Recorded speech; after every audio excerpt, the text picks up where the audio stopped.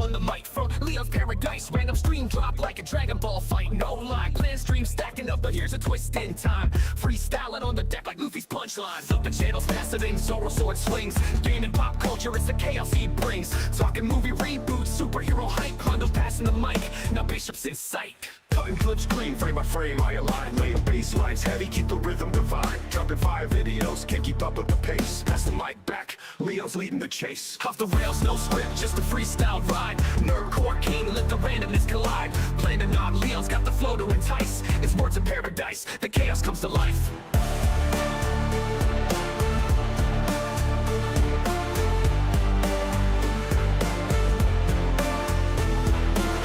No script, just a freestyle ride. Nerdcore king, let the randomness collide. Planning on Leo's got the flow to entice. It's words of paradise, the chaos comes to life.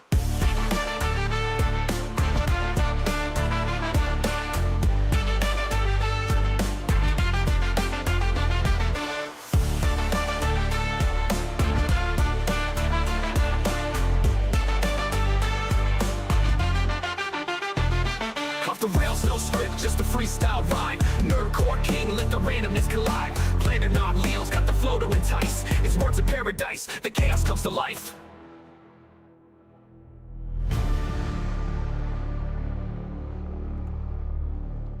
Welcome back to the Lunch Hour. How are all you vital idols doing? It's that time of year, folks. The greatest time of year, the most wonderful time of year, more important than even Christmas and the 4th of July combined. The World Economic Forum Summit at Davos. Boy, oh boy, are we going to have some great fucking shit to react to in the next few days. But we don't just have that. We got a great show for you planned out. Anime and Netflix going to be doing some crazy shit. We got some more AI art debates, Asmongold videos. I mean, dude, there's a lot. Today probably going to end up being a long stream. We'll see. Depends on how I'm feeling. But we got to get into this. Let's see who else up in this bitch. Let's see who's here already. First of all, mad shout out to Piranha as a pre-stream legend coming in with that 2-banger. You'll love to see it. Thank you so much. You didn't need to. You did. Truly means the world to me. Women. So shout out. Alright, we got Fractal Mage up in this bitch. Free Expression Warrior. We got Minimal Ever Live, aka my boy Tebow. What's up, homie? Who else we got here? Go Carrymon is here. Valiant Goat up in this bitch. Jeremy Hughes review. We got Seabrew. What's up, Seabrew? Sleeping Nova. Shout out Sleeping Nova is here. Straight Sith Male. What is up? Alex Darby doing his thing. We got the StreamYard bot or Stream Element bot. You know, just chilling and not really doing a whole lot. So I don't know why it's there. But yeah, what's up? Everybody's here. Let's just get right into it. LMA saying me, yowdy, y'all. How you doing, LMA? Asphodel merchants, AI are fine. They should just be a 90% tax on any profit it makes. I completely disagree with that. A 90% tax, that makes, that is an untenable viewpoint. Let's see. I think that is everybody. Alrighty. Let's get into it. We're gonna take a gander. We're gonna take a listen to Trump's speech at the World Economic Forum. Historic moment. President Trump arrives at the World Economic Forum 2026 in Davos. And, of course, he's introduced by the rat-face Larry Fink. Probably the greatest threat to our way of life this side of Soros himself. Let's see what this guy say.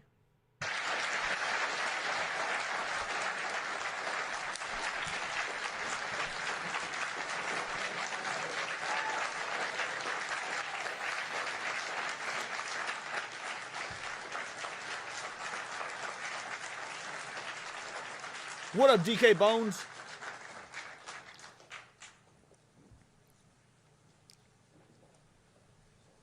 You hoping for Trump to be harsher? I haven't heard anything from this yet. I've been holding off on doing any of this until the stream. Well, thank you very much, Larry. It's great to be back in beautiful Davos, Switzerland, and to address so many respected business leaders, so many friends, few enemies. And all of the distinguished guests. It's a who's who, I will say that. I've come to this year's World Economic Forum with truly phenomenal news from America.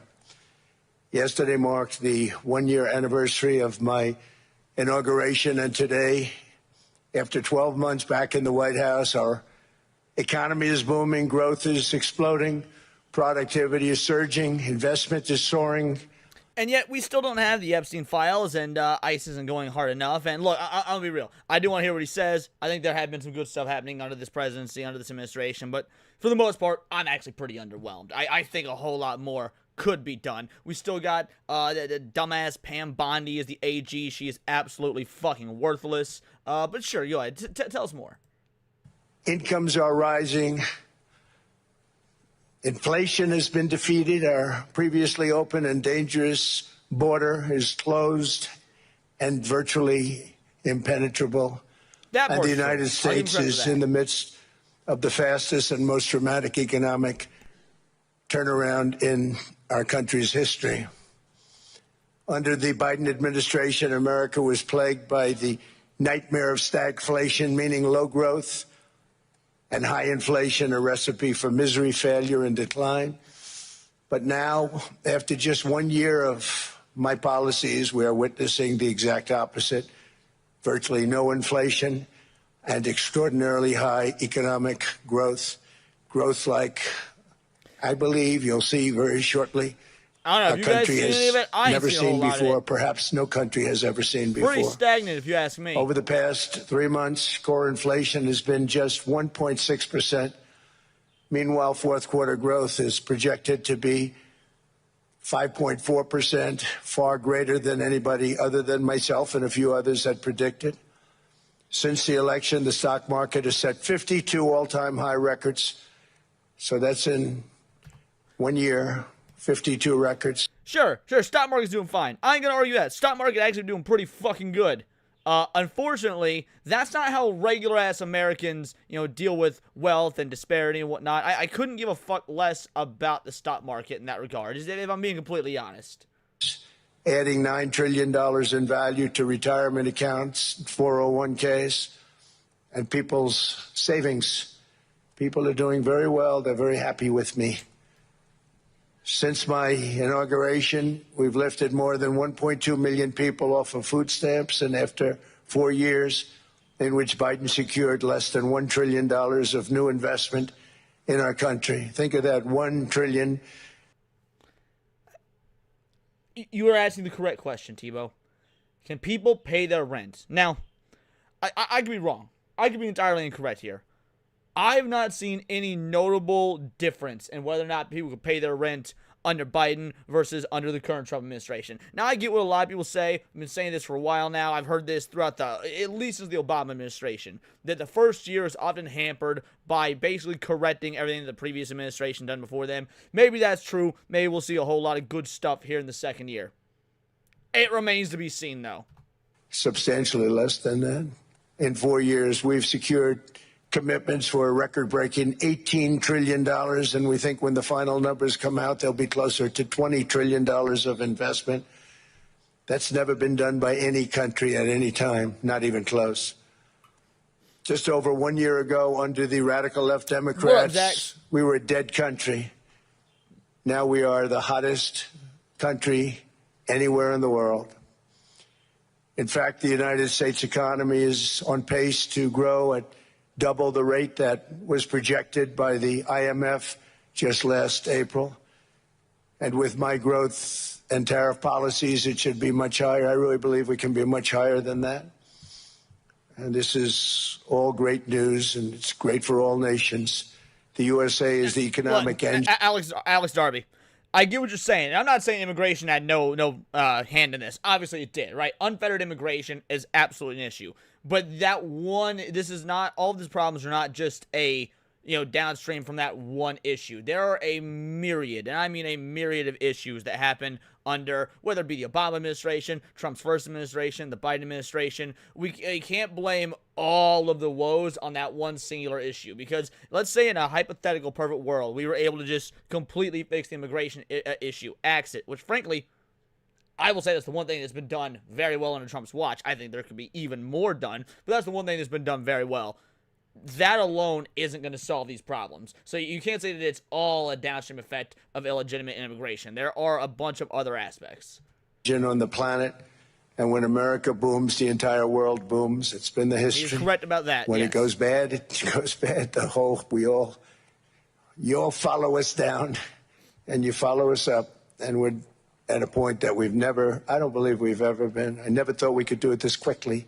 My biggest surprise is I thought it would take more than a year, maybe like a year and 1 month.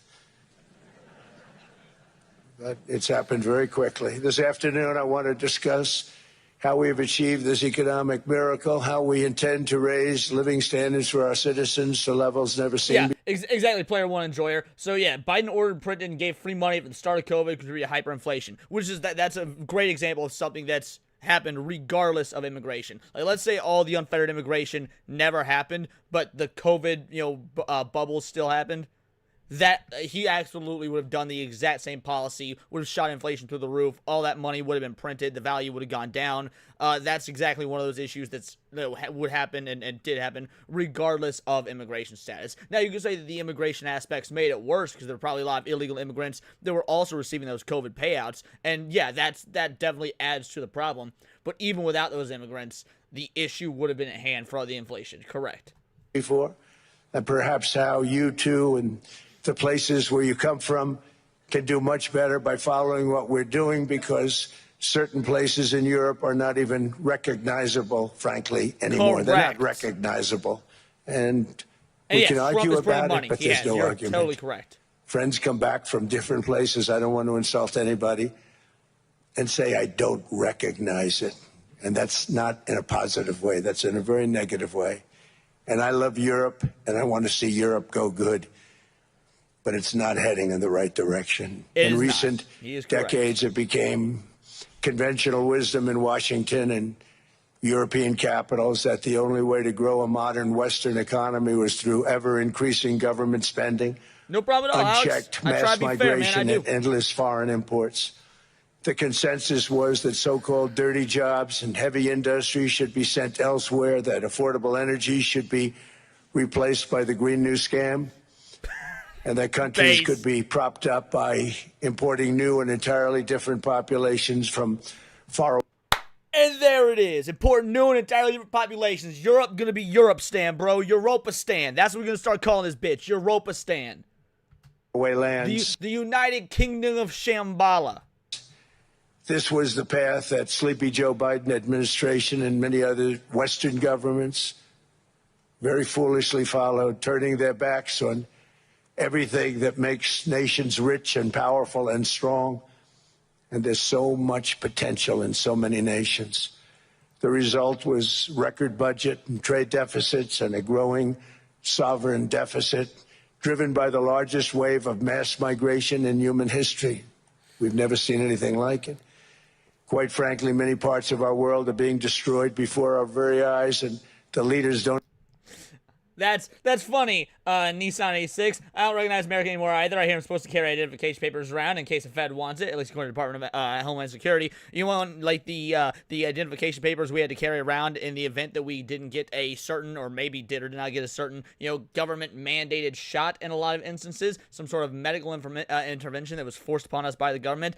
Sorry, no, you don't need to carry any sort of papers around according to DHS. Now, maybe if you live in certain areas that have been overrun and infested by illegal immigration. But the way I sees it, if you came here legally, let's say you're of the darker, more melanated persuasion, and you came here legally, and you opted to live in an area that is just run rampant with other illegal individuals, I would take a better safe than sorry approach. Like, yeah, you know what? Maybe I should carry around something just in case to prove I'm a citizen, because there's a whole lot of motherfuckers that shouldn't be here that are affecting the, actual legal immigrants that did assimilate, that want to be part of this. And yeah, you might not want to be caught in that crossfire due to some sort of administrative errors that are bound to happen on somewhat of a larger scale because of all these people coming in that shouldn't be here to fucking begin with. No, it's not an excuse. Again, it's a better safe than sorry sort of thing. Guess what? If I'm in an area that's got a whole lot of violent crime, if I make the choice to go to an area that's got a whole lot of violent crime, I'm going to take certain precautions. I'm going to carry around a firearm, for example, because in the event that someone whips out a blicky, I would like to be able to defend myself. Like, making smart decisions based on where you're at, geographically, location-wise, and whatnot, that's just fucking natural human instinct, or at least it should be. understand what's happening, and the ones that do understand aren't doing anything about it. Virtually all of the so-called experts predicted my plans to... Exactly. Dude, Tebow is 100% correct. Like, if I'm going anywhere, if my wallet is not in my back pocket, I have fucking failed. What's in my wallet? My debit card and my goddamn ID. Like, there's in no instance, in any way, shape, or form, you should go anywhere as a grown-ass adult without some form of identification. Like, that is wild to me. If there are people that, on average, like, they just leave their home and their ID is their home, I can't rationalize how that person functions on the day-to-day. Yeah, you need your ID when driving. Exactly. Here's the dealio, guys. A driver's license doesn't make you a better driver. Trust me, there's a lot of Asian women with driver's licenses. But it does really help if you have it on you, just in fucking case. And this failed model would trigger a global recession and runaway inflation. But we have proven them wrong. It's actually just the opposite. In 1 year, our agenda has produced a transformation like America has not seen in over 100 years. Instead of closing down energy plants, we're opening them up. Instead of building ineffective, money-losing windmills, we're taking them down and not approving any. So the windmills, I'm going to correct Trump here. The windmills, wind-based power isn't money losing, but it's not a net save either. They 100% break even.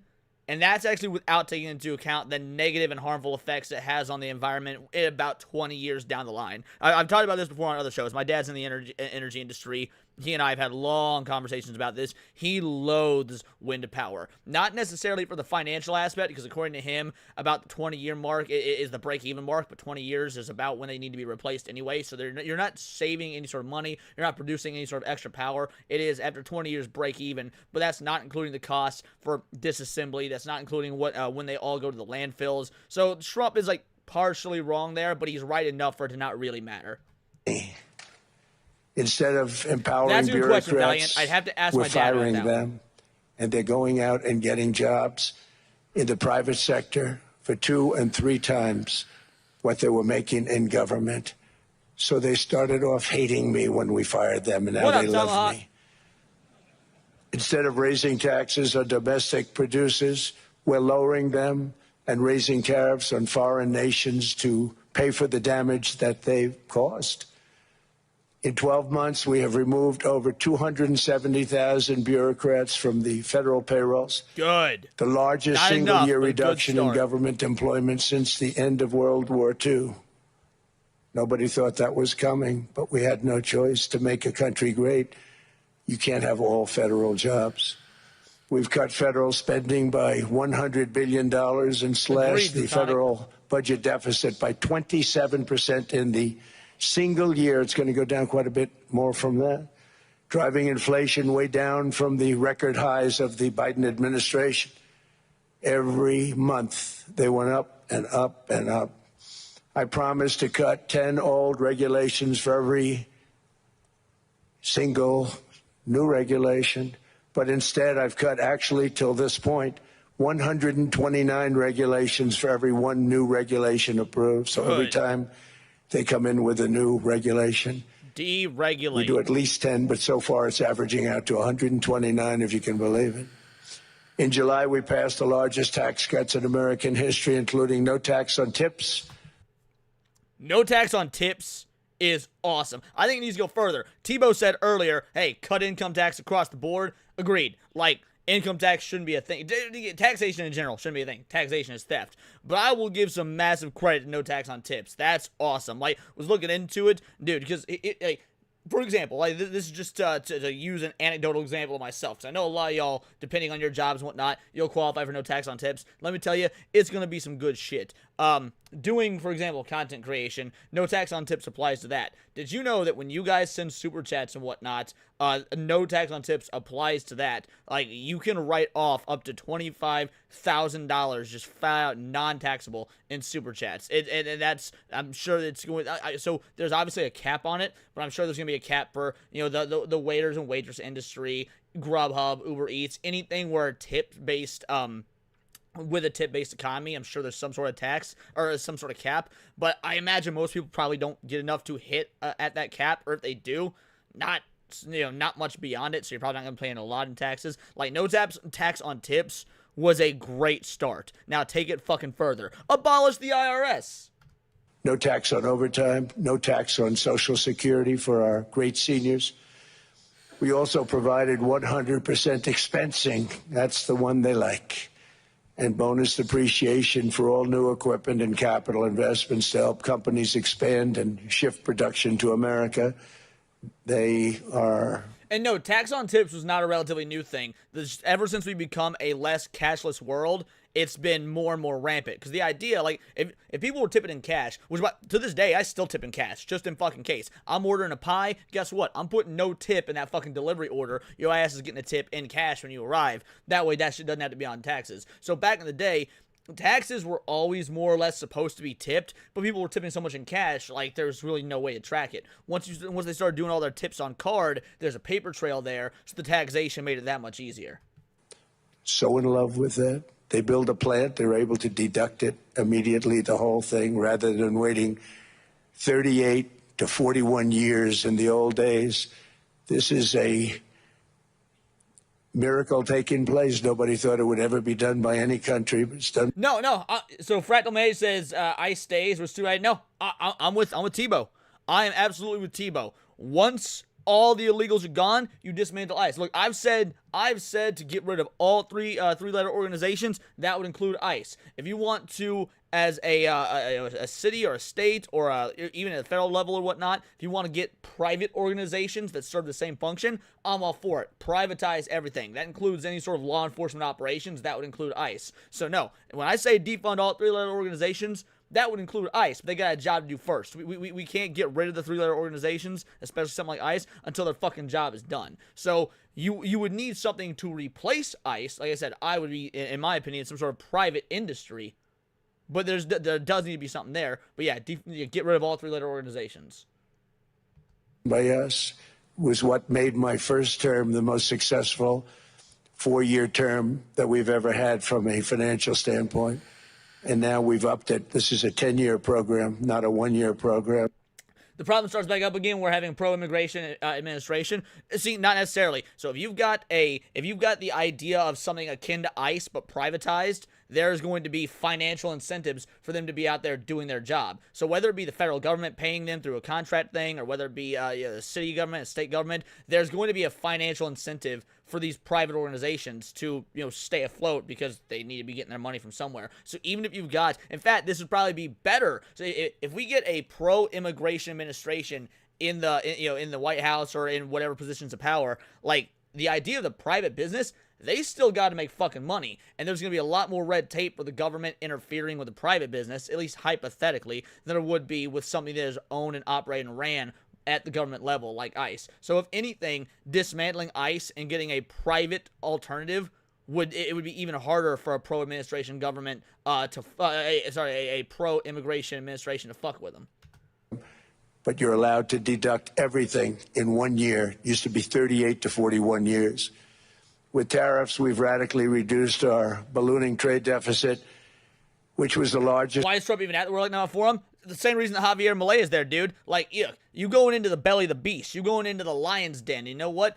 Right now, he is on a worldwide platform basically talking ridiculous shit to all these elitists and groomers and pedophiles and people that control and run the world and want to do anything and everything to dismantle all of our rights and all of our freedoms and form a homogenized society that has the exact same cultural values and is the cultural values that these motherfuckers up top deem as subjectively the right ones. So yeah, no, I love the idea that we've got Trump and Javier Milei and all these individuals coming out and talking mad shit. In world history, we were losing more than $1 trillion every single year, and it was just wasted. It was going to waste. But in 1 year, I slashed our monthly trade deficit by a staggering 77%. Nisa, I don't know what Javier. So I tried to watch Javier Milei's speech earlier just to see if I could use it for this stream. And there's no subtitles whatsoever, and he's speaking, I don't know if Argentinian is right. He's probably like Portuguese or Spanish. Point is, he's speaking his native language, and at least at the time, there was no subtitles, so I can't really tell you how Javier's speech went. And all of this with no inflation. Spanish? Okay. Something everyone said could not be done. There were a couple of brilliant people that actually thought I was doing the right thing. I thought I was doing the right thing. Now they all think I'm doing the right thing because they can't believe the numbers. American exports are now up by more than $150 billion. Domestic steel production is up by 300,000 tons a month, and it's doubling over the next 4 months. It's doubling and tripling. And oh, that's cool, Pebble. we have steel plants being built all over the country. Nobody thought they'd see that. No, Factory be a hater. construction Haters, is I up love by haters. 41%. Haters do the job right. And Hate that away. number is really going to skyrocket right now because that's during a process that they're putting in to get their approvals, and we've given very, very quick, fast approvals. In the process, we've made historic trade deals with partners covering 40% of all U.S. trade. Some of the greatest companies and countries in the world. We have countries as our partner, too. The European nations, Japan, South Korea. They're our partners. They've gone into... Yeah, they're our partners for now, but guess what? In 20, 30 years, they ain't gonna fucking exist. Like, look, when you think we got a birth rate crisis here in America, look at them fucking Asian countries, dude. Japan, and especially South Korea, they are fucked right now. So yeah, may as well take advantage of their partnership while we can. Massive deals with us, especially on oil and gas. And these agreements raise growth and cause stock markets to boom, not only in the U.S., but virtually every country that came to make a deal because... as you've learned, when the United States goes up, you follow. It's really become a staple. In America, I've stopped the nation-wrecking energy policies that drive up prices while sending jobs and factories to the world's worst polluters. They are indeed polluters. Under Sleepy Joe Biden, new domestic oil and gas leases fell by 95%. Think of that. And they wonder, why was gasoline going up so fast? The gasoline actually topped $5 a gallon, and some places $7 a gallon, and more than 100 major power plants were violently shut down by incompetent people that had no idea what the hell they were doing. Under my leadership, U.S. natural gas production is at an all-time high by far. U.S. oil production that's another thing that I will give Trump credit for. That is accurate. We've been doing very good on the energy stuff. I'll give Trump credit there. Again, while the first year of this administration has been way weaker than I want it to be, I will give credit where it's due. And yeah, what's going on in the energy sector is actually being quite well done. Up by 730,000 barrels a day, and last week we picked up 50 million barrels from Venezuela alone. Venezuela has been an amazing place for so many years, but then they went bad with their policies. 20 years ago, it was a great country, and now it's got problems, but we're helping them. And so here's the dealio. I would go say Japan. I would go over there and have all sorts of mixed breed babies. But Japanese women sound fucking awful in bed. I don't like it.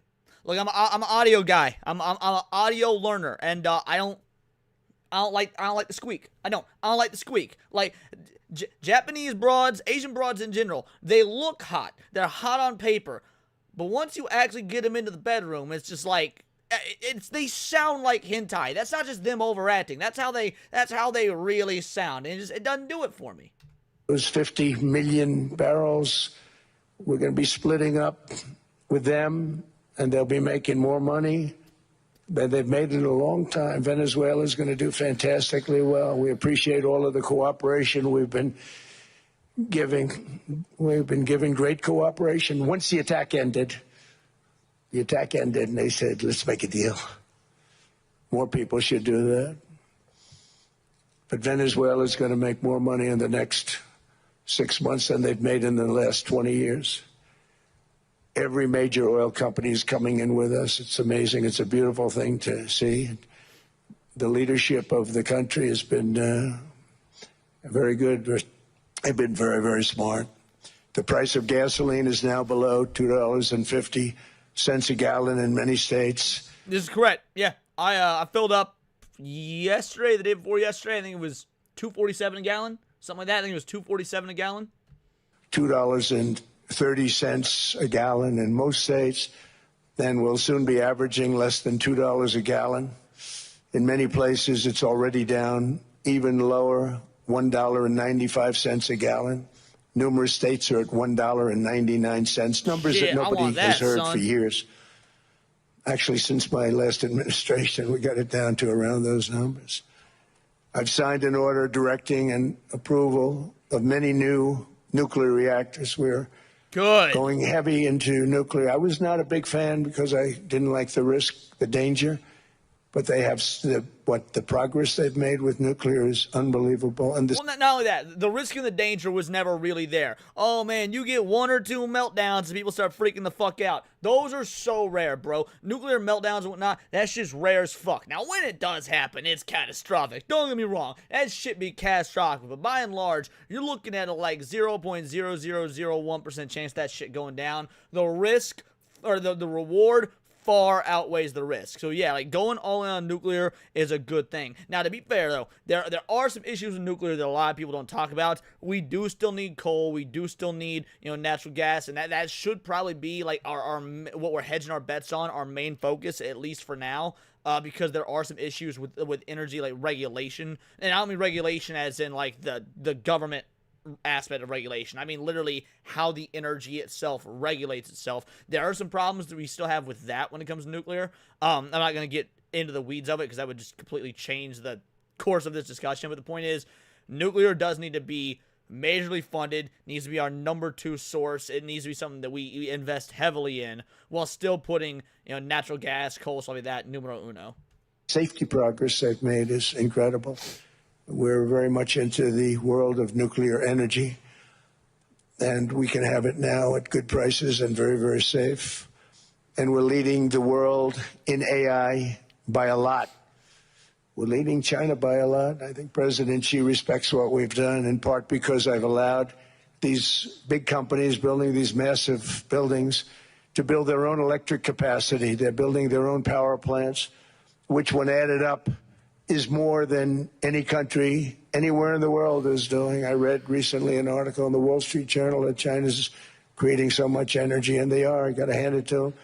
But we're creating as much or more, and we're letting them do that. I'm very proud of it. It was my idea.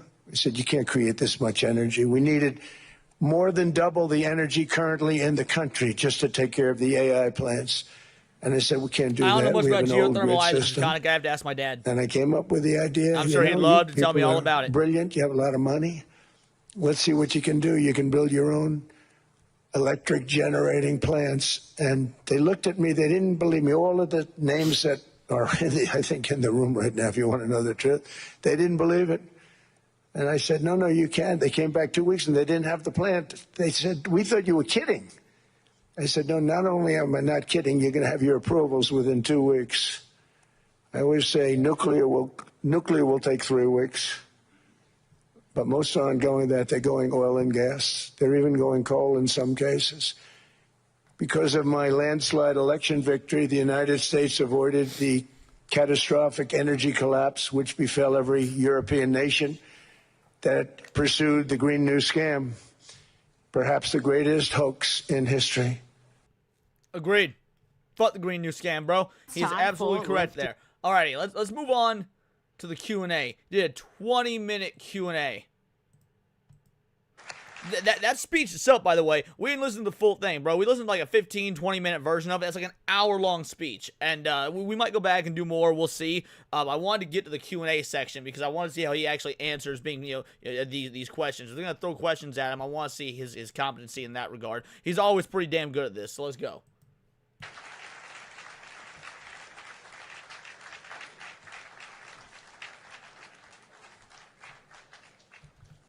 Yes. Chat, Leon, what are your thoughts on this? Leon, let me ask my daddy. Not giving you shit. Yeah, I mean, dude, I'm gonna be 100% real. If there's something I don't know, I ain't gonna bullshit you guys and pretend that I know. If there's one, like, my dad's a smart dude. My dad a real smart dude. But if there's one area where he's at his best, at his A game, it's the energy stuff. I mean, my dad can go on just the way Trump can rant for like an hour without stopping just about this sort of shit off the top of his dome. My dad can do that with energy. My dad has been in the energy industry my entire life, like ever since I was born. I think maybe before that, but so for at least for at least over 30 years, my dad's worked in the energy industry.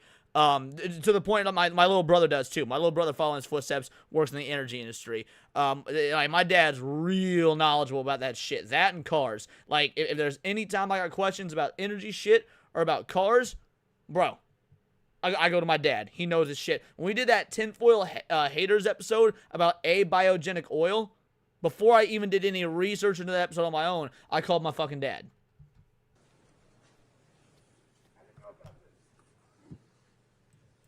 This was supposed to be a nice fire chat, Mr. President. Yes, good.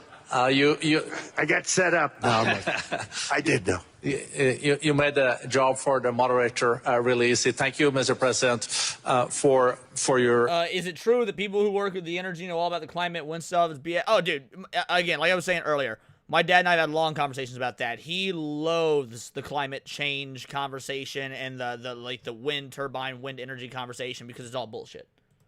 Speech. I do have a few... No. So Dormer Sagi, I'm a divorced child, so I've got two dads. When I say so, the dad that works in the energy industry is technically my stepdad, but he's been like my father figure, my the one who raised me since I was like 2 years old. So my biological father's the gunsmith, and then my stepdad, I call him dad because he's been my dad for 30 plus fucking years, is technically my stepdad. Few follow-up questions, if it's okay. Sure. I don't think I should start with Greenland, maybe. I'll start with the economy. The U.S. economy is doing really, really well. But how to sustain this growth moving forward? Because there's always a recession looming around the corner. Well, the one thing about economies and recessions is sometimes you get hit unexpectedly, and there's nothing you can do about it. All brilliant people, but the recessions... I was answering chat. I missed the question. Let's hear it again. Moving forward, because there's...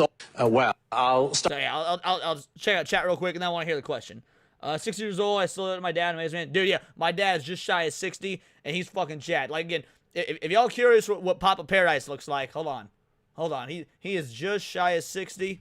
Let's see. Let's check. I will show y'all what Papa Paradise looks like. This man is a fucking, let's see. Right, yeah. Almost 60 years old.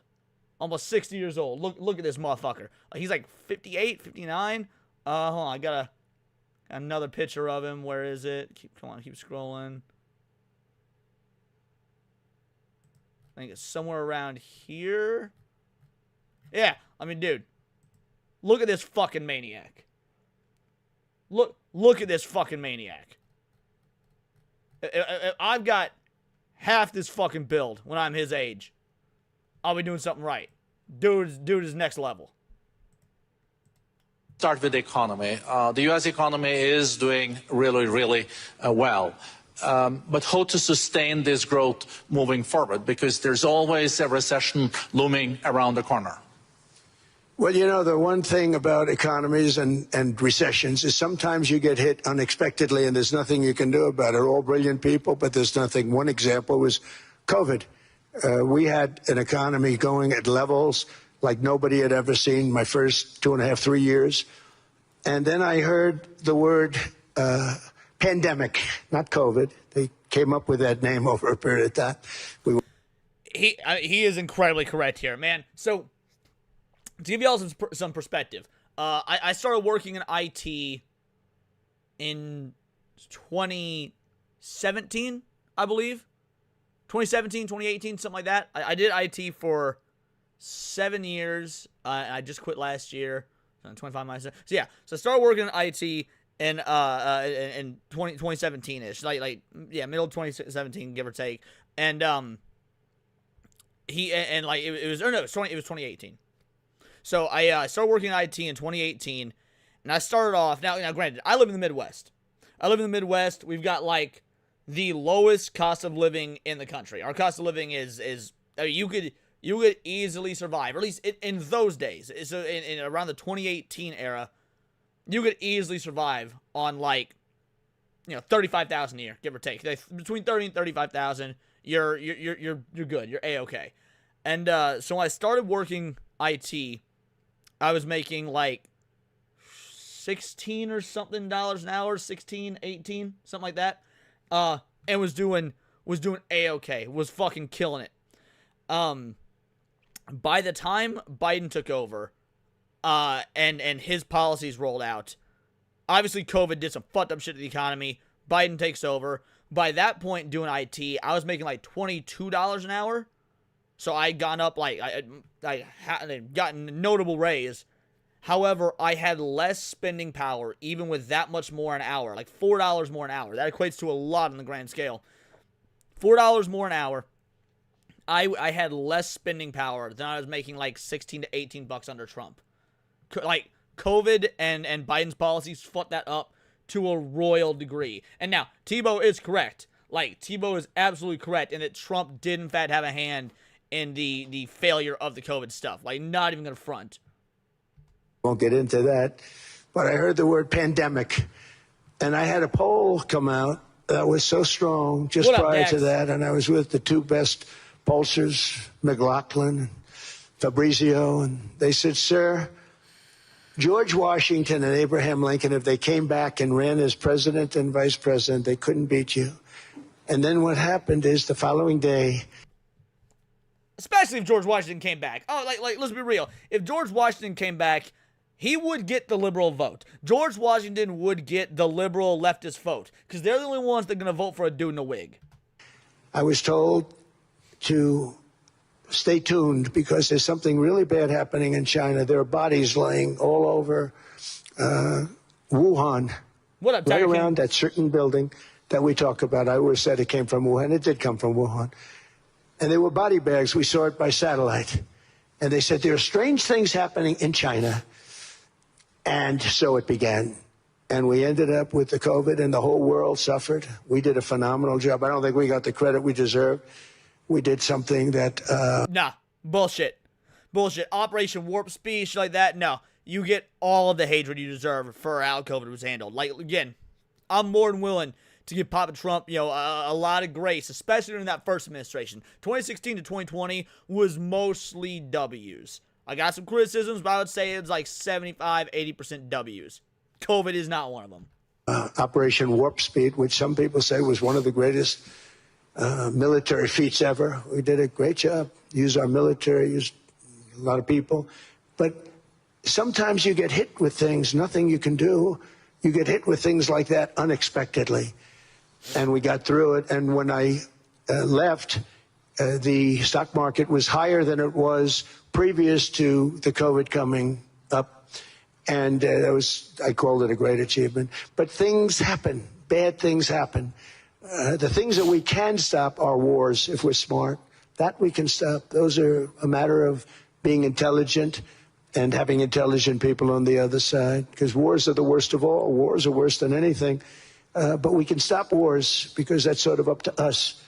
But things like dust flying in the air, wherever COVID comes from or whatever. My area, Vagabond, my area got lockdowns for all of a couple weeks. And then, like, the lockdowns were, like, technically still in place on paper, but the vast majority, because, again, I live in the Midwest. I live in a deep red area. So while the lockdowns were still there on paper, ain't nobody gave a fuck about them. We were driving around, no fucking masks, walking into buildings, no masks. Like, you know, I walk into a fucking Walmart or even a mom and pop shop, and there'd be someone's like, put your mask on. And I'd be like, okay. And then just fucking walking around, like, yeah. For a couple weeks, people took that shit seriously. Then ain't nobody give a fuck. It was great. Whatever comes, sometimes you have to be a little bit lucky. But we are poised to have an economy like no other, not only in this country, but anywhere. And you know, when you hear the kind of numbers that I can tell you that Scott Bessent was with me the other day, and he's looking at numbers. He said, I can't. And that's all he's done his whole life, pretty much your whole life. Scott, you weren't going to be a football player, I don't think. Scott was not that great at football, but he was always good at numbers, right? And he was looking at numbers. He said, I've never seen anything like this. We're poised to do things that no other country's ever done. And, you know, luck, I hate to say it, but we need a little luck. We don't want to get hit by something that nobody could have thought. Whoever thought we were going to hit by a pandemic? You know, when I heard the word pandemic, I said, oh, that's an ancient problem. World War I, they lost 100 million people. It actually ended World War I. A lot of people don't know. The Spanish flu in World War I ended the war because all the soldiers were sick. The soldiers were so sick on both sides, and that war was raging, and they were all dying from the Spanish flu. They were sick as dogs. They couldn't fight. So, you don't know how that would have turned out. But so we do, I mean, subject to that, and I always have to put a caveat in for it, but we're poised to have. Yeah, I mean, Nissan, you say you a hater. I don't disagree at all. That shit was absolutely, it was man-made, it was planned, it was, I mean, yeah, call me a conspiracy theorist. COVID was a fucking test run, so far as I can figure. Oh, you telling me that the American, effectively government-funded lab that was working on gain-of-function research by one of our top guys, fucking Anthony Fauci, the dude who completely botched the AIDS crisis in the 90s. Oh, you tell me that shit got loose in China, then miraculously made its way over here. It had a 99.9% repeating success survival rate, but we still treat it as if it was fucking Ebola, shut down the world, ruined the economy, ruined children's education. Shout out Luigi Land, thank you for the sub. Ruined the economy, ruined the education of children, like stifled social skills for people growing up, showed how compliant these fucking sheep would be willing to do just at the absolute nudge of big daddy government, these homo-ass bootlickers. No, you don't get me fucking started either. The greatest growth of any large country, I think any country that there's been, when you look at what's happening in the United States, it's really amazing. Too, homie. Thank you. One thing that maybe keeps you up at night, I know you don't sleep that much anyway, Mr. President, is the debt. The U.S. debt is high, is now the biggest expenditure on your budget. How to get out of that impasse? Well, the big thing is growth. I mean, growth is the way. If we grow like this, we go from having at $37 trillion, we go from having high debt to low debt. But we also are cutting expenses, the old-fashioned way. We have extraordinary growth. I think we're going to be growing our way out. I think we're going to be paying off debt. We're taking in tremendous money from tariffs fairly. And again, I'm using them judiciously. Switzerland's a case study. I could have gotten much more. I could have asked for much more. But we're using them judiciously. But I think growth, most importantly, and then cutting costs. Now, if you take a look at Minnesota, $19 billion in fraud and other things. People going to airports, they came into the country, they don't have 10 cents, and they're leaving with hundreds of thousands of cash in their bags. When we get to that, and our DOJ, Pam, and Todd, and all the people that work over there, and all of the people that work in here, I can tell you, Scott Bessent is working on that. It's a priority, right? You have your whole team. We're in there looking for where this money is coming from, how much it is. It could be more than $19 billion. Can you believe that? That's just one state. If we were able to cut out 50% of the fraud, 50%, and we should be able to do better than that. Oh, you mean like Doge was doing, and then after Doge found all sorts of instances of, at the very least, let's be conservative, and let's be cordial here, and let's not call it fraud. By the way, it was fraud, but let's not call it fraud. Let's call it mismanagement. What'd you do with that? Because last I checked, pretty much everything Doge found was more or less swept under the rug besides the USAID stuff. It was like, oh, well, you know what? We don't really want to do anything with this. Like, I'm still furious about how now, to be fair, I was talking about this a couple weeks ago on a stream, because I was under the impression that Doge was effectively defunct. And I was corrected, like, nah, Doge is still there. They're still operating. All right, awesome. When are we going to see some actual fucking results of that, though? We would have a balanced budget without having to talk about even growth.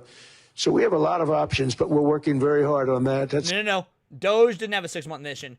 Elon had a 6-month mission. Doge was a government entity at this point. Elon had a special, like, what's the term for it? Basically a special or 6-month mission, because he wasn't technically, he was not an official part of the cabinet or of Trump's not his party, but like his inner circle, people that actually work for and do work for the government. Doge was effectively supposed to be, again, to my knowledge, effectively a permanent fixture. a big deal. It's not just the protests, a fake protest done by agitators and, professional insurrectionists. That's what they are. They're professional troublemakers. Right, player one, a consultant. We are looking very strong at the money, too, in Minnesota and other places. I think, Mr. President, also the $500 billion invested in artificial intelligence and the frontier technologies last year also were driving growth exponentially in the U.S. Well, AI has been a big factor. AI is massive. I mean, Mark Zuckerberg showed me a plant where he put it over a map of Manhattan, and it was basically the size of Manhattan. This is not, I said, you got to be kidding. It's a plant that was miles long, miles wide, very high. I don't think it was high like the Empire State Building, but it was high. And it literally covered most of the island of Manhattan.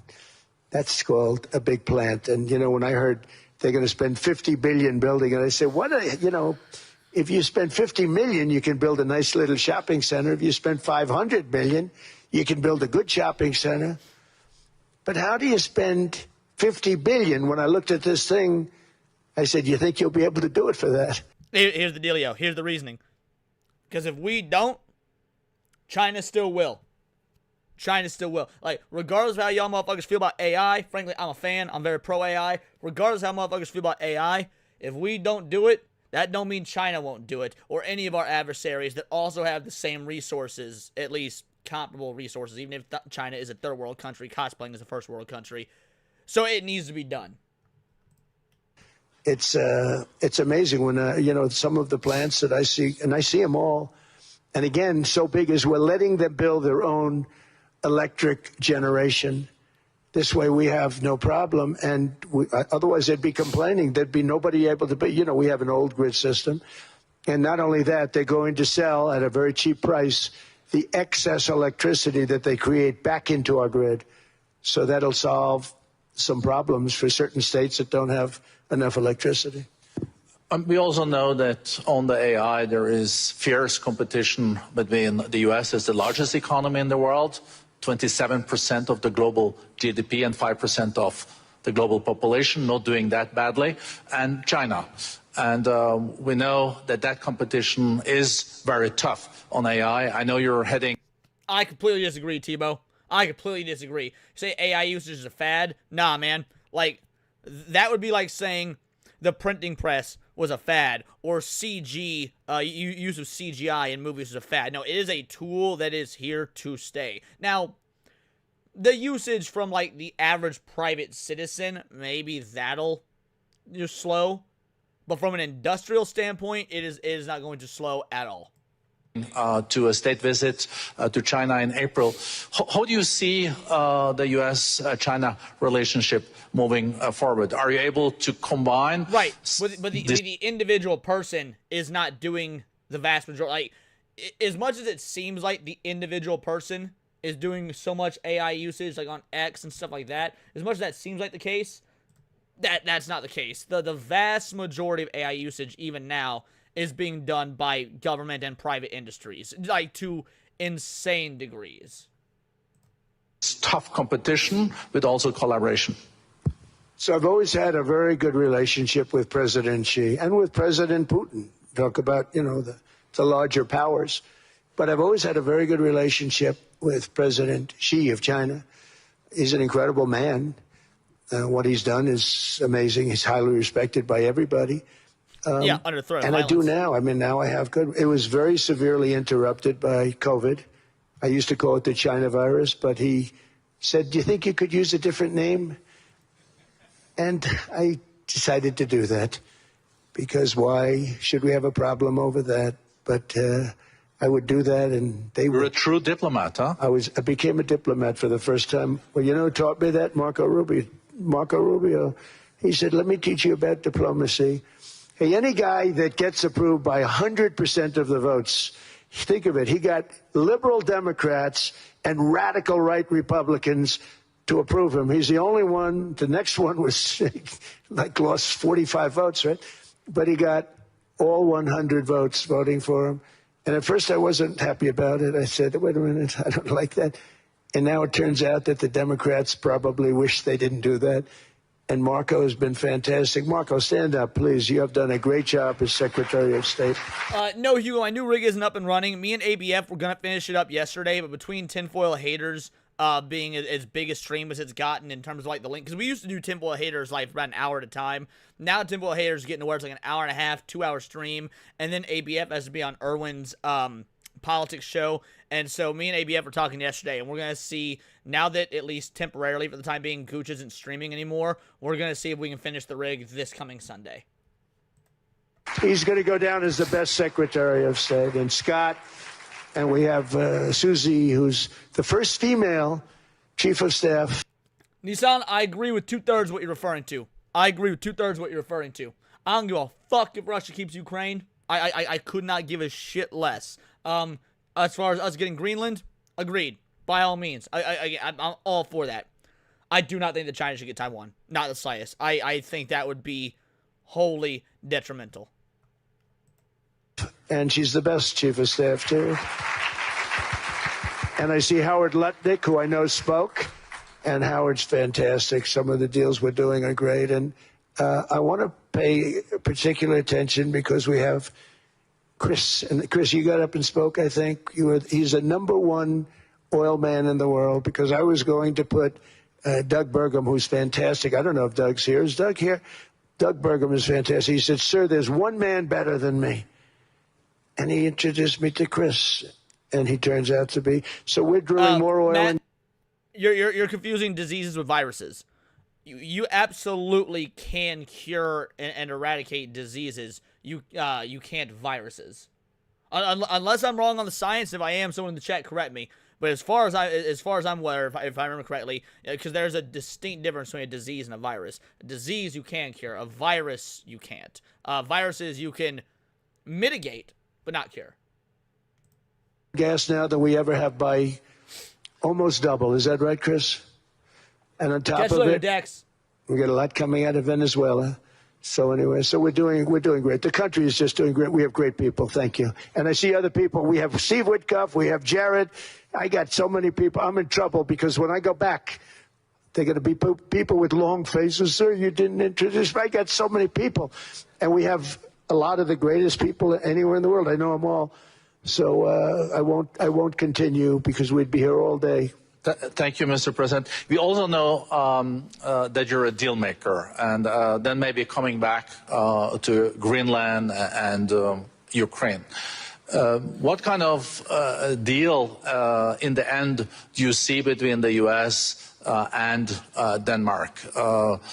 Because, you know, I guess you see it now as a negotiation going on, or? Well, it's costing Denmark hundreds of millions a year to run it. And Denmark's a small country and wonderful people. But, you know, it's very expensive. It's a very big piece of ice. And it's very important. I mean, I don't want to repeat the speech, but it's very important that we use that for national and international security. That can create a power that will make it impossible for the bad guys to do anything against the perceived good ones. And it's a great block for Europe, just like, you know, Denmark was supposed to spend hundreds of millions of dollars. They didn't spend the money. They didn't spend anything. My thoughts exactly, almost. Pebble. And we'll see what happens. I just say this. NATO has treated the United States of America very unfairly. We never asked for anything. We never got anything. We actually took care of the... At this point, there's no reason for NATO to exist, or at least if you can maybe make a claim for NATO to be, there's literally no reason that America should be part of NATO. Either NATO needs to be completely just wiped off the board, or at the very least, we need to pull the fuck out. There is no benefit to us being part of NATO.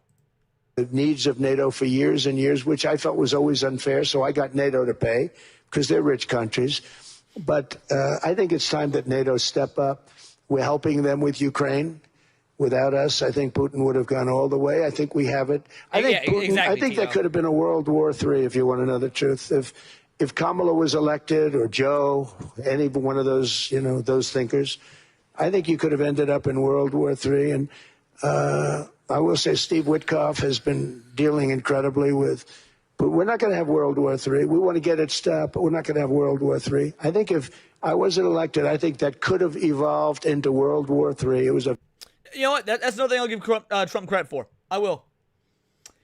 World War III was looking far, far more likely during the run-up to his presidency, and even in the first few months following his election, and when he actually took office in January of last year, World War III was looking like a legit fucking possibility.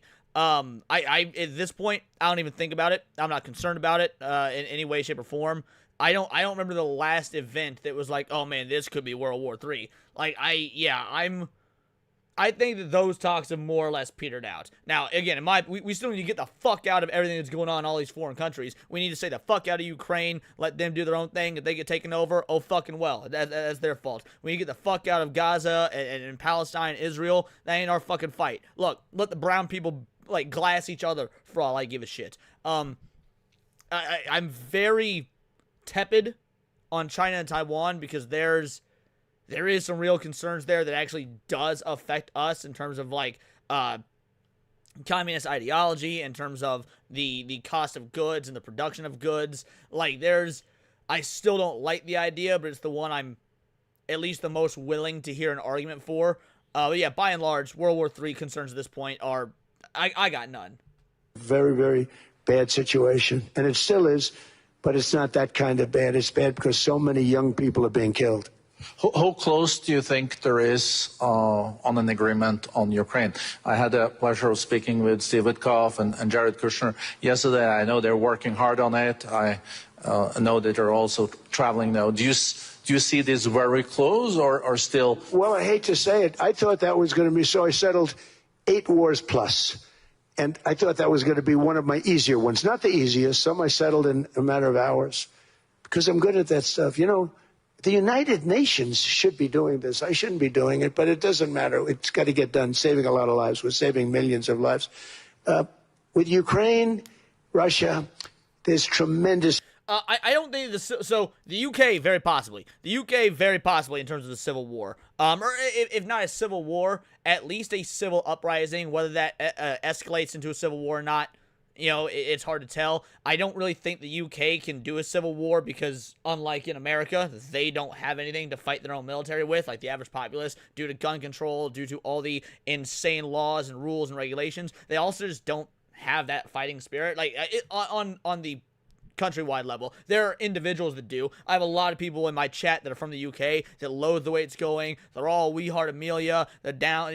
They're a-okay with bringing down like the Muslim interlopers. There are individuals in the UK that have spirit, but as a nation, I don't really know what they do. And even if they do, they don't have the resources to fight a civil war and win against the government without some sort of outside third-party aid. In the U.S., I don't actually think we're that close to a civil war. I think we were much closer a while ago. Now, you've definitely still got like some civil strife going on, but I don't think we're anywhere close. I think we've backed off of it escalating to a civil war. I could be wrong, but I don't think so. Hatred between President Zelensky and President Putin. That's not good. That's not good for settlements. We know from dealing. There's abnormal hatred. With that being said, I think Russia wants to make a deal. I think Ukraine wants to make a deal. And we're going to try getting a deal done. I think, Steve, I can say that we're reasonably close. But what happens is oftentimes we'll have a deal with Russia. Russia's set, and President Zelensky will not do it. You saw that when he was in the Oval Office. I was not happy. And then we'll have President Zelensky who wants to make a deal, and Putin doesn't want to make the deal. It's a very... difficult balance, and it's big time. And the deal should be a very easy deal between Russia and Ukraine. You motherfuckers can kill each other for all we give a shit. We got our own stuff to fix. That's the deal. It is, you know, to use a word, it's a bloodbath. It's horrible what's happening. It's a drone war. The drones are killing, you know, thousands of people a week. Thousands. We have to get it stopped. So I believe they're at a point now. I'm going to meet with President Zelensky later today. I believe they're at a point now where they can come together and get a deal done. And if they don't, they're stupid. That goes for both of them. And I know they're not stupid. But if they don't get this done, they are stupid. So I don't want to insult anyone, but you got to get this deal done. Too many people are dying. It's not worth it. President Sisi is sitting on the first row here. He spoke earlier today and also complimented you on the Gaza deal. I think there will be a signing tomorrow. Of course, there are different views on this, but how important do you think this signing is on the board of peace? And do you think this is going to sustain? Do you think we now will see... Hey, Andrew Maine, shout out. Thank you for the 3-banger, homie. Gaza reconstructed and the billions of US dollars invested? I do. I mean, I think we have peace in the Middle East. There are some little situations like Hamas, and Hamas has agreed to give up their weapons. Now, you know, they were born with a weapon in their hand, so it's not easy to do. When they were born with a rifle in their hand. It's not an easy thing for them, but that's what they agreed to. They've got to do it. And we're going to know, Jared, over the next 2 or 3 days, certainly over the next 3 weeks, whether or not they're going to do it. If they don't do it, they'll be blown away very quickly. They'll be blown away. You know, we have 59 countries that are part of that whole peace deal. And some of those countries aren't even they're near the Middle East, but they're not in the Middle East traditionally. And they want to come in and take out Hamas. They want to come in. They want to do whatever they can. There's a problem with Hezbollah in Lebanon, and we'll see what happens there. But that's a problem. But there are these little flames, but there's peace in the Middle East. Now, had we not gone in and knocked out with those big, beautiful, we just ordered 25 brand new ones, you the could latest be right, and the greatest. David Carroll. I want to see how the it plays B-2 out, bomber. but you might be right. Think of them. They went in there at 2 o'clock in the morning with no moon, no light, no nothing, and every single one of those massive bombs hit its target, 100,000-pound bombs hit its target, Base. every one of them. Bombs and then on top of it, from a submarine 300 miles away, we hit the sites with tomahawks, which is an unbelievable weapon. So, you know, we did our job. If we didn't do that, you would have never had peace in the Middle East. And the countries like Saudi Arabia, UAE, and Qatar could never have, and others could never have signed anything because... I don't think it's a hot take at all, Tebow. Tebow says, my hot take is that nothing we do in the Middle East will make things better. I couldn't agree more. That's why we need to stay the fuck out of the Middle East. Oh, Israel's our greatest ally. No, the fuck they're not. They're a shadow puppet government that's controlling us. Fuck Israel, dude. Fuck Israel and the horse they rode in on. I'm sorry, the donkey they rode in on. Remember, they're in the Middle East. But no, that being said, it does not matter. We could go in, we could glass that entire region. And yet somehow, when the mutated lizard people emerge from beneath the glass, they would literally just start fighting again. At this point, the Middle East has been a lost cause for 3,000 fucking years. GTFO. You would have had this dark cloud, and the dark cloud was Iran with nuclear. Iran would, if we didn't take them out, they would have had a nuclear weapon within 2 months. They were very close to having the nuclear weapon, and we hit them hard. And it was a total obliteration. If they may try again, but they're going to have to try from a different area because that area was obliterated. Incredible thing we did, and because we did that, we were able to make peace. If we didn't do that, I would say, Jared and Steve. Nissan for a 10-banger says, for not being a jerk, politics brings out the worst in folks. Cheers, mate. Nah, dude, shout out. Thank you so much. I appreciate that. You're right. Politics does bring out the worst in folks. Brings out the worst in me. But I think the worst in me is a lot of fucking fun. And I think the worst in other people who are arguing and debating back and forth can also be a lot of fucking fun. I appreciate y'all. Y'all in this bitch aren't pussies and can handle it. I've had a lot of people leave this chat, leave this stream, not sub anymore, not watch anymore. Hey, yo, that's your prerogative. That's cool. Do what you want to do. Or you could be a fucking man and have the debates and have fun, and then we can go get beers afterwards. So shout out, homie. Truly appreciated. This is for you.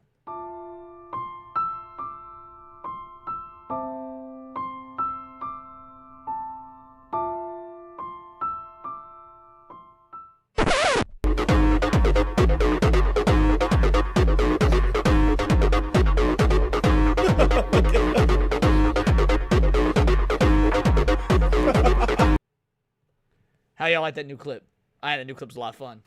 If we didn't do that, there was no chance of making peace because the countries I just named and other countries could have never signed off. They were afraid. They were afraid. We had a bully. The bully was Iran, the bully of the Middle East. They used to call it for years. They were the bully of the Middle East. They're not the bully of the Middle East anymore. Mr. President, I know you even had to change plane last night, so I guess you didn't have much sleep, but I think but your energy is... I'm glad he brought that up. I hadn't said anything about Trump being relatively low energy, this particular speech and whatnot, because Trump is normally big and bombastic, and like he wasn't here.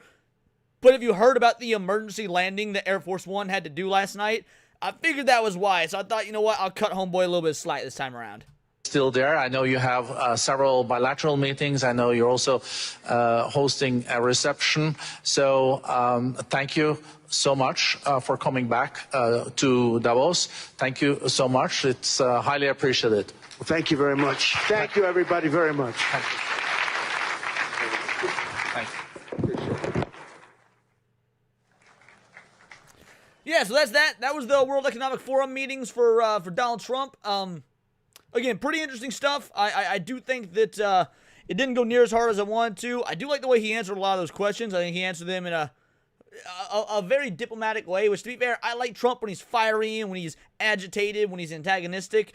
By the same token, I also like to see when he can put that aside and actually be diplomatic, answer questions. A lot of those were softballs. He wasn't exactly particularly honest about some of the stuff. Like I noticed earlier, yeah, he should have been honest about the minerals. It wasn't just like, oh, we could use, national and international security. Nah, homie. We want them raw earth minerals, which is fine. But he was incredibly honest about the Venezuela shit. We bombed the shit out of them a few weeks ago, last week, 2 weeks ago, whatever it was. He was like, hey, that's our oil. It was like, based. I appreciate the honesty. That's our fucking oil. Like, you could disagree with him or you could agree with him, but at least it wasn't no Bush administration era of, like, weapons of mass destruction and national security. It's like, just say it's for fucking oil, and that's A-okay. So, yeah, I'm pretty mixed on this, but overall, I think it was a pretty positive experience. Obviously, there's going to be more speeches, more stuff being done at the WEF over the course of the day. If there's anything interesting that you guys see or hear and want me to react to, put it in the Discord in the react request, and we'll do it for tomorrow's Leon's lunch hour. I definitely think there's going to be some shady shit being done at the WEF. I haven't seen too much of it so far, like today, but it's just getting started. So I'm sure over the course of the next several days, we'll be seeing a lot more, and I would love to cover it. Just guys, let me know what you want me to cover. But all in all, I think the first hour of this covering the WEF stuff was a success. I'll read some of these chats, and then we'll move on to our next topic. High energy Trump at the WEF could be dangerous. That's true. I think it's because Trump has promised to help Iran with the uprising. He should at least do something, not make more promises and leave the Middle East to its own devices. I wouldn't even be engaging with the WEF. I would put in the official statement, this is the USA will not be a WEF partner, and we wholly reject the organization. Trade with the Middle Eastern countries that don't want to kill us, nor ignore the others unless they threaten the U.S. directly. It's what we don't hear that I'm interested in. Hey, fucking facts.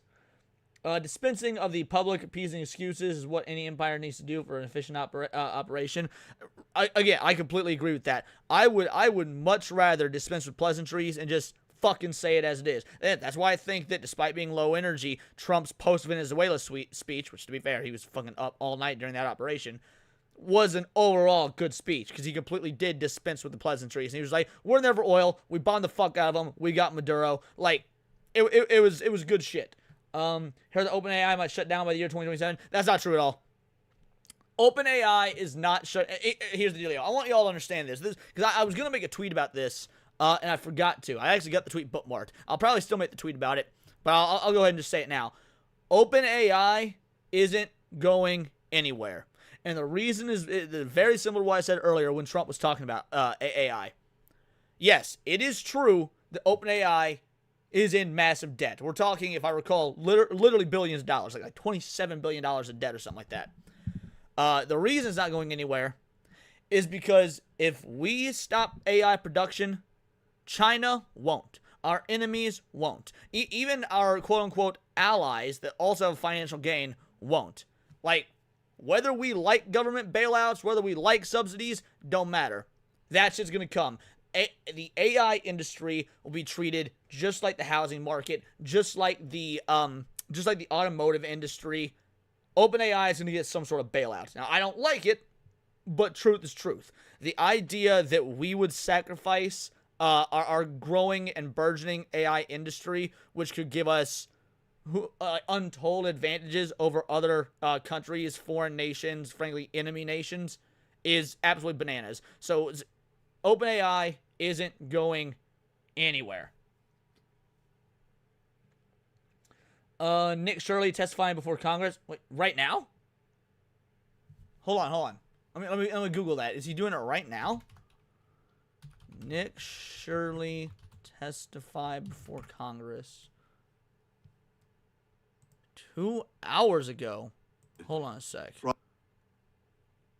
Hold on. Let me see if I can find some highlights.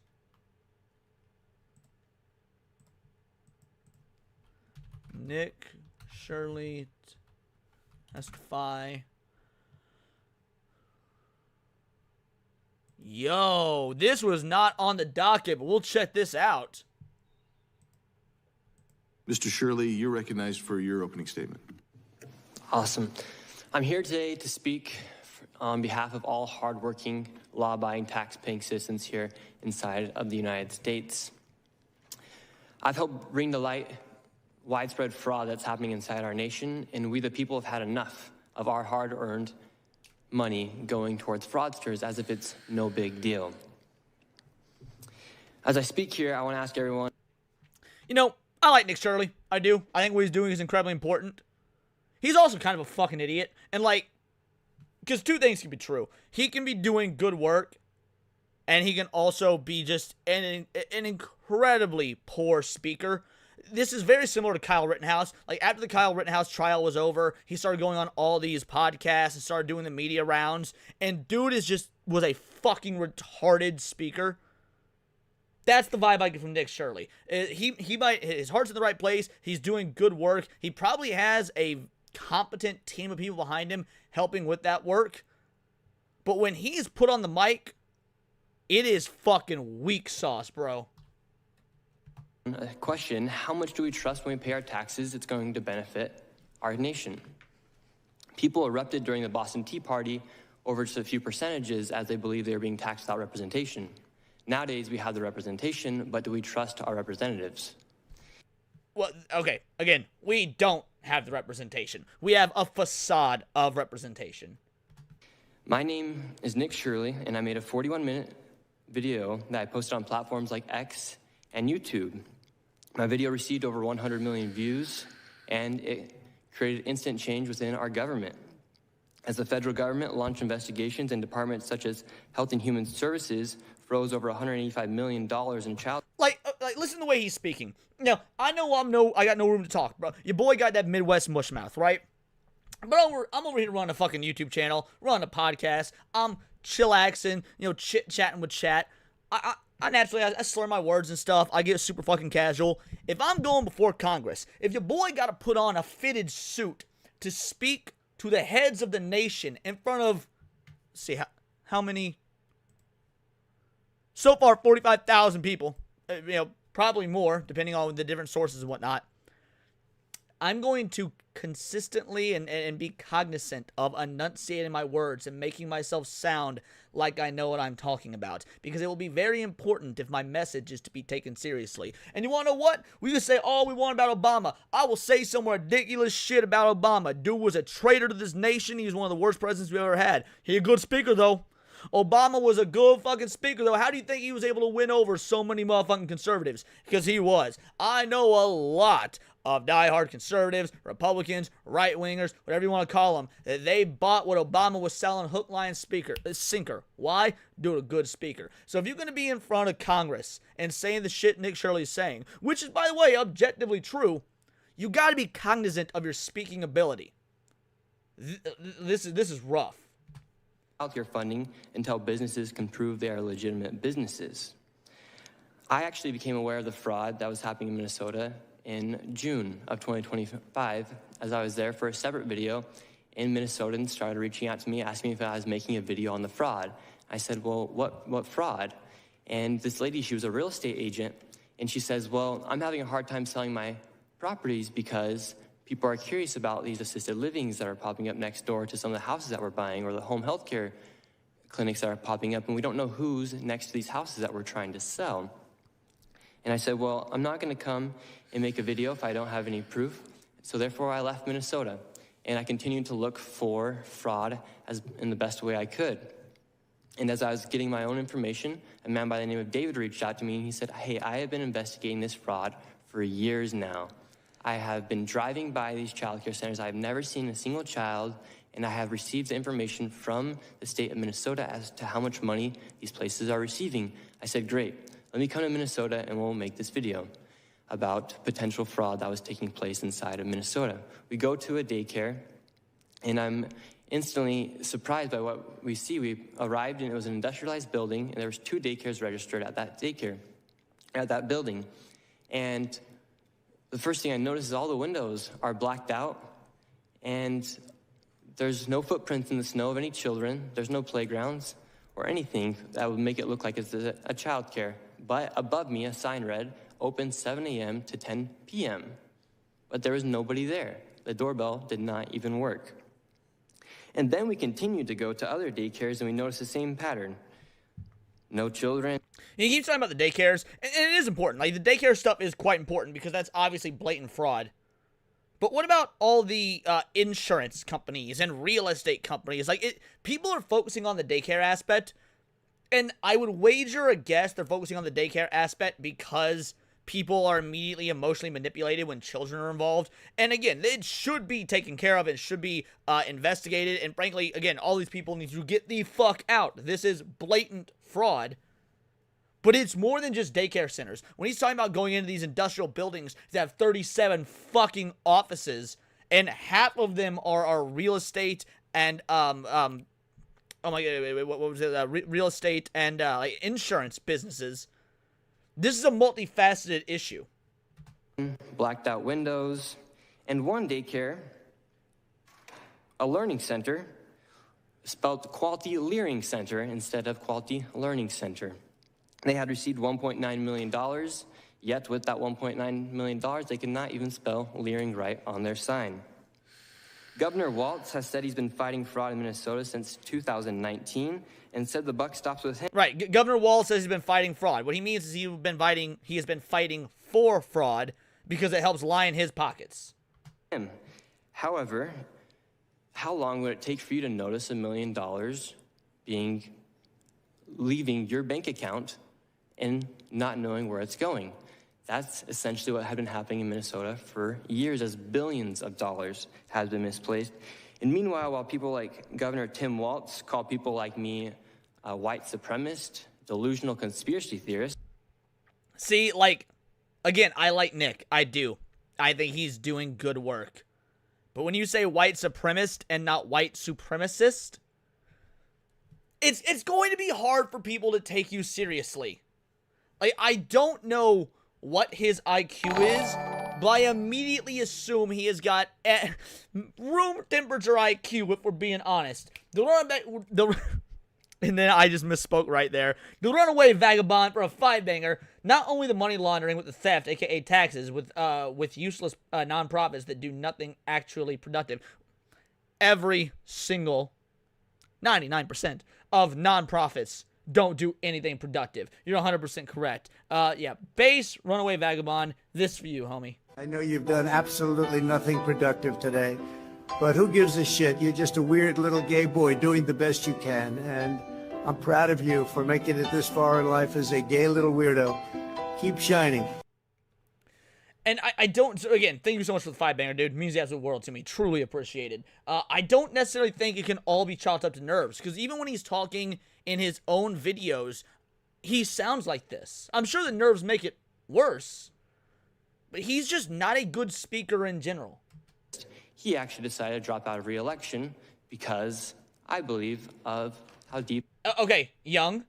He says, Leon, who cares? The point is fraud, not a literacy test. People do care about stuff like this. You could be 100% correct, but if you don't sound correct, if you're misspeaking, if you don't enunciate, if you're using, again, room temperature IQ level linguistics, people are going to assume you're a moron, and people don't trust morons. They don't believe morons. Why would I believe what an idiot is telling me if he's an idiot? So whether it be a literacy test or not, perception matters. If you've got somebody that, again, whether you like or hate Obama from a policy perspective, like your boy here, can't fucking stand him.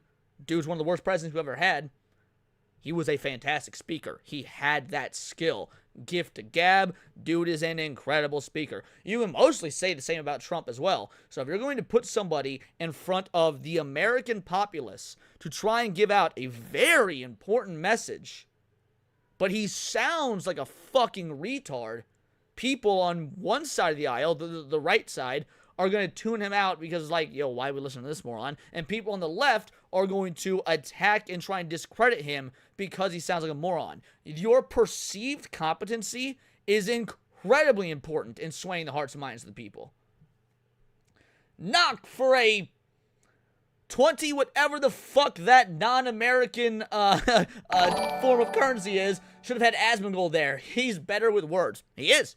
Look, again, Asmongold is a fantastic speaker. Say what you will about him. I have usually quite positive things to say about him.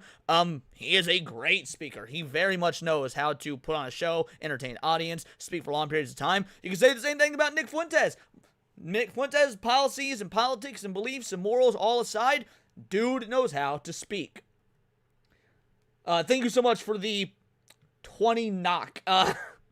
People who care about that are people who will take you out of context. Already, he's in Congress testifying with heavy evidence. You can't take that from him. I understand that's not really, but it is hurting him. There has been smear campaign after smear campaign against him, and he's not helping himself. Just like how Kyle Rittenhouse didn't help himself when he went on the media train to do all these podcasts and whatnot, and then exposed that he was a fucking moron. Now, he was completely in the right from a political level about everything he did in the handling and the lead up to the incident that put him on trial. But it doesn't alter the fact that he's a fucking moron. There's no other way to cut it. Perception matters. Obama had Iowan liberals completely enraptured back in the day. The Roach King testifying before Congress would. Actually, that's another example. D. Snyder.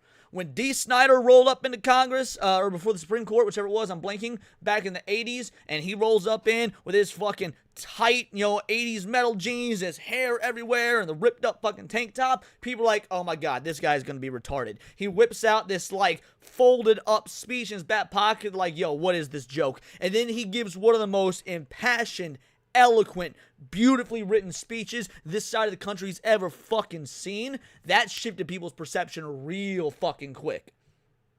Inextensive this fraud is.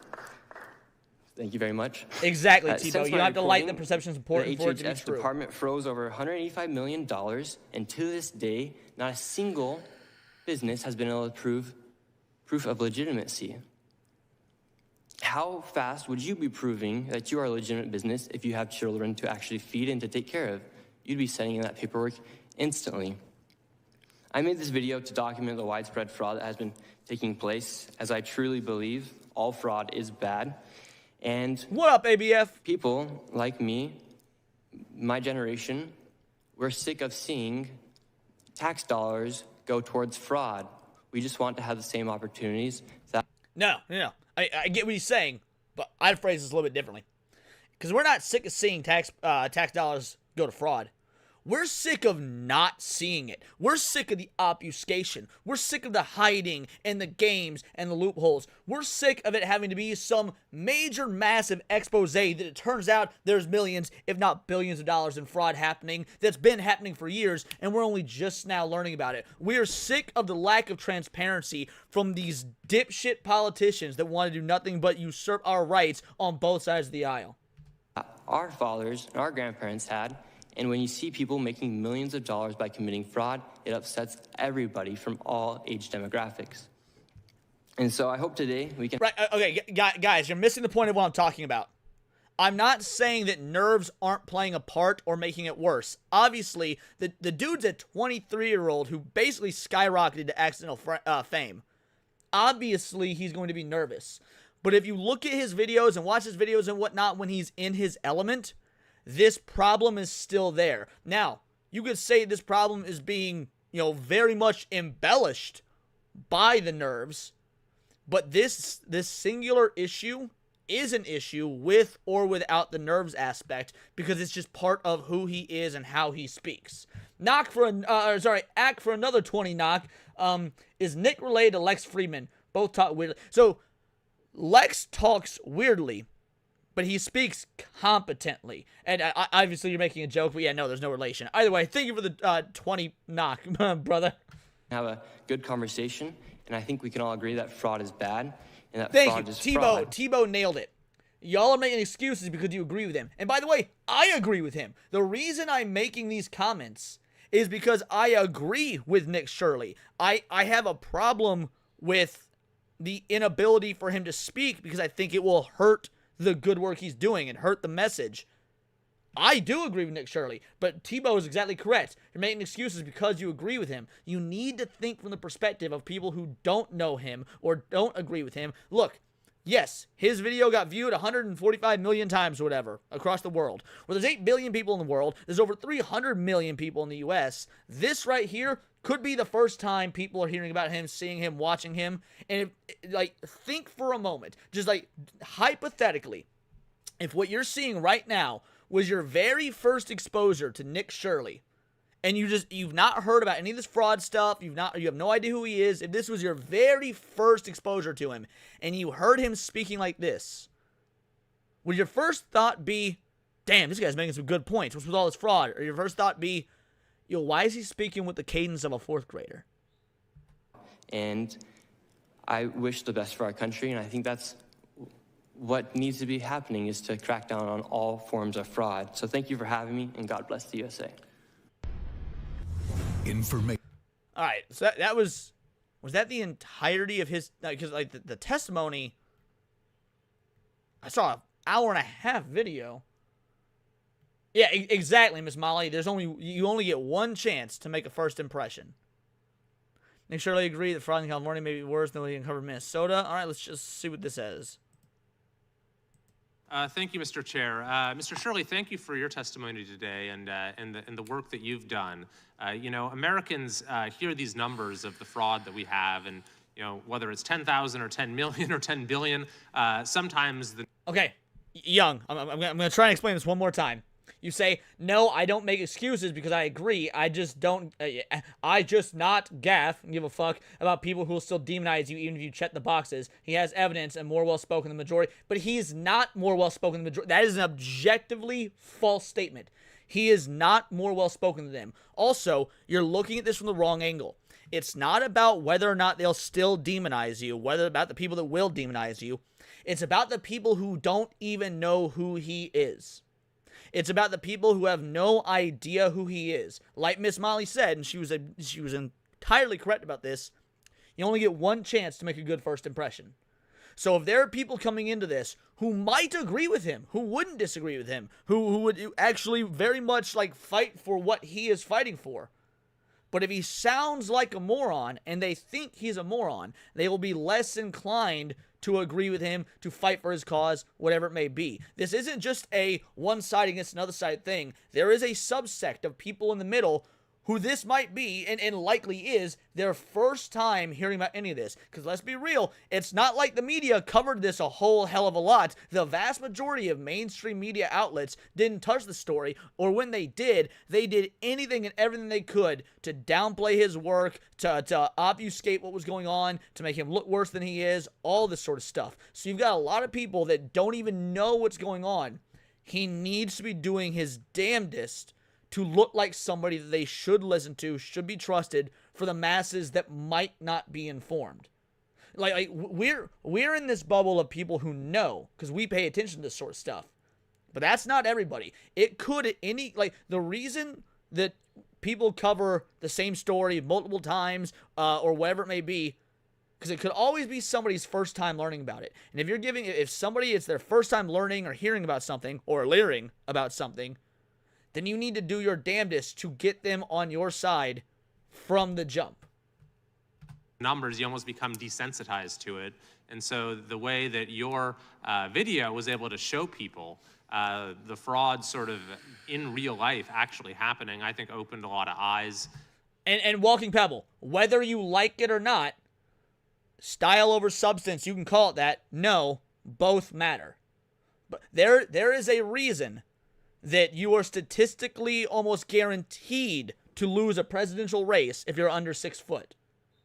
Because style does matter. You can call it style over substance, I disagree. I think that both are important. You need style and substance. It is, again, optics are incredibly important in any facet of media or entertainment or just general getting people to agree with you. If you're a short, fat, stubby dude who talks with a lisp and has unkempt facial hair, you know, like your boy here when it comes to the facial hair and whatnot, you have a much larger uphill battle to fight than somebody who doesn't. Now, there's going to be a minority of individuals that don't care about that sort of thing, but the average human does. The vast majority of people care about that stuff because it's psychologically ingrained of us at the evolutionary level to care about that sort of stuff. Why do we have objective beauty standards? Why is the same, by and large, objective beauty the same the world over, populace over? Because we have evolved for that to be the case.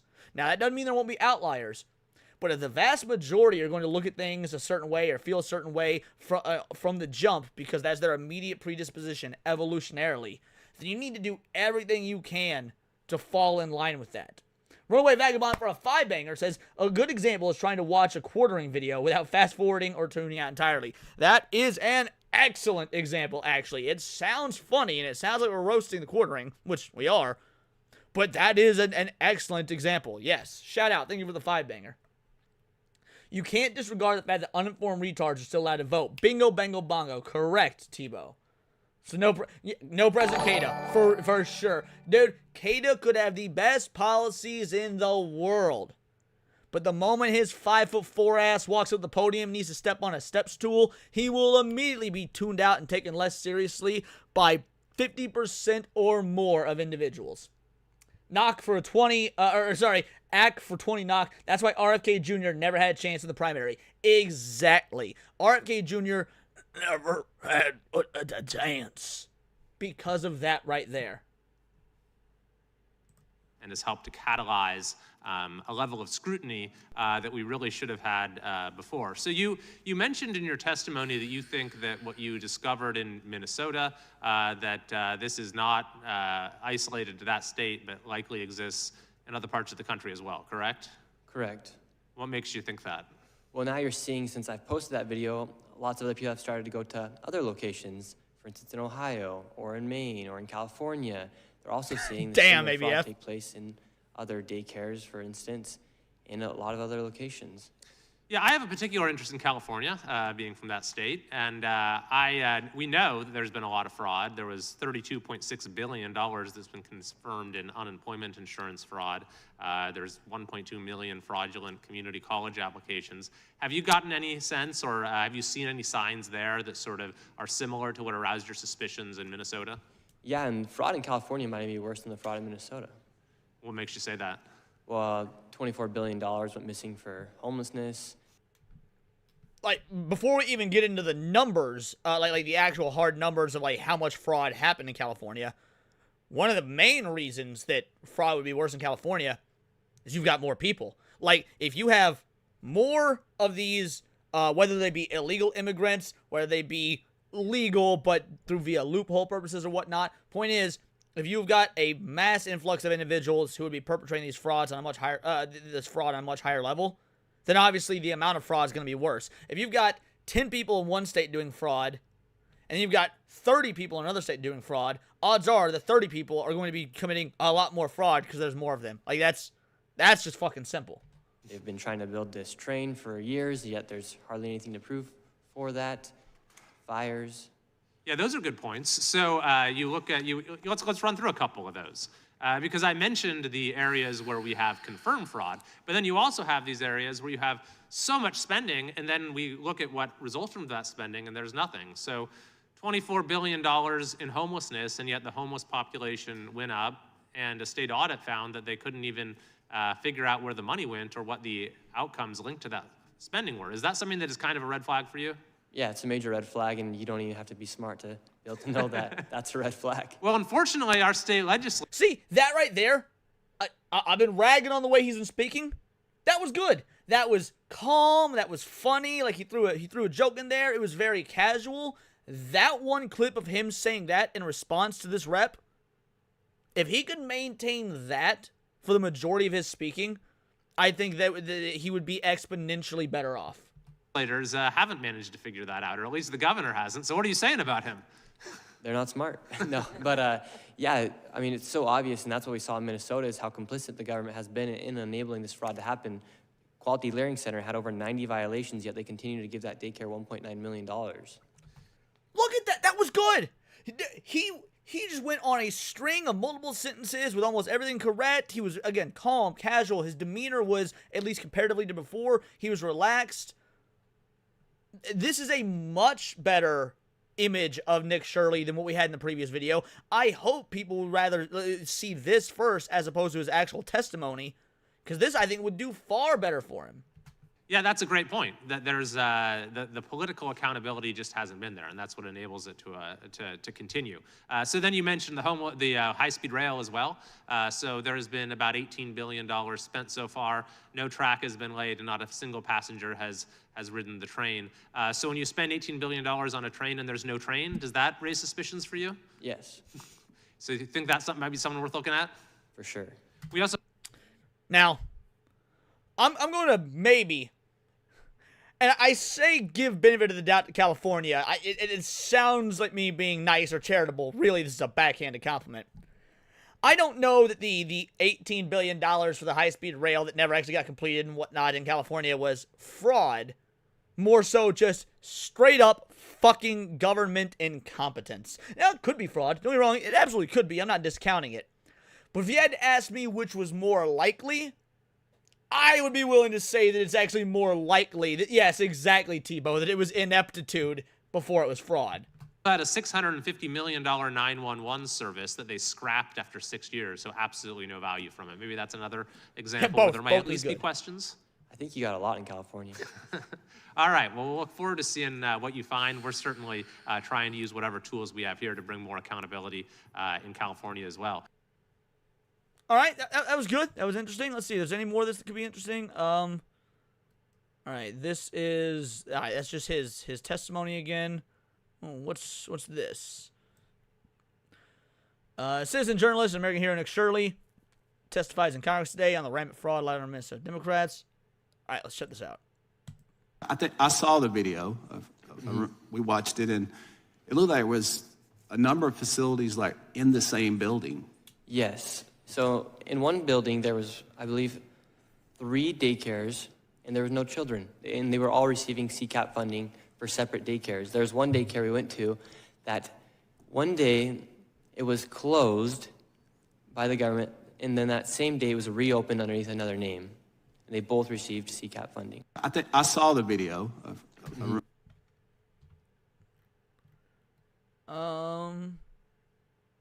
It's just his testimony again. All right, we saw that one. Uh-oh. All right, we're good. Yeah, I don't know if we're going to get too much more out of this, but who knows? There might be more to report on tomorrow. So, yeah, we'll definitely look back into this tomorrow if there's more to go off of. Let's see. What else we got?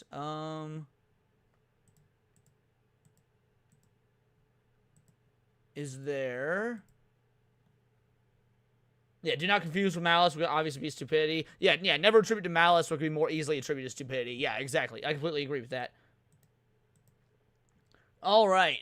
Is there anything else in the political realm that you guys are wanting me to take a gander at before we move on to other aspects of the stream? I'll wait for a moment and see what you guys would want to do. Because at the end of the day, I want to entertain you guys. Also, the lunch hour streams usually lean more political, but I got a lot of other stuff to talk about as well. I'm sure he'll get asked by the Dems, but I wonder if he will get the question. Of if he ran into a legitimate daycare center. You know, I would love to see if he does get that question. I would love to see how he answers it. And I was watching a CNN interview, and I don't know if it was an interview per se, but it was a CNN coverage of it.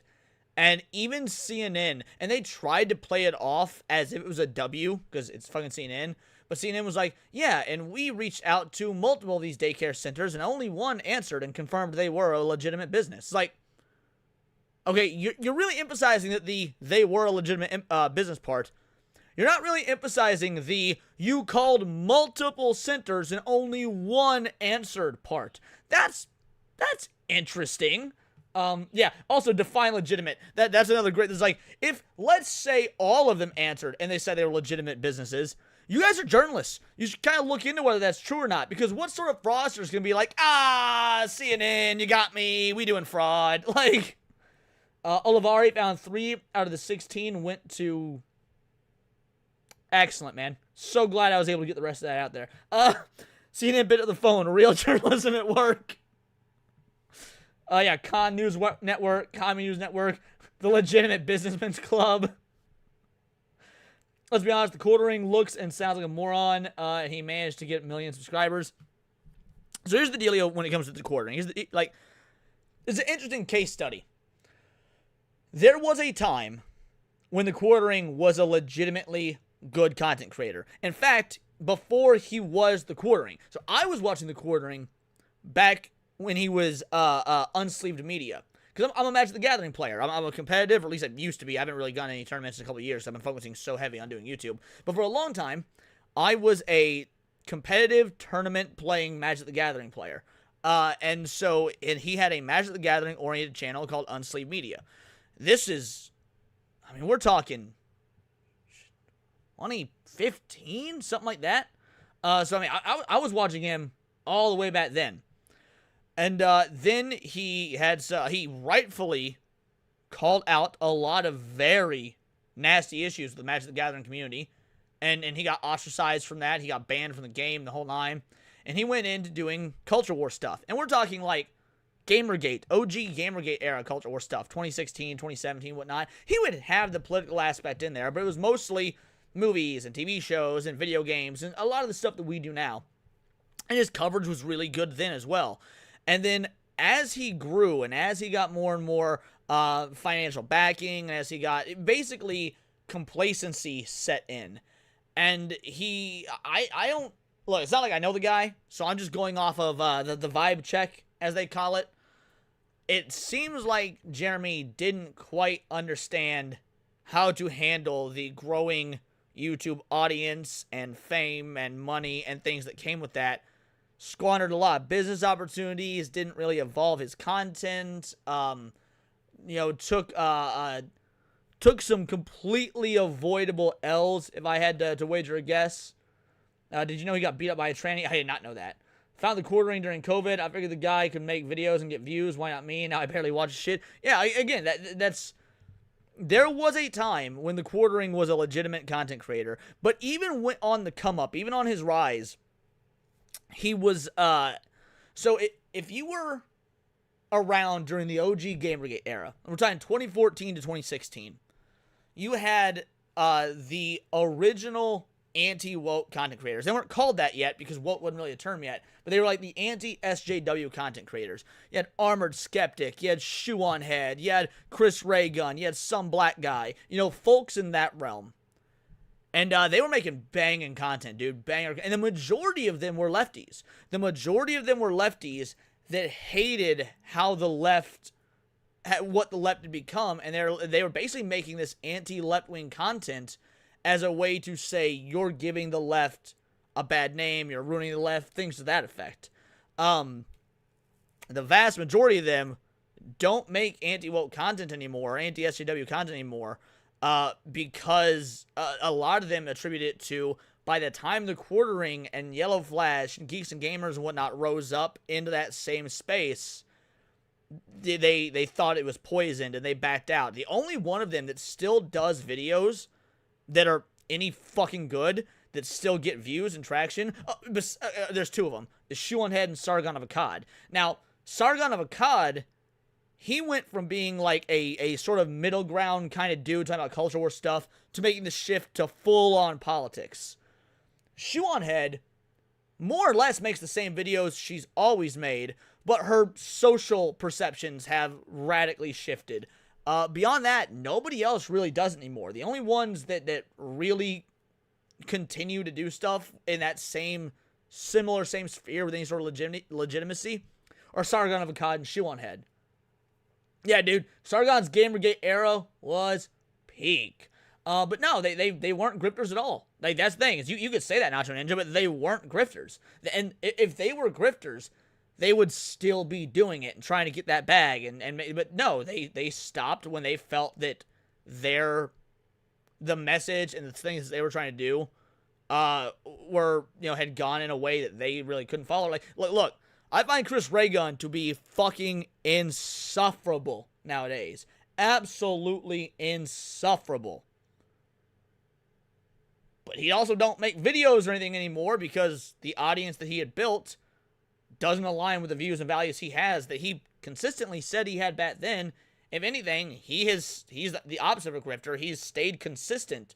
Now, him staying consistent hurt him in the long run because eventually people are like, you're kind of a piece of shit. Potholer 54. But that's another. Ethan Klein was actually involved in that original wave of like pro free speech and stuff like that. I subscribed to Sargon because of his Gamergate coverage. PewDiePie introduced me to it.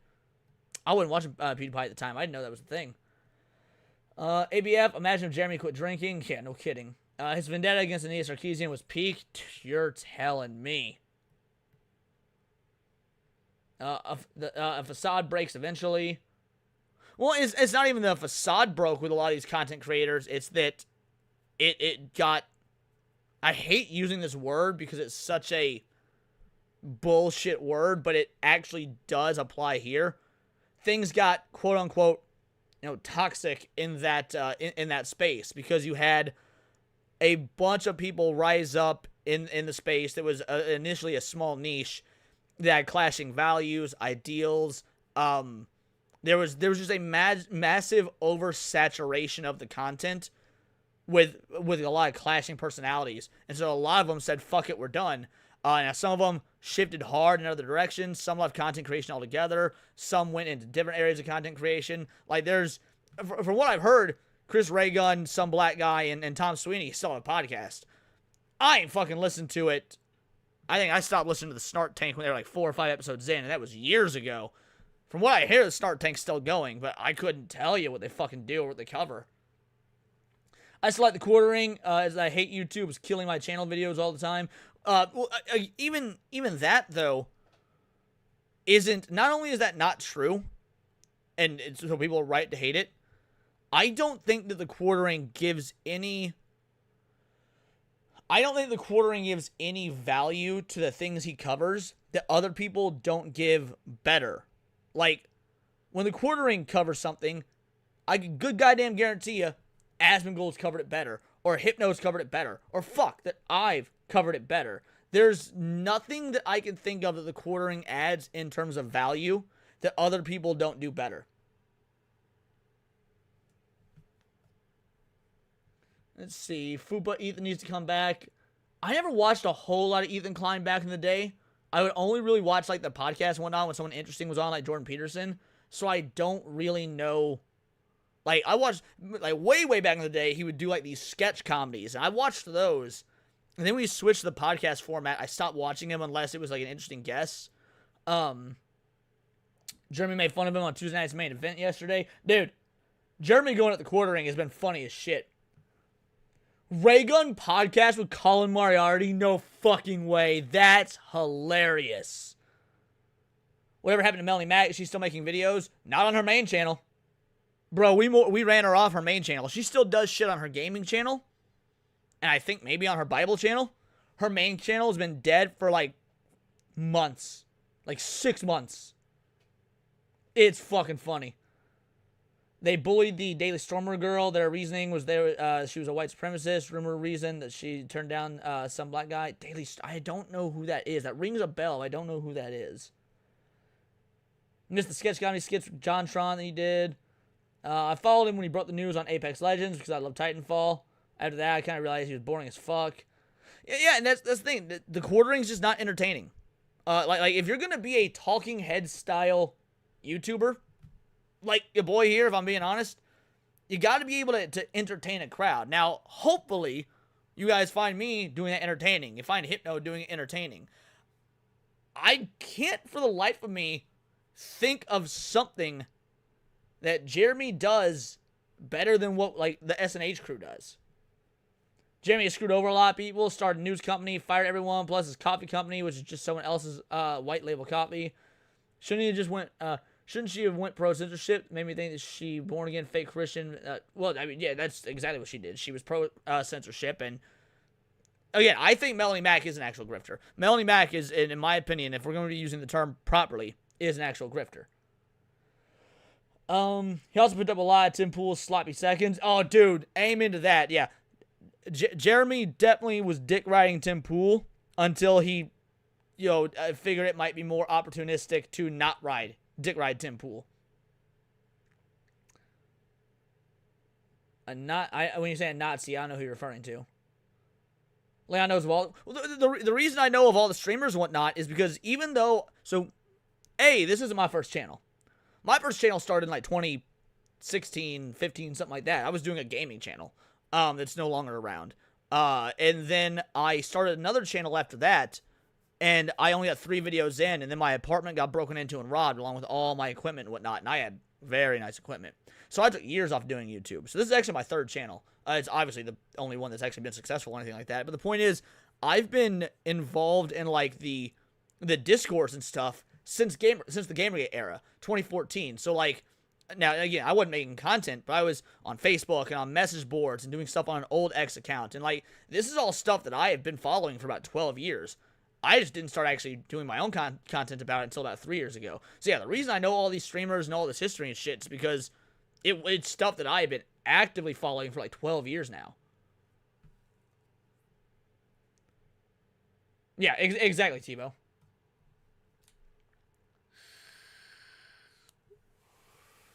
Yeah, Miss Molly. I've got quite the history with the Gamergate stuff. That's why Gamergate 2, while Gamergate 2 that happened a couple years ago was like incredibly important culturally, it wasn't near as big of a problem as the original. Like, Gamergate 2 is kind of like one of those sequels that's good enough, but you could have done without. Like, it is... Gamergate 2 was the Temple of Doom of Gamergate. I still like it. It's still very important. It still needs talked about, but it ain't no Raiders of the Lost Ark.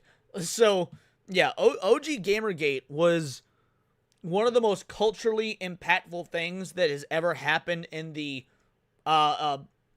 lead up to the modern era of the Trump administration and whatnot. So, OG Gamergate happening in 2014.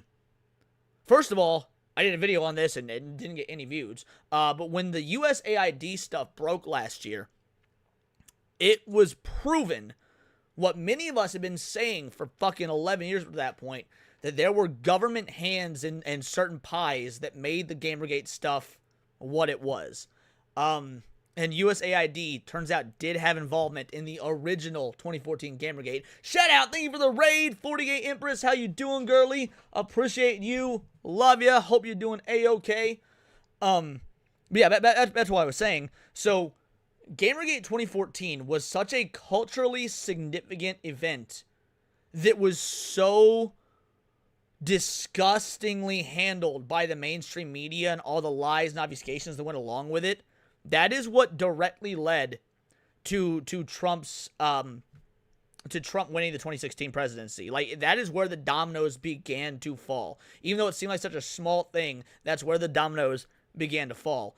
And then when you've got Milo Yiannopoulos, who at the time was a cultural powerhouse, I mean, you could not find a more successful, engaging provocateur. He was the proto Nick Fuentes. Only Milo Yiannopoulos, far more impressive about it. When you had him working for Breitbart, go on news media, like mainstream news media, mentioning Gamergate to the mainstream audiences, that was when the levee burst. We got Act75 with 50 knock. Hypnotic is so entertaining. His solo streams are great. Dad jokes, great voice. The whole waifu battles. It's funny use of clips. Epic. Dude, Hypno my homie. Hypno, absolutely my homie. The only thing that I don't like about Hypno, the only issue I have with Hypno, is that he's fucking gay. Like, I don't think humans were meant to see sissy hypno inflation compilations. But hey, by the way, did you know that I suck dick as a man? I lick the ass of other men. But really quick, I lick the balls of a man. Shout out Hypno. I don't know if you're listening or whatnot, but I love you, brother. Now, Hypno, my boy. And Michael, you say Hypno is my favorite black YouTuber. I can't tell if you're joking or not, because Hypno's not black. He's Puerto Rican. And you might know that, and you might just be playing into the gag, because a lot of people think he's black. But yeah, Hypno's not black. Hypno's Puerto Rican. So he's brown, but he's not black. Yeah, gay-notic, exactly. I see I don't know how many of y'all, have you guys not seen that clip before? I love that clip. It's one of my favorite. Puerto Rican, black, same diff, effectively, yeah. Hypno's getting blacked. Isn't It's a Gundam black? No, It's a Gundam is Native American. It's a Gundam is Native American. There are black Puerto Ricans. You can't trick us. Are there, though? Yeah, Gundam's Indian. Wait, is he Indian, like sniper forehead, or is he Indian, like I was saying, like Native American, like me? Because I'm pretty sure he's that kind of Indian, Native American. No, I'm pretty sure you got the wrong kind of Indian, Tebow. I'm like, yeah, I was like 90% sure Gundam is... Oh, he's biracial, Native and black? I didn't know about the black part. I thought he was just straight up Native American. He's red-skinned like us, Native. Yeah, I knew the Native American. If he is a filthy half-breed, I didn't know that. I'm pretty sure Flash is white. I don't know. I'm pretty sure Flash is white. Yeah, no, yeah. Gundam is Native, not dot Indian. I did not expect a several minute segment of today's stream to be about breaking down the ethnicities of other YouTubers. Gundam doesn't run 7-Eleven. He drinks a lot, though. Yeah, exactly. Yeah, Flash is... Yeah, I was like 90% sure Flash is white. He Puerto Rican, thought he was Mexican. If you're talking about Hypno, yeah, no, Hypno's Puerto Rican. That's why he had such a massive issue with the Miles Morales Spider-Man game, or Spider-Man 2 or whatever, getting the Puerto Rican flag wrong and using the Cuban flag. Like, he took personal offense to that.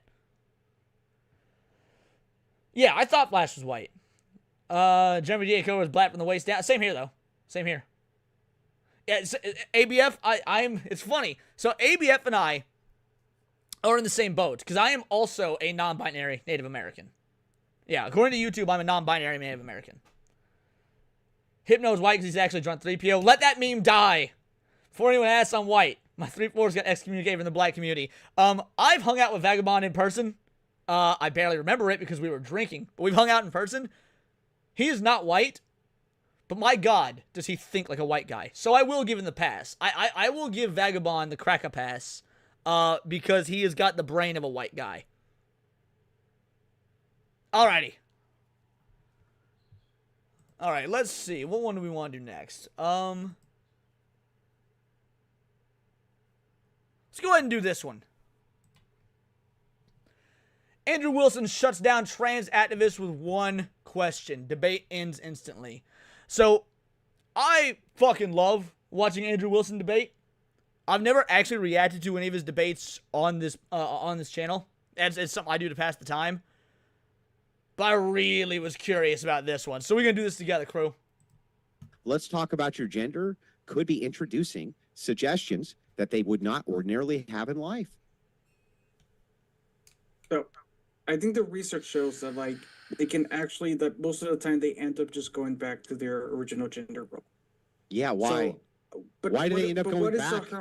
All right, so for those of you guys that need clued in, the argument that's being made here, Andrew Wilson is asking, why the fuck do we need to be teaching trans shit in school? So Classic Neurotic, the pro-tranny dumbass, is stating stuff, is saying that, oh, why does it matter if the desistance rate for people that are kids that think they're trans ends up being something like an incredibly high number, and they just end up going back to the gender they were assigned at birth or whatever. So Andrew's question is, right, so why do we need to teach it to begin with? What's the harm with... But why do they end up going back? You just made my point for me. Why do they end up going back? Because it just wasn't the right... because it was based around suggestion. Andrew Wilson annihilates this leftist over the woke left brainwashing children with trans ideas. Damn, I didn't realize this was somebody else commentating on the debate. I'll leave it up to you guys if we want to keep watching it then. I thought this was just going to be a clip from the debate. It's way more than 2/3, Pokey the one only. It's like somewhere between like 73 and 90% or something. It's an astronomical number. The desistance rate is insane, at least for boys. I don't know about for girls, because I'm pretty sure the study I read was specifically for boys. But the desistance rate is like 73 to 91% or something incredible. Way more than 2/3. So I'll let you guys decide if we want to keep watching this or not. Girls is over half. All right, girls is over half. You're okay with the other guy commentary? All right, cool. We'll just keep going with it then. Ideology in this debate as Andrew Wilson logically dismantles this fool's argument and stops him dead in his tracks with this single question. Let's get in. Research advances, our diagnosis capabilities actually improves. And just as you say that there's this explosion of everyone being trans, there's some people also argue, oh, there's this explosion of people having ADHD. Oh, there's this explosion. And you want to know what? The explosion of people having ADHD and the explosion of people being trans are, yes, those are both happening, by the way, and they're both done for the exact same fucking reason. Y'all want to know what that reason is? Money, baby. Money. Dude, if the more doctors can prescribe pills, the more money gets raked in by the fucking big pharma companies as the exact reason. Let's be real. ADHD and ADD and all these attention deficit issues might be some of the most overdiagnosed issues in the entirety of the medical industry. Why? Because just like with trans, it makes a fucking customer for life. If you are constantly, your entire life, paying for Ritalin or any sort of amphetamine or whatnot, it is, again, customer for fucking life. Same with trannies. Because trannies, they get their cock cut off or whatnot, or they get the vagina, like, plastered shut, or however the fuck it works. That's not a one-time thing. You'll be paying on that shit for the rest of your fucking life. You're always going to doctor visits. So yeah, the reason that there's been a surge in ADHD diagnoses for the exact same reason there's a surge. And now again, there's the trans stuff is a little bit different because it's compounded onto that. You've got the social pressures to do so. But from the purely medical aspect of it, it's a money scam. People having autism, you don't think it's possible that our diagnosis, ability to make diagnoses actually improve, and also just the fact that like our attitudes toward different gender behaviors and expression has also changed. Well, actually, no. I would have to counter this by saying no. I think the opposite is true. As the science has gotten better, as more and more people have been looking at this issue, our ability to diagnose has not improved. In fact, it's just as inconclusive as the day we really started to go down the path of trying to identify these various gender issues. Everything from brain scans being inconclusive, and they are quite inconclusive, to the science you're now citing being inconclusive. Now, you brought up a pretty, I think, is a fair point, right? Let's look at the idea of, something like autism. Something, there's a lot of. I was just about to comment on what you said, Matt, and then you deleted your comment. Smart.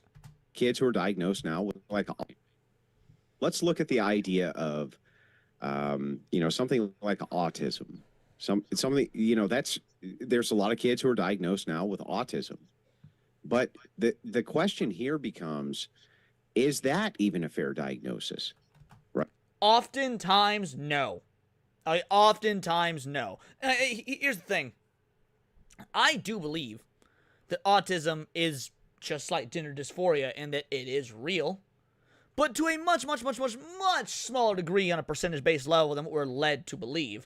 Now, I also think that the rates of autism have greatly increased, not just from a diagnostic perspective, but from a legitimate perspective, because I am one of those people that thinks that there are things in our, whether it be vaccines, whether it be in our food, or whatever it may be, that do actually multiply to insane degrees the chances of your children coming out with autism. Yeah, I 100% believe in that. I think RFK is shockingly on the money with that sort of stuff.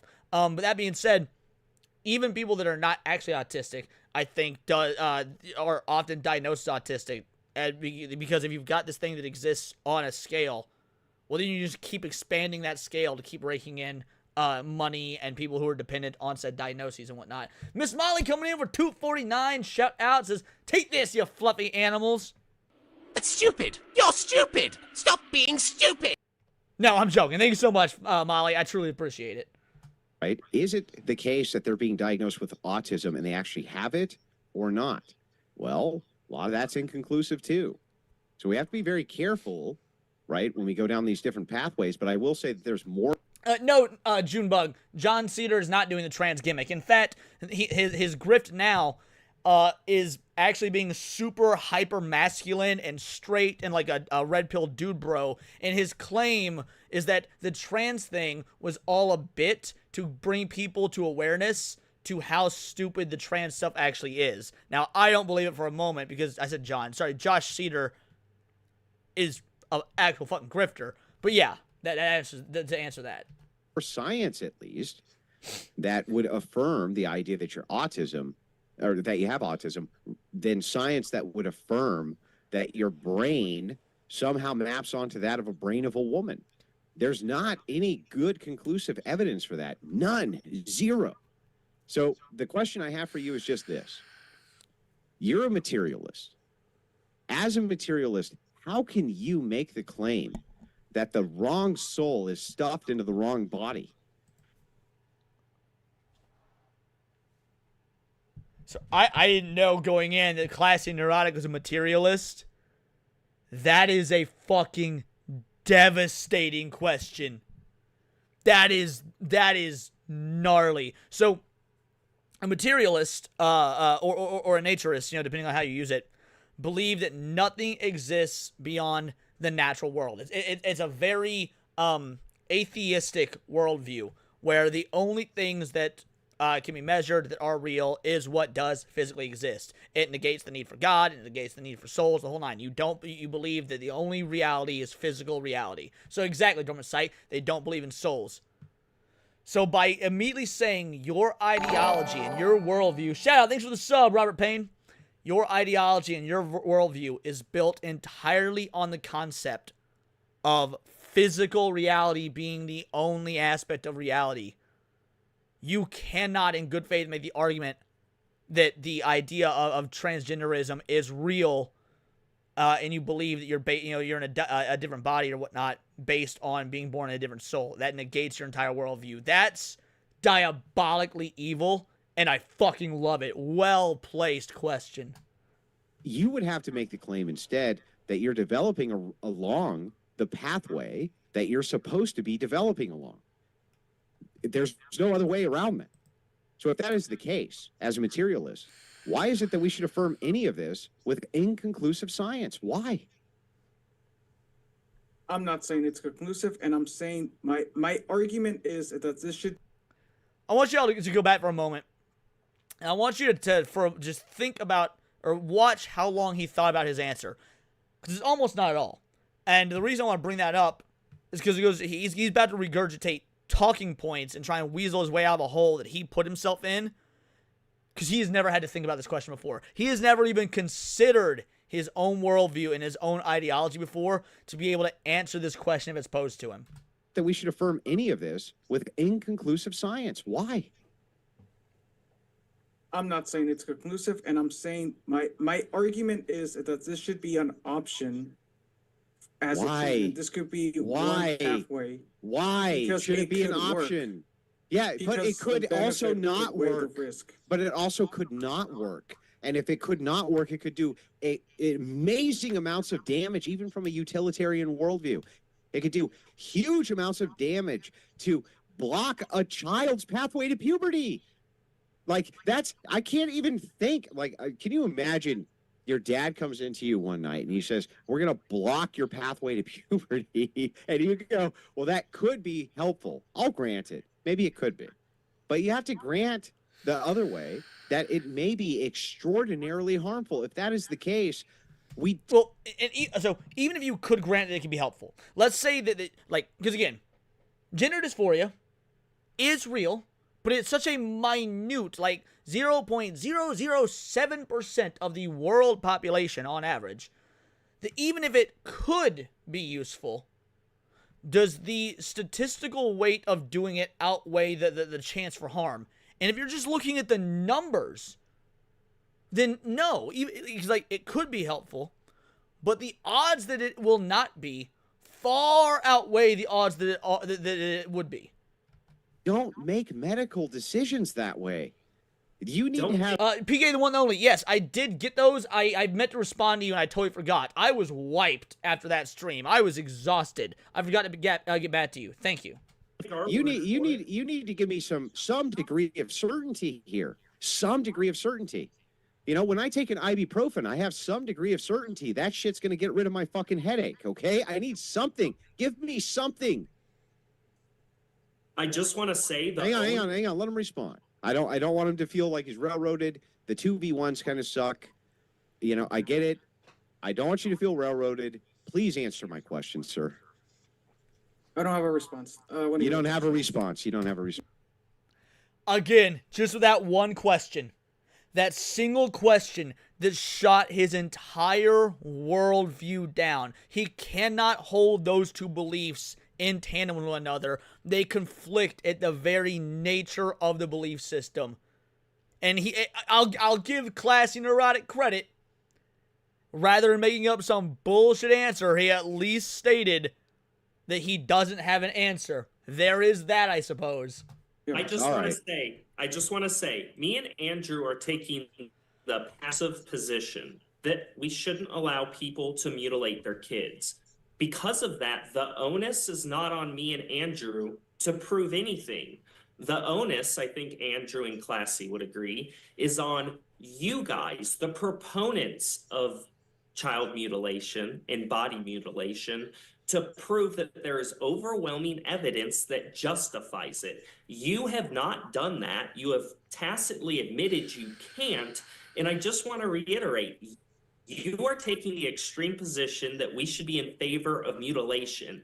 Me and Andrew are taking the position that we should not do that. Because of that, the onus is on you to provide overwhelming evidence, and you can't. And you've also admitted that trans-identified men are just men and they're not women. And I think that sums up the debate and answers the questions. But you're misrepresenting my view. I'm basing my view based on the guidance from the Human Rights Campaign, which doesn't recommend surgical intervention for minors. Surgical intervention is irrelevant. Mutilation doesn't inherently mean surgical intervention. If you put a child on puberty blockers, and which to this day, the long-term effects on are unknown because we have not had very many, I think we've only had a handful, if even that, amount of studies done on, and again, then you have to call into question who's funding the studies, where's the information coming from, is there an agenda at play? There's so much more you have to cover beyond that. Like, it's a very long umbrella triangle sort of thing, but even then, we've got very little studies on it if we were just to take the studies at face value. So if you got a child that's on puberty blockers, and they're on puberty blockers for a long time, and it halts the childhood development to the point where they will never be able to, or even in limited capacity, be able to develop once the puberty blockers are gone, if they ever go away, that would still be, in a sense, mutilation. In fact, let's make sure I'm correct on that. Let's make sure I'm correct. Let's just do mutilation definition. I don't care about the Bible definition. Infliction of severe disfiguring injury. All right, so let's think about this right. Disfiguring. If you are 9 years old and you start taking puberty blockers, and then when you're 17 years old, you stop taking them, and your dick never fucking grows to the size it should be as a 17-year-old because you're stuck with a little 9-year-old dick, that would be considered mutilation, which means puberty blockers were to blame. Yes, puberty blockers do in fact cause that mutilation, even if there's nothing surgical about it. It recommends that if they do have gender dysphoria, to explore the social transitioning and also possibly puberty blockers. So no, I don't support genital mutilations, and I will support restrictions on surgical intervention for minors. I do want to just to be sure that Classy, you feel like you've gotten to say everything you wanted to say. Yeah. You got it. Pardon my interruption, Josh. I know I'm being like extra protective. I just want to be for sure that he doesn't feel like he's not getting enough time. Go ahead, Josh. Pardon my interruption. I would just say, I will assume arguendo what you're saying. We will say no transition, no invasive surgery, but just what you're arguing for hormones and talking to the child about it, I would argue. I'm not advocating for hormones for hormones for minors. What are you advocating? Talking to them about gender ideology? Talking to them about the possibility of exploring the possibility of social transition and possibly puberty blockers. But I'm not advocating for Puberty blockers are hormone altering. Are you fucking joking? He says that he's not arguing for hormone altering drugs, and he says I'm arguing for puberty blockers. Are you out of your fuck? Yo, to all the young men here in chat, or even old men, and ladies, I guess you as well, all potential three women watching this. Do you remember going through puberty? You remember being a fucking hormonal mess? Do you think that a drug that keeps you from going through all that hormonal mess would be considered altering the hormones? Are you fucking mad? You understand there's a difference between puberty blockers and hormone replacement therapy. I do understand that. I have a very simple question for you here. Sure. Have you ever heard of the Salem witch trials? Yes. What was the demographic of people who were the most likely to give false testimony? Was it possibly the women? I could be wrong. It was the children. Children, okay. Why? Why did the children have fantastical tales to tell about witches? Because they are prone. Because they're You're getting close. I know. He is really trying to not answer, because if he answers this correctly, once again, it ultimately destroys his worldview. If he answers, children are more likely to give false testimony because children have wild, active imaginations that do not actually map onto reality. Bingo, bango, bongo. Now let's say the exact same thing about a boy thinking he's a girl, or vice fucking versa. What you're getting at. Can you tell me why it is that you think that the children were the most likely to give false testimony? Because children are susceptible to suggestion ideas. Yeah, suggestion, ideas. You can convince them Santa Claus is real.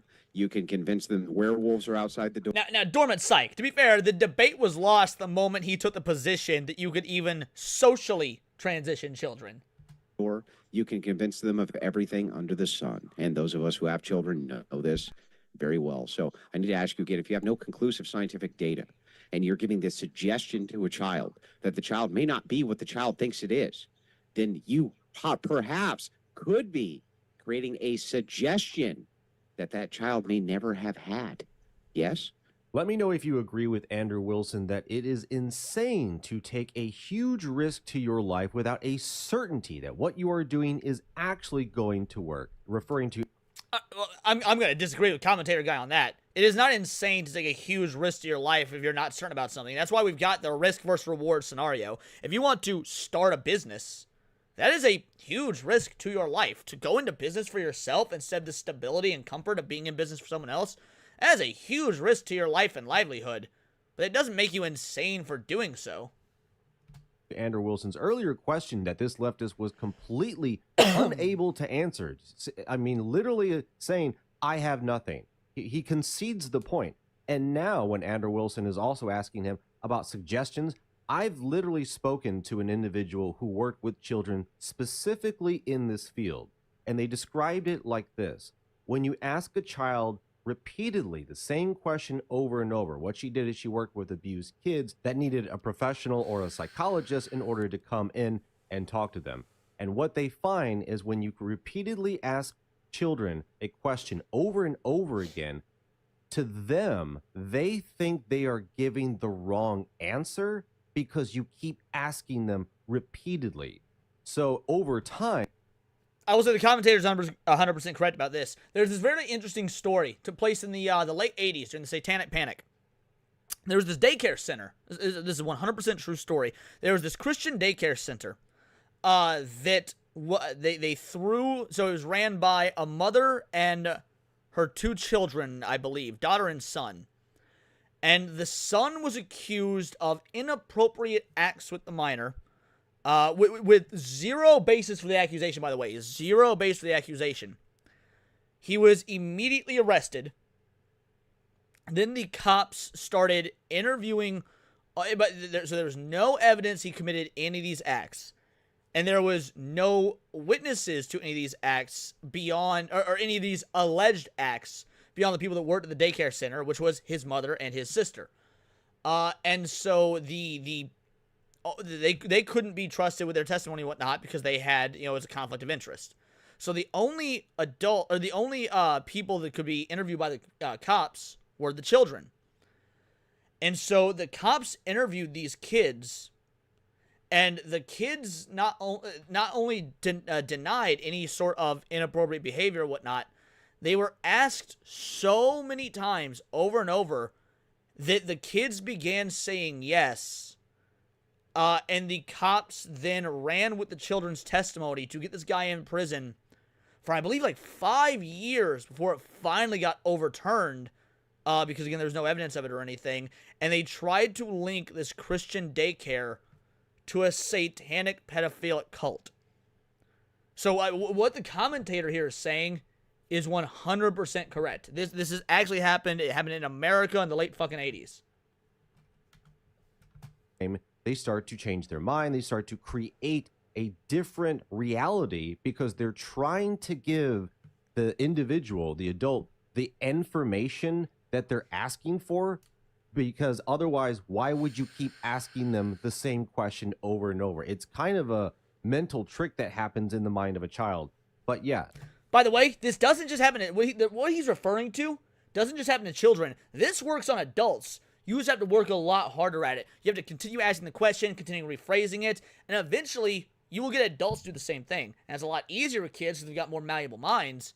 But this doesn't just apply to children. Relying on children and a lot of these stuff, as they have found to be highly ineffectual, inaccurate, and it just doesn't work the way people think that it does. But Andrew Wilson, along with anyone else who has basic common sense, knows, yes, you can get a child to believe basically anything. But hit that like button and notification bell if you're enjoying the video, and let's get back in. But I don't see what is the harm of social transitioning if they can very easily reverse back to whatever gender role or which means they're not expression they women. had before. So they're not women. They're just boys. So you just admitted they're not. The World Economic Forum got evacuated due to a strange odor causing aureolus to cough. Causing people to cough. I was going to say, I don't know what the aureolus thing is. We'll come back to this video in just a moment. Oh, damn it.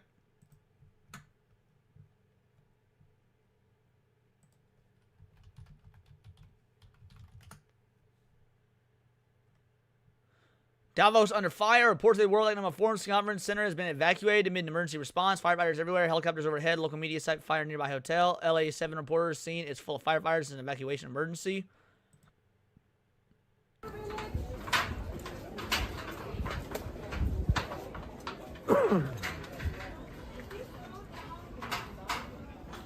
Doesn't really look like an emergency. They're all moving pretty slow. Well, that's funny. Yeah, like Tivo says, oh no! Anyway. Not women, if they can Some of them are just going to be boys, but some of them may end up to growing up to be transgender women. You said they could very easily go back to being boys, so it's not that harmful. If they don't have gender dysphoria, or if the social transitioning isn't working out for them. And is Santa Claus real? No. How hard would it be for you to convince a child it was? Well, they would have to either grow out of it or, how hard would it be for you to convince a child that Santa Claus was real? I don't know. I can't fucking stand people that do this. You ask a question and they completely obfuscate, or they say that they try and give an answer that is irrelevant or jumps over a couple steps of logic to get to the answer they would like to give. Like, if you're posed a question, you do one of two things. You either answer it as is, or you reject the premise of the question. Those are your only two options, right? You don't jump to what the answer would be 2 or 3 steps down what you think the line of questioning is going. You have to either answer the question as is, or, just as logically viable, you can reject the premise of the question. Now, Classy Neurotic here wanted to reject the premise of the question. That would be fine. But he doesn't do either of those things. depends on the child. Depends like on how. If you had to guess, just give me your best guess. Give me your best guess. Depends on the age too, right? Because like some children are like really young, they probably won't be able to change. If we're talking about like maybe Yeah, 5, give me 6, your 7, best 8. guess, bro. Again, it depends on the age. Do you think that you could convince depends on a? Do you think you could convince a 10-year-old Santa Claus was real? Could you convince a 10-year-old that Santa Claus is real? Maybe. It would probably be a lot easier than convincing a 40-year-old. I would think it might be a little bit easier. Yeah, 30-year-old. Might be a little bit easier. It depends on the culture 18-year-old. also. 18-year-old. Well, it depends on the culture too. I mean, Which there are some, okay, well, we're talking about tribes the that culture believe that in- we're in. We're talking about the culture Okay. we're in the United Okay. States. Do you think it's hard to convince a 10-year-old Santa Claus is real? It's possible. Yeah, they could. Is it Yeah, they could hard convince- to convince a 10-year-old Santa Claus is real, sir? Give me the real answer. Come on. Now, maybe I'm the one in the wrong here, but I would actually say yes.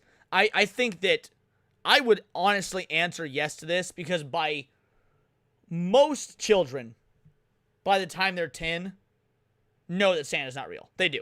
You're going to have some stragglers, but I would say it's probably 70% of kids at least by that point know Santa Claus isn't real. I mean, let me know what you guys think, obviously. What age, like, do you think it would be difficult to convince a 10-year-old that Santa's real?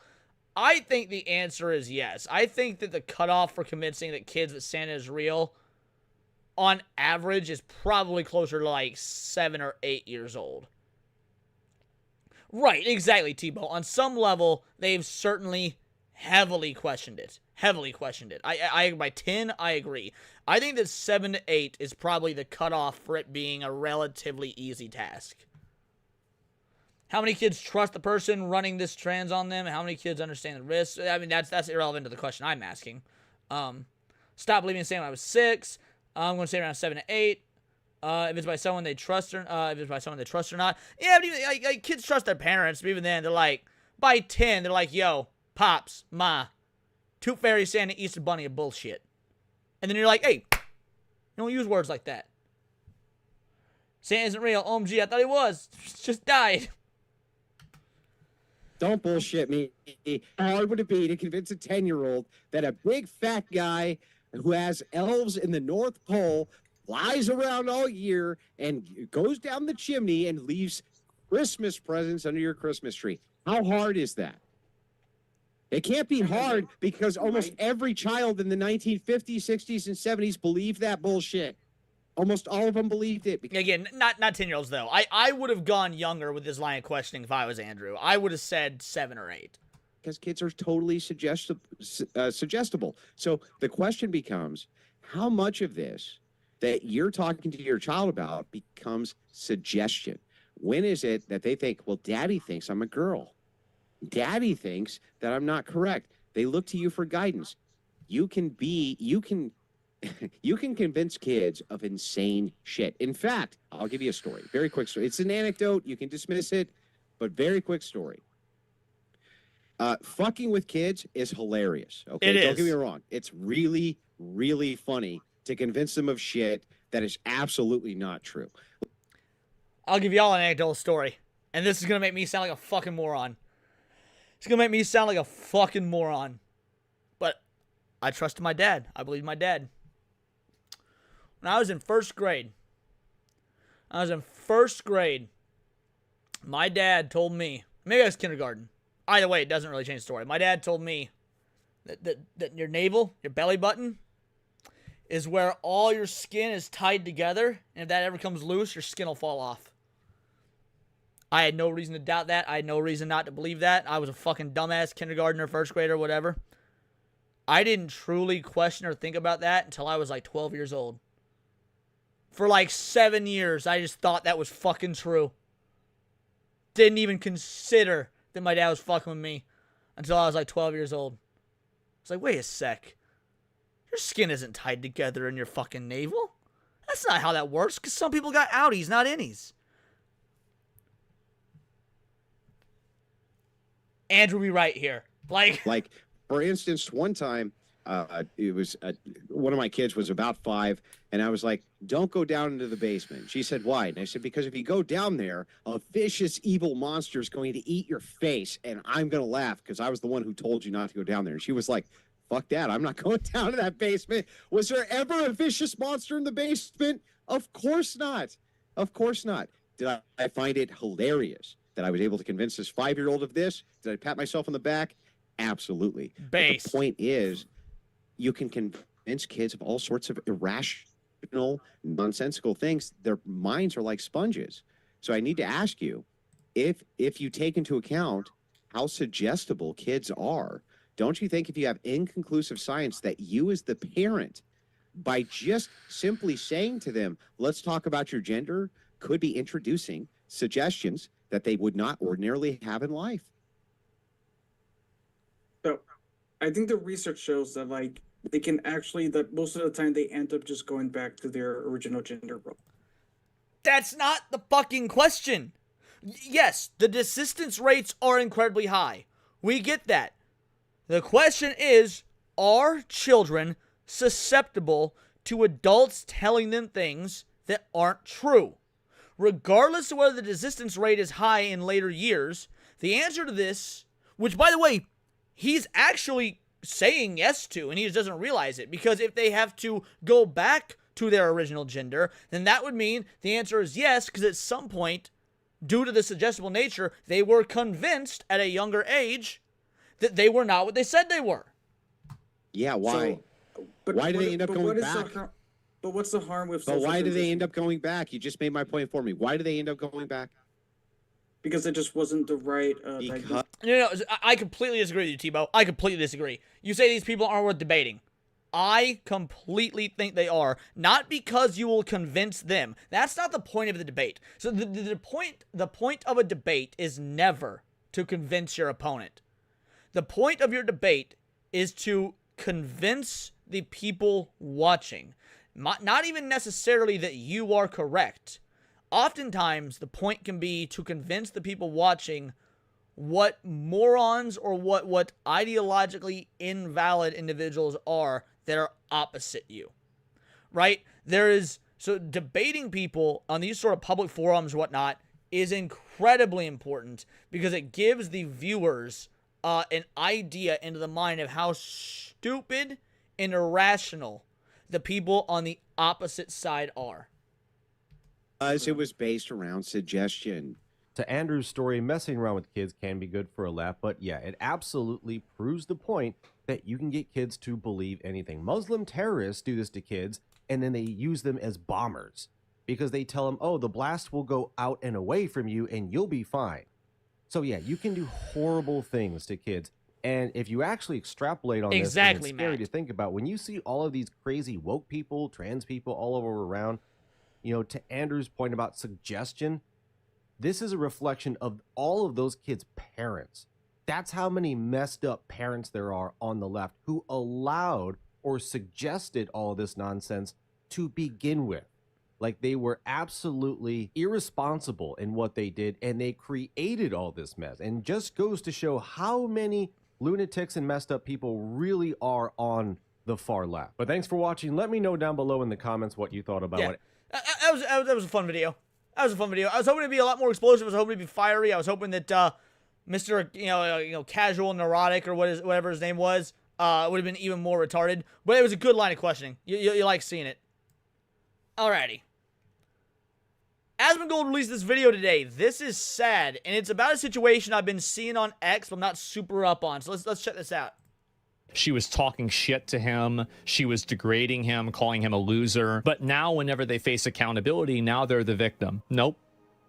Oh, no. Let me see if I can show you guys this. This was so fucking stupid. This guy got kicked out of a $40,000 Marvel Rivals tournament for telling his teammate to switch off of Black Widow.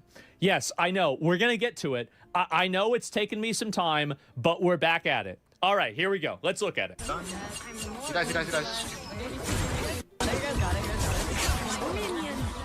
Okay, guys. It's not working.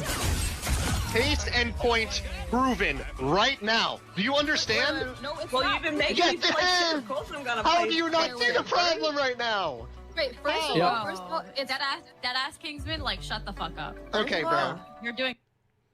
So wait. All right, am I obviously we're just into this. I've only seen like tangential some information on X. So dude is trying to give team strats. She tells him shut the fuck up, and he's the one that's kicked from the tournament. Is that what's going on in this?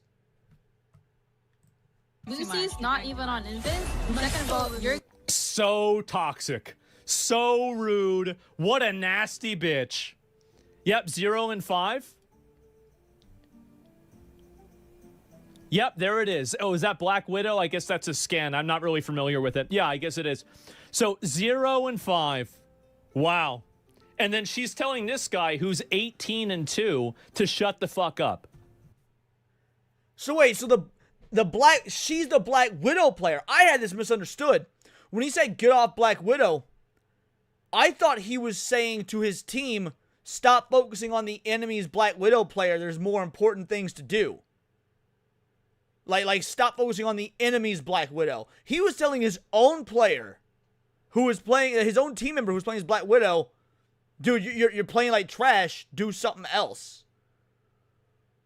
Holy shit. on Invis. Second of all, you're That's sad. because DM it to me, Tebow. No, Not even one assist. I'm getting value Actually, yeah, DM it to me. I'll pull it up on my second screen so I don't dox anybody. because I'm Because 1v6ing. Hulk isn't peeling for you, bro. Yes, Zaza is 0-5, but we won the point, bro. Why? Because they were hard. Like, You won the point. people are dying here. That means four of their util, 4 of their resources are all spent on Zaza. So you just wave those jacked And the hands of support. yours around. And we win because they don't care about anything else. You win because he's carrying you. That's the reason why you win. Like, That's not why it's Well, happening. Lucy's letting strap pull Yep. and going on Invis, and then they kind of split, but we still. Yeah, she makes a good point. Hold on. Maybe she makes a good point. We'll see it. But first, I want to check out this tweet from Tebow. Here we go. Hey gamers, a gentle reminder: when playing with women, just like anyone else, if they don't ask you for your advice or help on how to play, you don't need to give it. We got it, I promise. Oh my, trust me, you broads don't got it. Clearly, you broads don't got it. I accidentally did this a few times, then realized my teammates aren't looking for a coach. Oh, Jesus Christ. Who is this? Content creator for GG Supernova. Oh my fucking God. That's exactly it. I thought, though I would love using Apex Coach, all of this. Dude. Tell me about it. I always get told what to do, even when I do know. Again. Clearly the fuck not. She was 0-5. Was that 0 kills, 5 deaths? I haven't played Marvel Rivals, so I wasn't sure with the scoreboard, how it's delineated. Was that 0 kills and 5 deaths? Oh, what a his and hers life. What a simp beta bitch. He is 100% cheated on his girl. They got a co-X account. He has cheated before. 0-5 kills and no assists. Speak for yourself. Oh, there we go. Tell me what I can do better. Tell me what I'm doing wrong. Respectfully, of fucking course. But if I need to work on something, that's just puts foot around my feet. Based. Is this a girl? Is this a real girl? Because again, on the internet, everyone's a dude until proven otherwise. Looks like a real girl. I don't see any flags and shit in the bio, so that's probably a real girl. Based. In this thread, men who have never experienced what Opie is talking about willingly confusing show-offy unless constantly advice women are constantly given. Fuck you. Show-offy, useless condescending advice when they're constantly given the moment they dare use voice chat with friendly tips from teammates. Jesus Christ.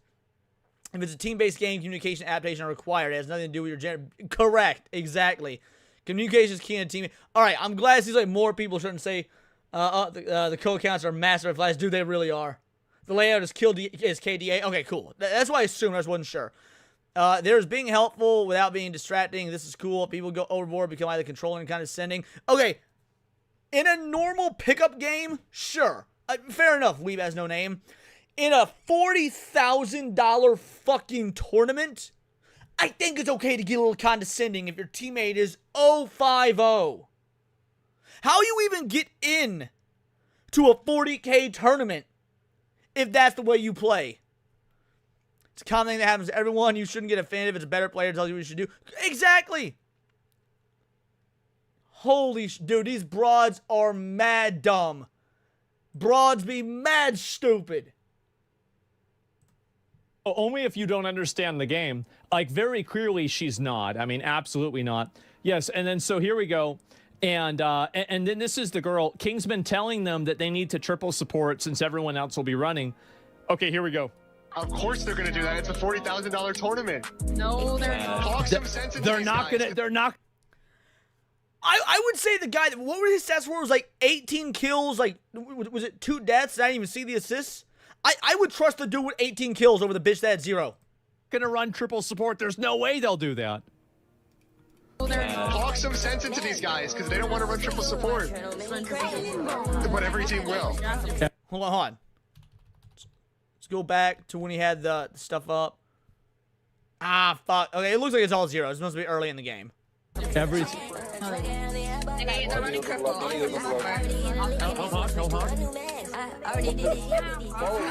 As soon as they went triple with standard, we started losing. As soon as they went triple, we started losing. I know. It's colored. Wow. Of course they're gonna. Man, it's so and this dude was kicked out of the fucking tournament, bro. I'm fucking livid, bro. Oh, fucking. Butterframe to go for a 5-banger. Just tell the women I can't treat you as an equal and special. I can't treat you as an equal. Oh, okay. I get what you're saying. Just tell the women I can't treat you as an equal and special. It's one or the other. But again, because he is talking to a woman like that, he will likely get booted from the fucking tournament. Toxic, isn't it? And so anyway, so this girl gets him. Basically gets him kicked out of the tournament for telling the teammate to switch off of Black Widow. By the way, big brain strat. Get the dude who was carrying the team, possibly the only way you could have won the tournament, get him kicked from the tournament because he hurt your fee-fees. Bro, skanks be so mad dumb. So, context, the clip is from one of the scrims of the Deadpool Content Creator Cup. Streamer Kingsman... Wait, it was a scrimmage? It wasn't even actually... She got him kicked from the tournament before the tournament started? This was a scrimmage match? Magic player was kicked from his team in the Marvel Rivals tournament for atching Zazastek, Diamond Black Widow, One Trick Pony, that's OTP, playing with 2000 ping. By the way, Black Widow is like a sniper. Can you play a sniper with 2000 ping? Nope. To switch to another character for better team composition. Kingsman kept trying to tell them that they would get rolled in the tournament because everyone would be going triple support and that Black Widow would be getting dived and killed. Dived means just like they all jump on you and they just kill you, right? And 200 ping. Yes, these girls kept roasting Kingsman because he was very insistent on a team comp not involving Black Widow. Did they get to pit their own team members? I'm curious. Did they get to pit their own team members in the lead up to this? Because I'll be real. If you a dude, like if you were a man, and you're about to enter a $40,000 tournament, and your bright idea was to get a team of all women, you're fucking retarded. I'm gonna get the greasiest, smelliest, fattest motherfuckers I can find. And that's only if there's no Koreans available. You think it's random he got drafted? Alright. I'll give a pass for that. If he didn't get a fucking say in it, fair enough. He even offered to play Mantis support for the Widow, but they declined it. Cece, the team captain, and this is the girl we're gonna see a lot more of her in just a few minutes, complained to the host of the tournament. Also, the Widow's boyfriend made a Google Doc on Kingsman being toxic and posted it to Twitter. Her boyfriend? I'm gonna show you guys. I'm gonna show you guys where her boyfriend sits. Give me a sec. Her boyfriend sits in this chair, while somebody else sits right here. Twitter, which ultimately led to him being kicked out of the tournament. So basically, you had this toxic girl and her simp boyfriend that decided to destroy this guy's reputation because he called this guy's girlfriend out for being dog shit at the game and being a selfish bitch. This is $20,000, sorry, $40,000 for a tournament. This is a lot of money. So the tournament was yesterday and they got rolled. What Kingsman predicted happened. Every team played triple support and the Widow had 0 impact. They ended up being last place in the tournament with a score of 1 win and 8 losses. Kingsman made a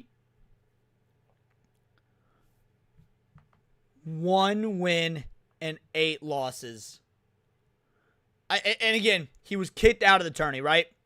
So I would imagine that means, and maybe they'll cover it here in a bit, but I would imagine that means they had to replace him with someone. And whoever they replaced him with, obviously also didn't know how to play the fucking game. 1 win and 8 losses. 40K, bro. It's all could have been resolved if you listened to the motherfucker who in the scrimmage match had 18 fucking kills to your fucking 0. Holy shit. How do they even qualify for the score that bad? I'd take a team of... Agreed, Tebow. I would take a team of chicks with dicks over this. They... Full on last place in the tournament. Could have all been avoided if you just listened to the fucking dude. YouTube video for more details. CC made a YouTube video in response to Kingsman. Oh, here we go again. This is a 1-hour video. I'm not going to watch that. Widow's boyfriend... He was the #1 Magic player in the world? He's top 500 players in the world? Okay, for one, if this is a streamer tournament event, let's before we even talk about this dumb hoe, let's talk about the TL. Let's talk about the tournament organizers. Your idea for a stream, for a goal, for something like this, is to get people to watch it, right? You want people to have eyes on this tournament. I could goddamn guarantee you're going to have more eyes on the tournament if you've got the best of the fucking best playing. Why do people watch the NBA and not the WNBA? Because ain't nobody give a fuck about people that can't dunk. You should absolutely be prioritizing someone who's in the top 500 players in the world. He is the #1 Magic player. The tip of the fucking iceberg, top of the mountain. And he got booted. That's just a terrible strategic idea from a PR perspective, from a marketing perspective, when it comes to interest in your stream, in your tournament. Now, as for the dumb slag that has the gall to question the numero uno Magic player in the fucking... And by the way, it said earlier, he was willing to switch from Magic to Mantis. So he was actually going to take an L, effectively play a character who he's assumingly not #1 in the world with, just to compensate for her shitty-ass Black Widow. And they said no. Holy fuck, dude. Made an apology to Kingsman, and then CC also made an apology for it as well. The truth behind the $40,000 tournament. So... I'm making this video in response to Kingsman's video and also to all the chatters that are going to come in and ask questions again. I'm just going to direct you to this. Yeah. And it's the last I'm going to speak about. We're not going to watch this the whole time. I don't want to listen to this bitch for 15 minutes. Don't worry about it. Base. I'm addressing any allegations or anything that's not true, as well as I included a clip that Kingsman left out in his conversation with Entei, because Kingsman thought it was like rage bait or something, but Entei took the words right out of my mouth. Like, I could not have phrased it better. And if you take it from a third-party perspective, you might be able to digest it a little better. I guess my eyes. I want to start off by saying that I did not get kicked from the tournament. I was banned on Twitch for violating TOS, saying something toxic to my friend in chat. I've said it before, but this time it was around a bunch of haters, so maybe it got spam reported, but it was just for 24 hours. The issue is I can't play in the tournament while banned because if I get streamed... I don't give a fuck. But it has nothing to do with Basim or the tournament. The problem wasn't what he said. He didn't get kicked because he wanted his teammate to swap off Widow. It was because of the way he went about it. The Tony... What do you mean? We just heard the audio of the Tony went about it. Again, if you were in a tournament for $40,000 fucking dollars, and it is a high stakes, again, fast paced, team based game, You are making rapid-fire decisions. You're making rapid-fire assessments of a situation. He didn't be like, yo, you dumb slut, why are you playing Widow? You fucking suck. Jesus Christ. What a nasty fucking bitch. Meanwhile, this is the kind of stuff she's saying about him. Let me see if I can find it. Glazing Klingsman for what now? Y'all gonna lose. Kicked out the best player. He did it to himself. Look at the ratio. 447 likes to 5. This ain't even a fucking verified account. Obliterated this skank. Holy shit. Nice job spreading negativity. Got your best player kicked from the team. Goodbye 40K. Hello, good vibes. And then she said 3K, and we've got better players and vibes now. I'm pretty sure... Better players? Who is a better player than the number one, at least, you know, by comparison, than the number one Magic player in the world? Again, assuming what you guys told me is true. If he is a top 500 player in the world, the odds of you getting a better player are very, very minuscule, just from a purely statistical standpoint.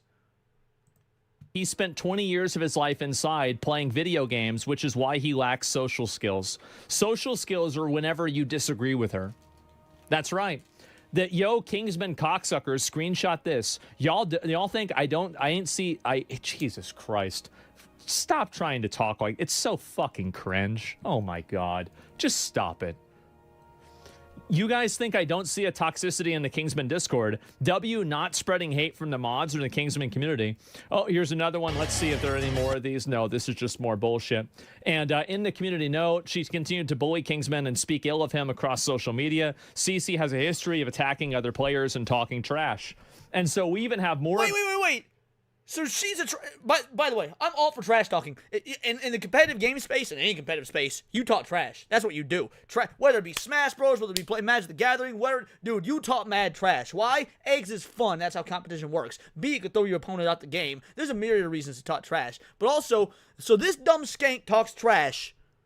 Nothing happens to her. Probably on account of she got a fucking vagina. He makes a very adequate and realistic decision to request a switch of character for somebody who's playing like trash, and he gets kicked from a fucking tournament. You don't hate female gamers enough, bro. You don't hate female gamers enough. And obviously, talking about these fake-ass, titty streamer, fake gamer girls. Not talking about the OGs, the real ones, like Cult Classic Cage or Sevi. This here, let's take a look at this. So yeah, and what's this here? Such a sad attempt at damage control. And so she went out and she made an apology for this after getting this guy kicked off the team. So this is, I'm sorry I felt to realize. So this is what I read, but I didn't have the context behind it beyond like a few replies to the tweets and whatnot. So I read this. Now knowing the full context, this does help. Let's take proper accountability here as well. Many of you saw the replies. They were defensive, deflecting, and argumentative. Yeah, they sure were. Now, she put it on, basically nobody else can respond to this, but that doesn't stop the quote retweets. It doesn't. Hold on. We're going to respond to this. I'm going to read this because I think it's important. I'm sorry I failed to realize that I need to take proper accountability on here as well. You're not sorry. You're sorry that you got caught because you were a dumb hoe. Many of you saw my replies and they were defensive, deflecting, and argumentative because you're a woman and you're a bitch. I was busy fighting to defend myself. There was nothing to defend. There was nothing to defend yourself wrong. You were in the wrong. You shouldn't have been defending yourself to begin with. You should just switch the fucking character. And I deleted them now because I realized you guys really wanted from me was a sincere apology. There's nothing sincere about this whatsoever. As team captain, which you shouldn't have been, I have a responsibility to make accommodations for all my teammates while advocating for my widow OTP. Yeah, well, you're not supposed to advocate. You're supposed to delegate. That's the job of a fucking team captain. You fucking delegate. I also need to better respect Kingsman's wishes. A little late for fucking that. Once the team environment became disruptive, I needed to de-escalate with the situation for both parties. Notice how well you did that. You shouldn't have been captain to begin with. The female shouldn't be team captain at this point. That's my belief. A simple, hey guys, let's try this game with Widow. Then the next one, we can switch things up. could have worked. Emotions were high, and I failed to notice, which resulted in me snapping at Kingsman. I apologize no matter what. Yeah, it sounds like there was no ramifications for your actions. Raising voices and instantly shutting down a teammate is not the right thing to do. I also should have reprimanded the comments directed at Kingsman once the scrims were over. I need to hold everyone accountable. I also apologize for calling Kingsman a loser. This apology would not be being made in any way, shape, or form if they weren't being dogpiled by people who actually understand the fucking game and know what an like an unserious cunt this bitch is. But that doesn't stop the quote retweets. It doesn't. So here we go. And so this is her again. Character? No, I know, bro. Everyone thinks this guy's a loser. Like a bug. She called him a loser. That's such a good point. You're so right about that. And we're still gonna play Widow. I need this for my college. I need this for my college. I have about 6 or 7 more years. Character? No. Right. Good. You need that money for your college. Awesome. Guess what? Guess what you're not getting now? You're not getting to pay for college because you kicked one of the best fucking players in the world. You dumb slags. Isn't it crazy that you have these girls that are successful streamers that are probably getting money and donations and stuff that are laughing at, joking about, and, you know, basically making fun of this guy for needing money for college. Meanwhile, they're sitting there playing Marvel Rivals for a job. Isn't that insane? Oh my God. And so anyway, and then they're also bragging about basically sandbagging this tournament. Also during the match where she went 0-5-0, they were playing against Greg Albert, a top 10 Hulk player. So you effectively got 2 of the best players in the world against one another. You've got the #1 Magic player and a top 10 Hulk player. If it were me, if I were on that team, I would default to, oh fuck, we have another one of the best players in the world against us. I'm going to listen to every single thing the top player on our team has to say, and I'm not going to deviate one fucking iota. I'm going to take orders like a good little fucking foot soldier. I'm going to be a Nazi grunt, and he can be my Hitler, and I will do whatever Daddy Hitler says to do, because, Jesus Christ, 40 fucking K is on the line. And causing this guy to not even have a chance to win money to pay for college. Look at how totally indulgent and nasty this is. Widow. I need this for my college. She's making fun of him for needing money for college. That's really sad. Wait. For needing money. I need this for my college. She's making. Okay, so he was the one that was saying that he wanted to win to pay for college. Okay. I would much rather this dude go to college than her. Yeah, as long as it's for an actual something about, you know, a value, like something in STEM. Fun of him for needing money for college. That's really sad. The Mervoff with the 2-banger says someone gonna clip that Daddy H quote. Now shit. Fuck, I got all wrapped up in just ranting and shit. I forgot what a place the internet could be. Well, it's a bold strategy, Cotton. Let's see if it pays off for him. That was a bold strategy on my part. Thanks, guys. Wow. I need this for my college. I have about 6 or 7 more years. Man. So that's what they do. And so anyway, this is it. Now, I don't know who this person is. Most people don't. I don't really care. But I do have a feeling that, you know, she's probably in a better spot financially than he is. And so she's laughing and joking about this while she's sandbagging his chance. He's doing an engineering degree? Oh, good. So something that is actually worthy of going to college for. To be able to pay for college. Such a sad attempt at damage control. I doubt this is how you really feel. Y'all just horrible people. Absolutely. Yeah, and does you think we didn't see a shitty-ass apology? And this isn't a Discord chat. And yes, I told my friend in Twitch chat to kill KYS. Oh, to kill yourself. I've been banned and freed. Your favorite streamer probably says worse behind closed doors. Yeah, not that I'm anybody's favorite streamer. I don't need to be. I'm not trying to sound very self-aggrandizing or anything. But I don't say worse behind closed doors. Oh, I say far worse and just bad here on stream with you guys. And ain't nothing ever going to fucking stop that. Not probably true. I misspoke in the green light clip in the same stream. The clip was cut. I clarified Bassam did not ask for approval. He was going to kick him regardless. Wow, so this guy was a simp for free. Good for him. And let's see here. Community note for this. Bassam, you're a fucking moron for letting a little girl ruin your reputation like this. So this is the guy here who's running the tournament. And he said, congratulations to the winners, obviously.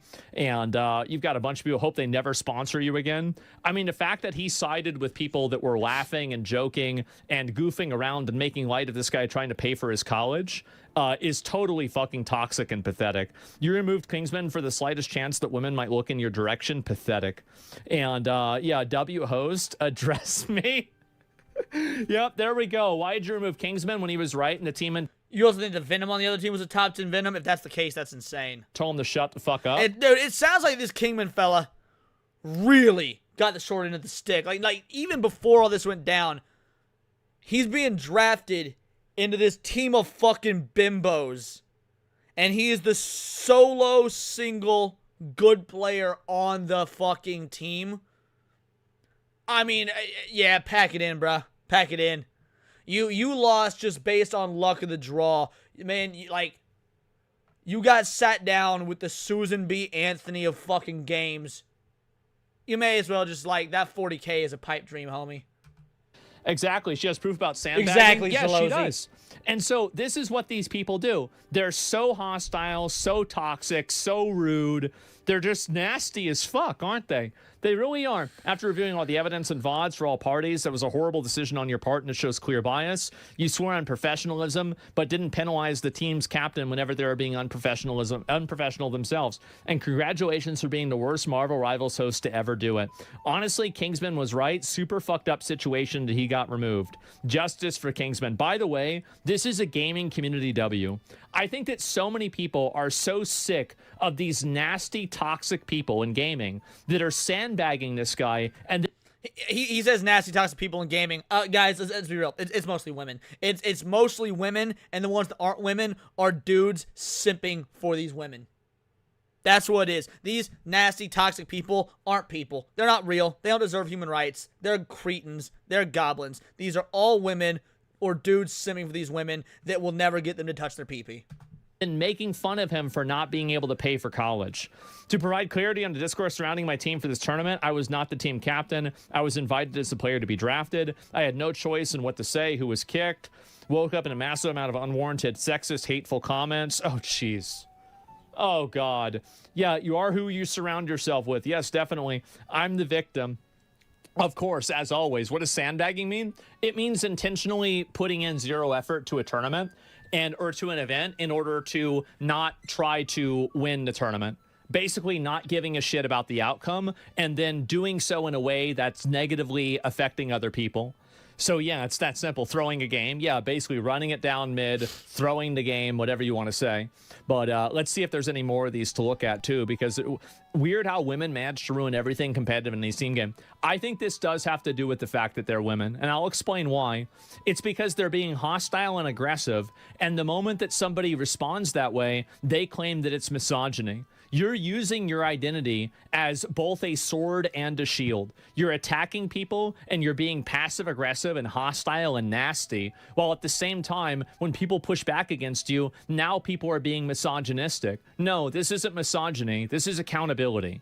And maybe this is the first time in your life you've ever had it, but with a person like this, I think it probably won't be the last. It's so fucking obnoxious. I hate these people. They have to swallow their own poison when a trans woman wants. I don't know about trans. It's nothing to do with trans. But anyway, so this is more of this, right? And so I'll go ahead. And then this is her blaming him. Here we go.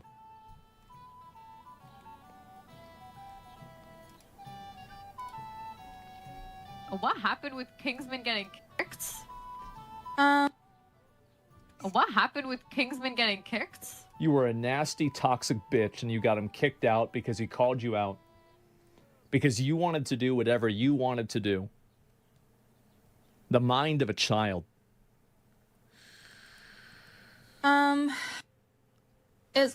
Boston pulled me aside and it was just a lot of people were coming to him, like chatters and stuff. We're showing him clips of him saying disrespectful things about the tournament, us as a team, and Where? Show receipts. Show proof. I'm sorry, I'm not taking this hoe's word for a damn thing when you went 0-5-0 and clearly don't know how to play the game and shouldn't have been in that tournament to begin with. If you're gonna make these claims, show some fucking receipts. Saying we were gonna lose and all that stuff. Well, he was right. He was, last I checked, after kicking his ass, y'all came in last fucking place. He was right. That's disrespectful. Well, he was right. And like, Boston was just not having it, and so he asked me, and I was just like, it's kind of just like, if you think so. Mm-hmm. But apparently he was like muting in like while we were in Discord and then saying like, oh yeah, we're gonna lose. So wait. So he was muting and saying you're gonna lose. Good. I thought you all like, oh, all we want to hear is toxic positivity. We don't want to hear the real world. Well, guess what? He obliged you. He fucking muted and we're saying you're gonna lose. That way he didn't hurt your little fucking fifis. These dumb skanks, bro. And these guys, my team sucks. And then he was talking about like he's right. Of some other tournament he's in was like way better. And you saw how she was totally aggressive and really hostile. She was talking shit to him. She was degrading him, calling him a loser. The other girl was making fun of him for needing money for college. But now whenever they face accountability, now they're the victim. Nope. Where's the accountability? He says they're facing accountability. I don't think they're facing accountability at all. They're facing backlash. Sure, people talking mad trash on the internet. Where's the actual accountability? Unless there's something I'm missing that hasn't happened yet, whether they were also banned or whether they don't get to be a fucking team anymore, compete in tournaments. I don't see any accountability beyond people get to talk ridiculous shit on the internet. Oh, no. Oh, no, you're not. Fucking facts from Tebow. Why do these people have viewers? Fellas, why y'all so hard up that some boring-ass mid-broad with the personality of a wet paper bag deserves your time and money? Fucking fire. And I think Boston was just not taking that disrespect. And low-key, like, I didn't want that disrespect either. Like, I didn't want someone on the team that... The disrespect, which is somebody asking you to play the game and try to win. I was just constantly going to... like shit talk us too. So like a sandbag sitting there doing nothing. Yeah, imagine like you go into a match and you. So, this is Zazatat talking, right? That's who we're hearing right now. Because I want to make sure before I make the comment I'm about to make that I'm correct. So this broad right here is Zazatak. She's mid, respectfully. She is. Like, she, this is absolutely mid. Dude, actually, for an Asian, this is ugly. For a she ain't even mid. For an Asian, oh, this is Cece. Gotcha. This one's Cece. I thought Cece was a white broad. Okay. Die 5 times and you get 0 kills. That's a sandbag. Chat. So I was just like, yeah, I'm fine with. I don't even know it's a sandbag. She could just be that shitty of a fucking player. That. Yeah, but that was like mad disrespectful. Yeah. It's mad disrespectful. Meanwhile, they're Matt is not right. Matt is not right, and you're 5, so it doesn't matter. Doesn't fucking matter. We got people can have whack ass beauty standards. Fair enough. Like you could be the weird one that finds fucking 500-pound land whales attractive. Sure, your 5 your 0 might be someone else's 10. But by and large, we talking averages here. There's an objective beauty standard that the vast majority of the people in the world hold. Ugly bitches be ugly. Now, you could be attracted to ugly bitches, but ugly bitches still be ugly. making fun of them for having to pay for college. That's so disgraceful. It really is. How disgusting. It would suck to have someone talk shit behind your back on your team. Yep. There it is. 20 years of his life inside. The innocent victim complex is crazy. This is why I love calling people like this out. I do. I love calling people out like this, and I think they deserve it. People like this deserve way more criticism than they're getting. And I understand this girl's getting a lot of criticism. Exactly. Tebow hit the nail on the head. Attraction is 100% subjective, but there are absolutely objective beauty standards. Correct. Right now, it should be even more. It should be, because what this person did is totally selfish. It's abusive. It's obnoxious. It's mean. And there's no reason for it. Why should you behave this way? She's a no mid-tier reason you Asian should. girl that plays video games. That's like crack for most gamers. Too fucking true. Toxic? Yeah, these people are just so fucking toxic. You should see her replies to comments on a YouTube video. It's crazy. She would straight up lie in the comments and people are posting timestamps. Wait, what? Women almost dies after learning what accountability is. You know it's bad when the comments have a better like ratio than your video. What is this? Notice how the video called The Truth Behind the 40K Tournament has no facts or truth that would help you. It's just you saying, yeah, I mean, we did that, but he didn't want us to throw, so he's the bad guy. Yep, there we go. Saying you're going to lose because your team refuses to swap off Widow is a very valid thing to say in a 40K tournament. It absolutely is. I mean, it's ridiculous. I mean, I would say that if it was... Okay, I was about to say the same fucking thing. It's a tournament. The idea of a tournament is to fucking win. Like, the 40K is actually kind of irrelevant. Now, don't get me wrong. 40K, a lot of goddamn money. There's some incentive there. But, like, the idea of a tournament is to fucking win, even if it's for fucking bragging rights. Telling someone to do their goddamn job to play the game properly so that you fucking win... It doesn't matter. There's zero money on the line. You're here to do one fucking thing. Win the goddamn tournament. For free. I don't want to sit there and lose a fucking game. Why would I want to lose a game? Holy shit. 0 and 5 and 0. There you go. Oh my God. Saying you're going to lose isn't disrespectful. He made an assessment, shared his opinion and the teams and the hopes, and he gets booted for it. He does. The team loses. Oh my God. $40,000 were on the line, and one of my teammates is playing the worst character with high ping. Yeah, I would have been worse than him. Dude, like, I am a competitive Smash Bros. Player. I go to Smash Bros. Tournaments and try and play for money. My main is Ganondorf. Ganondorf is one of the bottom tier characters in the fucking game. Now, why is he my main? Because I'm really good with him. I like to play him. And I like the idea of taking bottom tier characters and making them fucking godly. Now, does that put me at an inherent disadvantage against 90% of the fucking roster? It does. But guess what? There's also team tourneys in Smash Bros. There's duos. Guess what I don't fucking do in duos? I don't play Ganondorf. On the rare instances where I play in team-based tourneys, I play high-tier characters. I play Joker. I play... Ike isn't really high-tier, but Ike is notably higher tier than fucking Ganondorf. Let's see, where's some other characters I play? Is it... I think Joker and... Joker and Ike are really about it. Fuck around with Mario a little bit. Point is, if I'm doing a team tourney, which is rare, but when I do it, I don't play my bottom tier character unless I've got very good team synergy with the person I'm playing with. Absolutely. If I had a teammate one-tricking with 150 pings... Marth was my main back in the Melee days.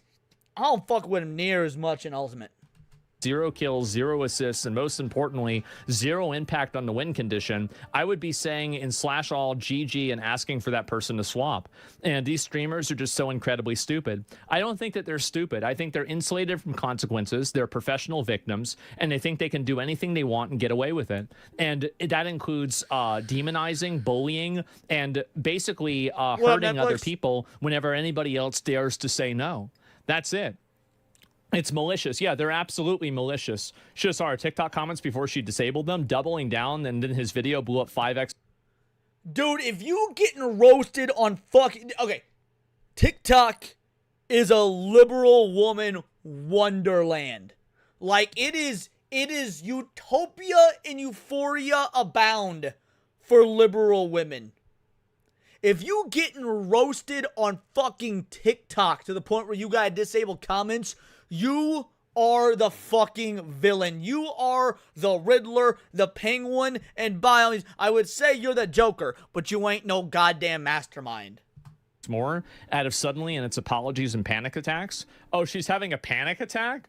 Oh my fucking God. Is this more I'm a victim, please feel sorry for me? Get the fuck out of here. Let me see if I can read any more of this. Is there anything else that's worth saying? Yeah, oh, here we go. And so this is the comment from today, and I'm not going to read all this bullshit. We'll read the second part of it, though. I'm going off. I'm sorry I was going off on the video and forgot to explicitly call this out. Earlier today, I woke up to 1,000 notifications from the day before, and people had joined my server from Kingsman's. I was having a panic attack. I just started experiencing them. Really? You had a panic attack? I wonder if he ever has a panic attack. That community note is evil, bro. That community note is fucking evil. Trying to afford college. Don't ever listen to these people try to beg, like, oh, feel sorry for me. I don't give a fuck. Who cares about your panic attack, bitch? You went out there and you put somebody else in a bad position, and now you want people to feel sorry for you because you're pretending, or maybe you do actually have a panic attack. Who cares you have a panic attack? People have panic attacks all the time. So does that mean that now suddenly you're absolved of accountability? How pathetic. That doesn't work. Maybe that works with other losers like you, but it certainly doesn't work with me. Not only would it not work with me, if you got a panic attack, if you were such a fucking weak loser that you got a panic attack, booting you from the team. All right, I'm booting you from the team. You wanna know why? Because we're playing a game to win. We need fucking champions. Champions don't have panic attacks. If there's a chance you're gonna have a fucking panic attack mid-game and cost us the dub, outski, gone. We don't need you. You ain't a champion. And I was angry and ended up lashing out at him instead of his community. Oh, it's his community that's the problem. No, the problem is you. I deeply regret it, and I apologize for flinging another insult out. This shows terrible character, and I'll be working on watching the words I say and getting help with my panic attacks. You should get help instead of from your panic attacks. You should get help with your personality. You're nasty, rude, and in my opinion, I even think that her friend, whatever this, I don't even know who this is, right? This girl right here, this one's even worse. Like, this girl is, like, obnoxious and annoying, but this one is, like, 1,000 times worse. Like, there's nothing that's more embarrassing and pathetic than to make fun of a guy trying to pay for college. As a fucking e-girl, too. You're sitting there being an e-girl, and you're making fun of a man trying to go to college? This is pathetic. I'm gonna play Widow. I need this for my college. I need this for my college. I have about 6 or 7 more years. Mentally 5. I guess actually that might be an overstatement. The fake true voices. Yeah, it's so pathetic, man. And look at the shitty e-girl makeup. Yeah, it's so fucking obnoxious. So they totally made fun of this guy. They got him kicked out of the tournament. And I am glad to see a lot more people talking about this and calling this out. I hate people that are like this. I think they're awful. They're so toxic to the gaming community. And there's a lot of these people. This is one thing that people do, is that there are girls that go into online gaming spaces and they intentionally don't do what other people say. They fucking throw on the teams. They're obnoxious. They're hostile. They cry about everything. And then as soon as anybody pushes back against them, they're the victim. No, you're not. Everybody else is the victim for having to deal with you. That's probably the reason why you're on the internet in the first place. I'll see if there's any more of these that are worth looking at. But I did see this. It very, very, very much annoyed me. I didn't like it at all. Basic research on humiliation. It's power play. Ask for consent of the sub. Well, I don't know about that. This isn't about fucking... I don't think it's any fucking power play, really, other than that. And it's a 40-minute video. I don't know that we're going to watch the whole thing. We'll see if it gets any more interesting. And if it does in the next few minutes, I'm switching over to something else. Yeah, but my panic attacks trigger whenever somebody says something I don't agree with. Yeah, whenever somebody says I might lose a game, that's it. And community notes for this, you're a fucking moron. Yeah, what a fucking idiot. Guys, there's 40K on the line, and I could really use this money for college. Can we lock in? I guess not, right? And at least have some self-respect and leave the team, right? Have somebody else come in and do that. Throw him 3K for college would be a huge W. I don't even know what happened, if he had money or anything like that. I don't know if they won, or I know they didn't win. What's this here? On top of the fact that this reeks of I'm not actually at fault and I don't need to give an apology. The apology video is crazy. She constantly gaslights her audience. Oh, a woman, a gassed up mid on the internet, gaslighting her followers? I am shocked. Shocked. Well, not that shocked. This is just a scapegoat to say that I apologized. You don't get to say all these statements after you post and then drop that excuse for accountability. Absolutely. This isn't Discord. We saw your apology. Impossible to take your apology serious when your response is still on YouTube. Are you sure those are your real feelings? Because TikTok shows otherwise. Yep, there it is. They're only apologizing so they can get the hate off of them, which is exactly why I'm talking about it, is because I don't think that should happen. These people are very openly hostile. They hurt other people. They're negative. They're toxic. And I think that there should be accountability for it, and everybody should know that this is what's happening.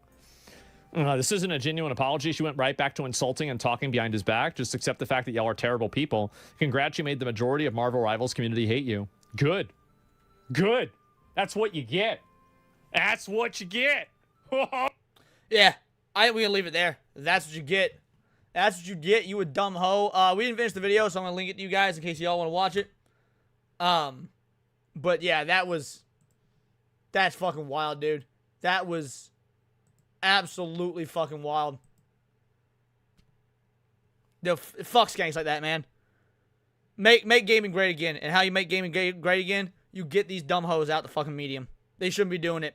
And like, as hard as I went, and as hard as Asmongold went, bro, imagine Cult Classic Cage covering this. Imagine, ain't nobody hate female gamers more than actual real female fucking gamers. Masterclass. Absolute masterclass. Dude, fuck that hoe. We move on to more gaming content. Before we do, we've been going for like 3.5 hours. I gotta piss. I'll be right back. Chair stream.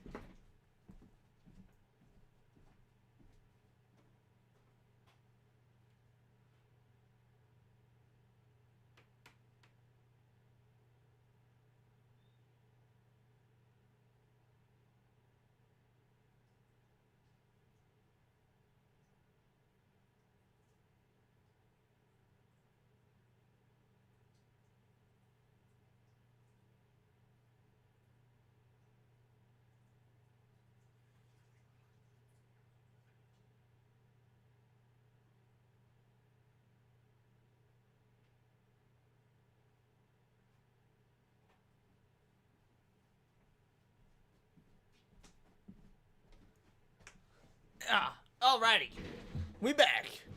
Are you gonna run a video like Hassan? No, I'm a far better person than Hassan. I'm a far better person than Hassan. I would never do that. Give me one moment here. There we go. War Wizard for 2 bangers. Let's fucking go. Chair of Paradise stream. You good goddamn right. Chair of Paradise it is. Can't wait to see TC cover for it too, or Techie cover it too. Now go wash your hands. I did. All right, crew. I got roasted when doing the put them in the box reaction for not knowing Smugglana. So I figured I owed it to you guys to do Smugglana. The Gooner game argument. Let's get familiar with Smugglana, who I've only ever seen one video from up to this point.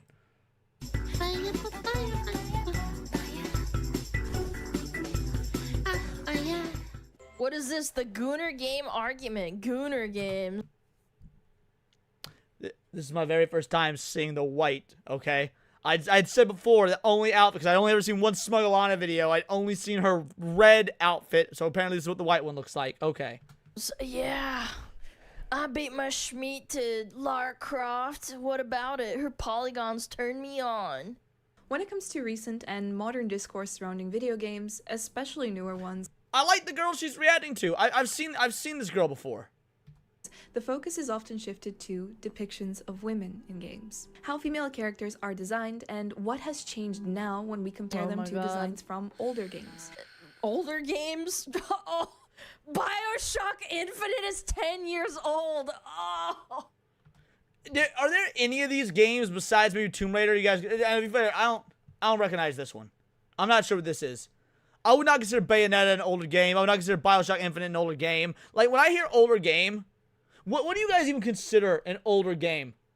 Like, to me, I'm thinking, like, PS1 generation and back. Maybe Dreamcast. Like, Dreamcast generation and back. You could...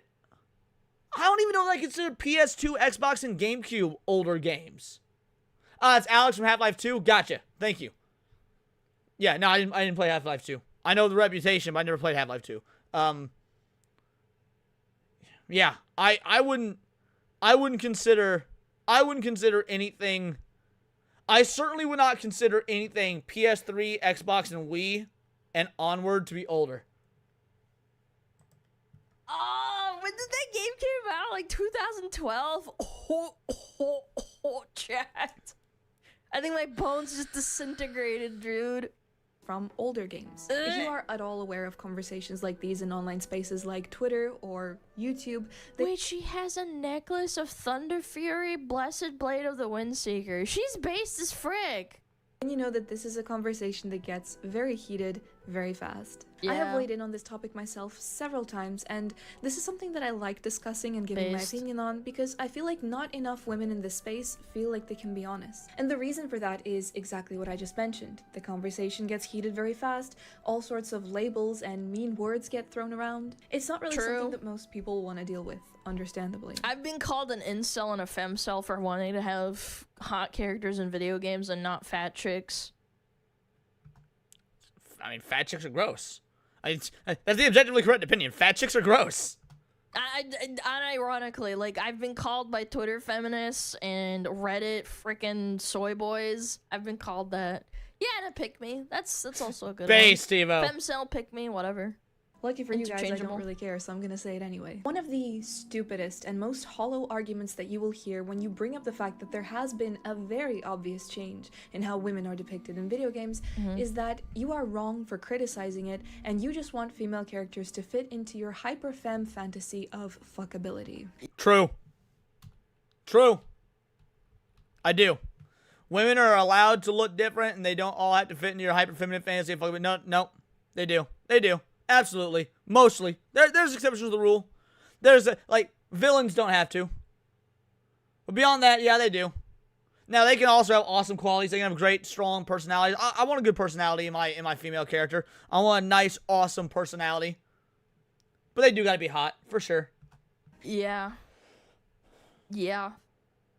I do. Yep. I want to goon to the character.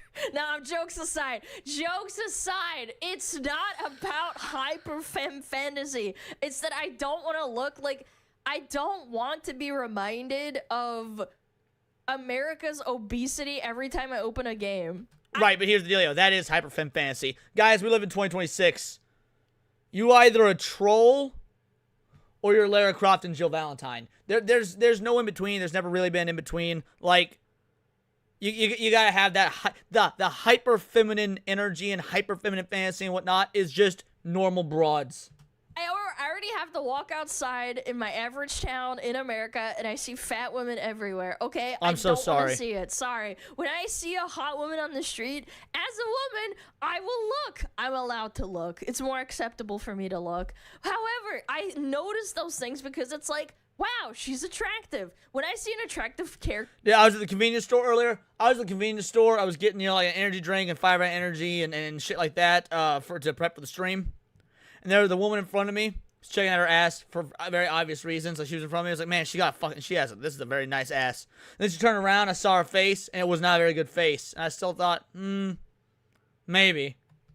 In a video game, I react the same way. I'm like, damn, she's hot. This is a real comment Not that I gay, got, by the way. on I'm straight. my World of Fuck you. Warcraft video where I talk about how Liadrin does not look like a blood elf, or how she doesn't really fit that. She looks like a Elder Scrolls Online elf. Oh, she already said it. I'm pretty sure they hired. I'm not sure if they did, but I'm pretty sure they hired a cinematic team that did the design for Liadrin. That wasn't depicted. Bro, this was disgusting.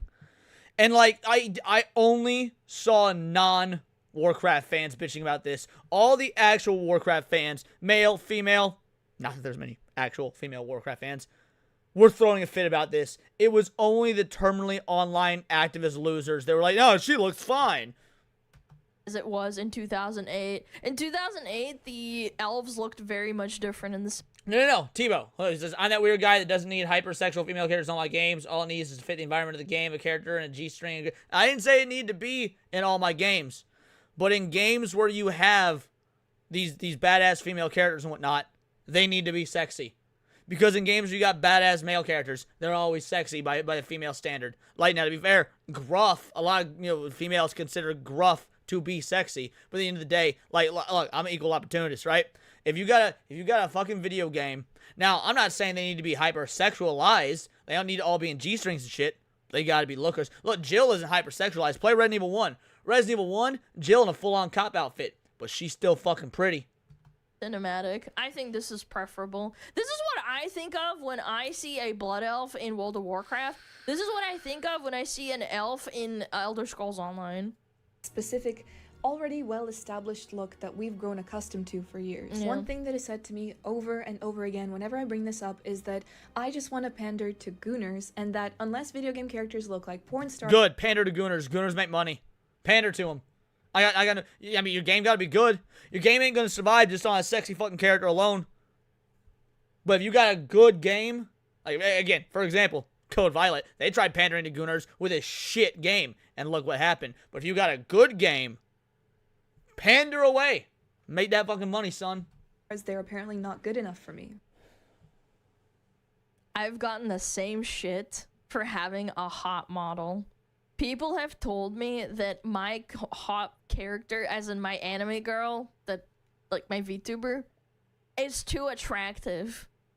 And then I appealed to gooners, and I said, and I like my character. I think she's hot. I think she's cute. Like, what's wrong with that? Why do I have to make myself ugly? I find it so hypocritical and ironic that the people that accuse me of these sorts of things are the ones that are bringing this conversation into some very vulgar and sexual places. True. It is incredibly harmful to equate femininity to a term like fuckability. It's weird, and it suggests that presenting as more feminine is this thing that solely revolves around being more attractive to men, and that it cannot just be a thing. So, fuckability can be used as a pejorative. That's how these losers are using it. I, on the other hand, prefer to take it back. So, yeah, fuckability a good thing. Why? Because fuckability in all people is a good thing. Like, dudes, women, whatever, y'all kind of want to fuck. Fuckability is a positive, depending on how you use it. Where women express themselves in this way for the sake of expressing themselves in this way. What's weird about this whole argument, too, is that that argument can be completely dismissed because there are so many men that don't mind or even like tomboys. And tomboys are not feminine in the traditional sense. They might not wear dresses. They might wear pants over a skirt. They may have preferences. They might have shorter hair. There's no, like, box that you can even fit a tomboy into because it's a spectrum. She might not even be insanely muscular, as some people might prefer. But they're feminine in a different way. They're still a girl. You're still a woman. You just... You know, like the amount of gooning over Cult Classic Cage that I've seen is wild. Like, Alana is 100% correct here, because I've watched Cassie's audience, and my audience, and Hypno's audience, and Atreus, not his audience, just Atreus, going over Cassie like a motherfucker. Dress differently. You might even behave a little bit differently. You like different things, but that doesn't make you any less of a woman. There's also tomboys that are friends with very feminine women, and they like that because it's fun. Like, it's not about the perception of, like, oh, you need to have this, and this. Like, sorry, I'm getting so ahead of myself. You don't have to wear a dress to be automatically perceived as a woman, is what I was trying to say. I've already said this in my Why I Only Play Old Games video, where it's starting to feel a lot like femininity and the term in itself, especially in gaming, is becoming this, like, inherently evil, vulgar thing. With comments like this, my point is proven. For some reason, calling for more feminine characters that aren't big, strong, muscular girl bosses or haven't had their appearance visibly toned down from their... The character here, as in the person, looks attractive. Why did they change the face and the facial structure and the eyes of the character that this person was used to model after? Because there is a coordinated attack against femininity in gaming, and there is no other option. Like, they will say all day long they don't have the technology to be one-to-one accurate. They have been making that claim, and we know it's bullshit. It's just, at the very least, be intellectually honest and say, 'cause you like fugly broads. More than that, it's not even like fugly broads. You don't like dudes enjoying non-fugly broads. So, you can't make anything, like, more blatantly obvious. I'd be so fucking mad. Remember that episode of The Office? Stop right there. No, I don't. Fuck The Office. The Office sucks. Worst show ever made. I would rather watch Nazi propaganda films than watch The Office. Is there I don't know. She's a cute, attractive woman. Why did we have to? She looks like an alien in this one. Like, what is going on? I'd be offended. Toned down from their real life model. There's nothing wrong with her. Why did they make her look like this? They narrowed her eyes. You can actually see it. They changed her facial structure. Models is seen as equal to asking for something really. See, hold on. I actually don't mind this one so much, and the reason I don't mind this one so much is because being a fantasy game, being a medieval fantasy game, being based off of like UK medieval fantasy, these teeth are really accurate to UK people's teeth. Facial structure. Models is seen as equal to asking for something really offensive and crass. Demonizing people for speaking about it is wrong. Pretending that being more drawn to conventionally attractive characters is anything but human nature is also wrong. And I do think that there are definitely things that can be unhelpful in this discussion, like that one meme that somebody made with the character from Ghost of Yotai, where they added the really exaggerated chest and said, "This is made for gamers." Hold on, pause. But see, here's the thing. This gal's smart. The gal who was talking about it, she's smart because she says this meme, and that's what it was. When Phil made this, he did it as a troll because he knew that they would freak the fuck out about it. It was the most obvious. This is some of the most obvious bait I had ever seen on X, and they fell for it hook, line, and sinker. And if you cut out, hold on, I'm gonna block it so that I can make an honest opinion. I'm gonna block her tits, and I think that she looks way better. Correct. It's not even about the tits. Look at the character. Like, I'm pointing with my ears right now. You block the boobs, and it doesn't make a difference. Like, yeah, the boobs are great, right? But you block them, and she still looks way better. Way better. I actually think this is an insult to Japanese women because there's a lot of attractive Japanese women out there. Just averagely attractive Japanese women. They actually made her ugly on purpose, in my opinion. Yeah, it doesn't make sense. Made for gamers. But I see that, and I don't personally take this seriously. I actually think that this is more than likely satire. It's a sort of a rage bait that people seem to fall for. No, that was... Yes, she got good job. Very bright-eyed, almost elven-looking woman. Correct.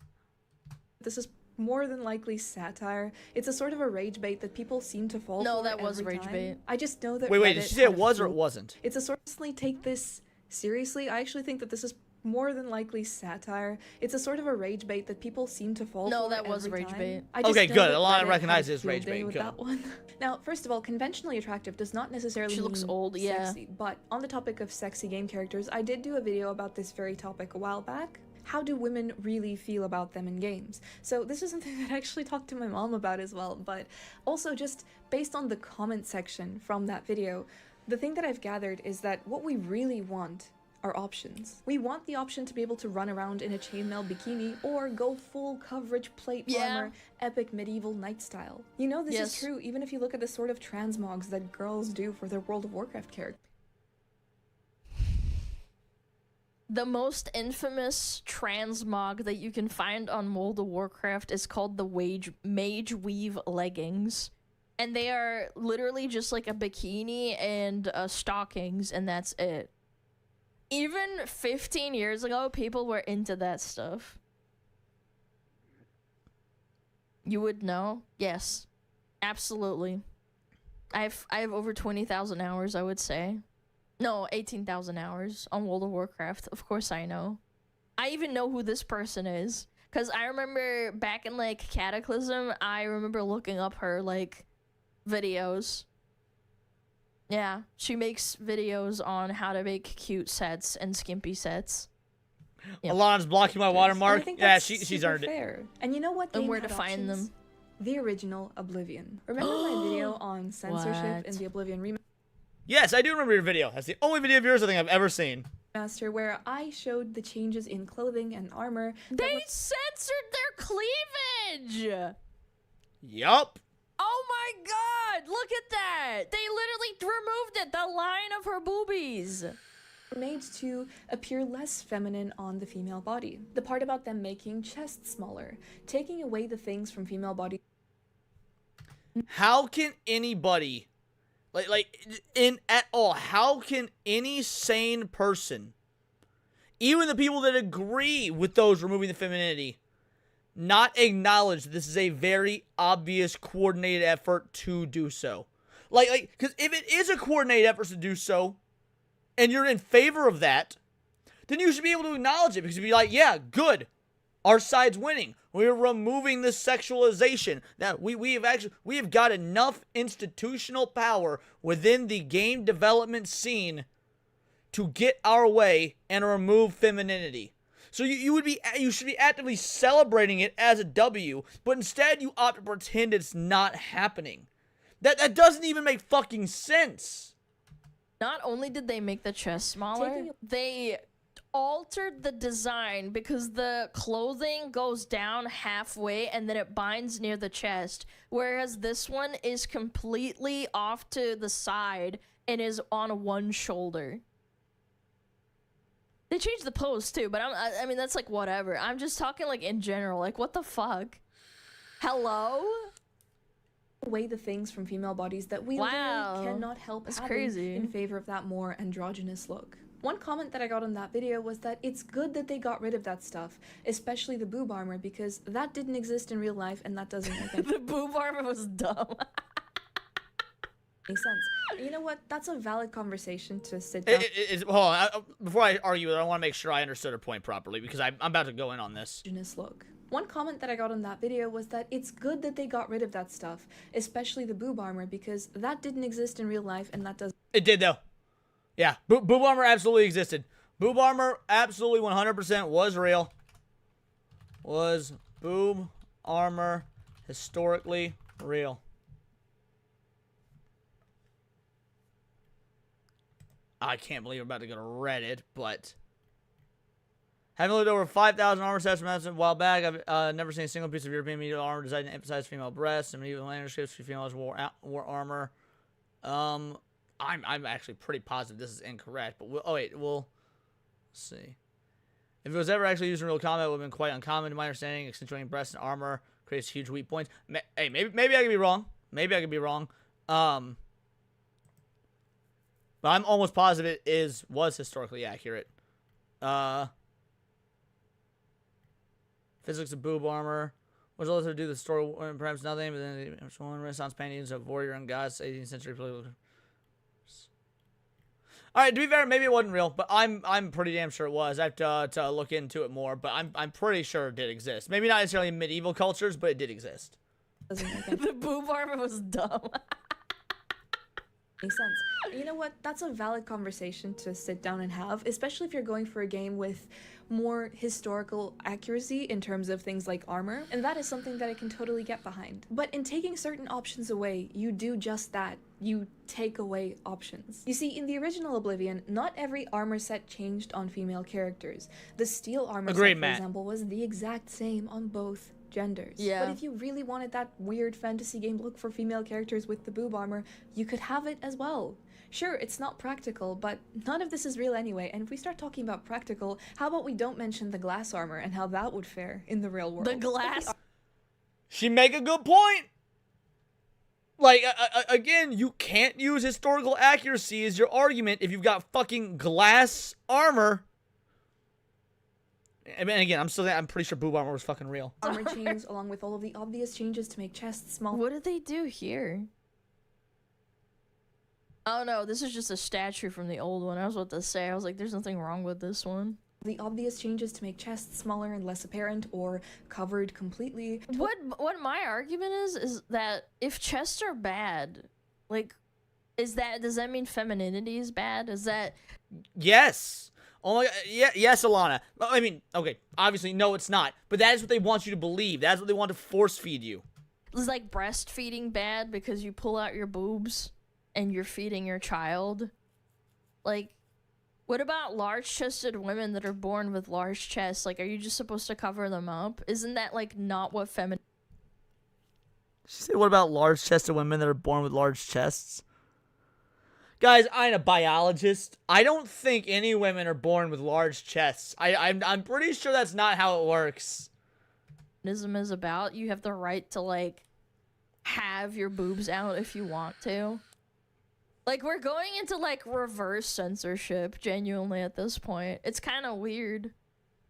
Told me everything that I needed to know. It sends the message that the female body is this bad thing that we should cover exactly. up. We shouldn't bring any attention to it, and the only valid female characters are the ones that are fully covered and look like they could take down any man with their bare hands. Even if Leandrin... I'm sorry I didn't have the volume all the way up, guys. You guys could have said something. My bad. Was fully covered. I don't think there's anything wrong with Leandrin. I just don't like how she looks compared to what she looked like for the last 15 years. They didn't change Lorthamar at all, Lorthamar being the character. He's the Regent Lord of Quel'Thalas. He's like the general of the entire population of the Blood Elves. They didn't really change him other than maybe age him a little bit. But also the other thing that I really had a big gripe about is their eyes. But that's not important. They only let you sexualize muscle mommy types. Yeah, safe horny. And by the way, I'm a huge fan of muscle mommies. I am. Yeah, that's your boy's favorite body type. Ronda Rousey, Gina Carano, Rhea Ripley. Like, absolutely. Now, to be fair, I don't think video games are very good at even giving you that option. But yeah, they are A-okay with safe horny because that's the sort of horny that, trannies and lesbos and whatnot are also into. Really ironic, that lesbos are into the muscle mommy, safe horny type when, statistically speaking, they would be more than likely to be the ones to beat the fuck out of you in a domestic dispute. But, we'll address that later. In this instance, I could go on a massive tangent about it because I'm a huge WoW nerd, and that's not important right now. Fair enough, My point Tebow. is that why did they make them look like different from what they used to be? Does that mean that you didn't actually like the character design before that? From years and years ago when they first started like showing Leandrin in like cinematics or like, like as like in-game model, but also with human eyes. Yeah, I know, but it's not important right now. I'm just saying. Covered and look like they could take you could be a powerful character and be completely covered up. Just saying. Down any man with their bare hands. And hot. look, Yeah, I don't disagree with that at all. That you can be a powerful character and completely covered up and hot. And that's why I bring up the Jill Valentine argument. Because when I said earlier that I want my characters to be sexy, sexy is not inherently a purely physical thing. I find Jill Valentine to be an incredibly sexy character, and a lot of it comes from, again, she is visually appealing from the fact that she has a distinguished female form, even if it's completely covered up, but then you've got her attitude, her demeanor, the way she takes on the fucking zombies, the Umbrella Corporation. Like, she's got all these, sexy qualities that are, that exist regardless of the physical exterior. But the physical exterior also very obviously nice, even if it's covered up. there are times when that sort of thing can be really cool. I love a Brienne of Tarth moment. I think that she's such a cool character. No, she wasn't. Nobody bitched about her. Traditionally feminine. I mean, and some yes, weirdos she did, I was guess. physically way stronger than the average woman and man. But there was a story to tell there. She was an interesting character who had this alternative take on femininity. And I didn't feel like she was that way just because. The reason why Brienne of Tarth was so powerful is because she got bullied for being weird and tall and powerful as a child. And her character showed that she still wanted to be feminine in her own way and prove to everyone that she was still strong and powerful, despite being a woman in a medieval setting. And her expectations was to be like a lady in waiting and like basically to just be like a sorry, I'm not trying to be mean, but like to be a breeding cow, because that's kind of like what women were back in the day. That's all you did. You sat at home, you bred babies, you pop out in air, and you're done. Like, and then you die of childbirth, maybe, if you're unlucky enough. But the whole point of the character is that she still wanted to be loved and she still wanted to be feminine and pretty, but nobody bitched about it. Only weirdos did on the internet that criticized the character for being butch or large. But at the end of the day, normal people like me and girls liked her character because it showed that you could be a powerful woman and still be feminine. And still have, like, your own... I'm just gonna take what she says, as truth. I never watched this gay-ass show. I never watched Game of Thrones. Fuck that show. Show's gay. pent up problems and a reasoning behind her character. It wasn't like for the sake of inserting her and making her a large character. She had a reason for it. She had a background story. Even though she wasn't like a minor character, but she wasn't like she was a supporting character, if anything. There's so much meaning there. But when every single character is made to be a sort of Brienne of Tarth, yeah, it loses its meaning. Exactly. It stops being interesting and special. It gets boring. At that point, it does feel like it's being done specifically to send some kind of message. Yes. It's actually insanely ironic just how conservative the standards have gotten when it comes to female game characters, especially in things like the Oblivion remaster, for which, funny enough, I got called a conservative.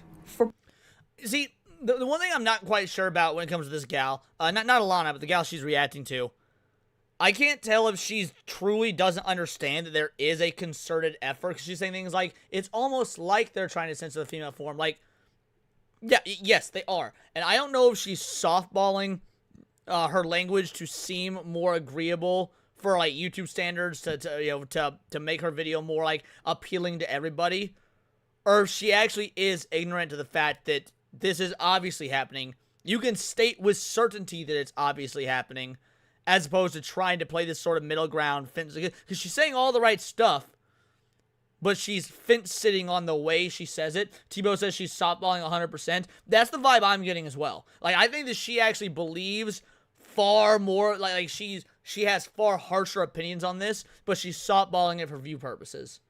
Pointing it out. But people were praising the changes made. Surprised you didn't get called a Nazi.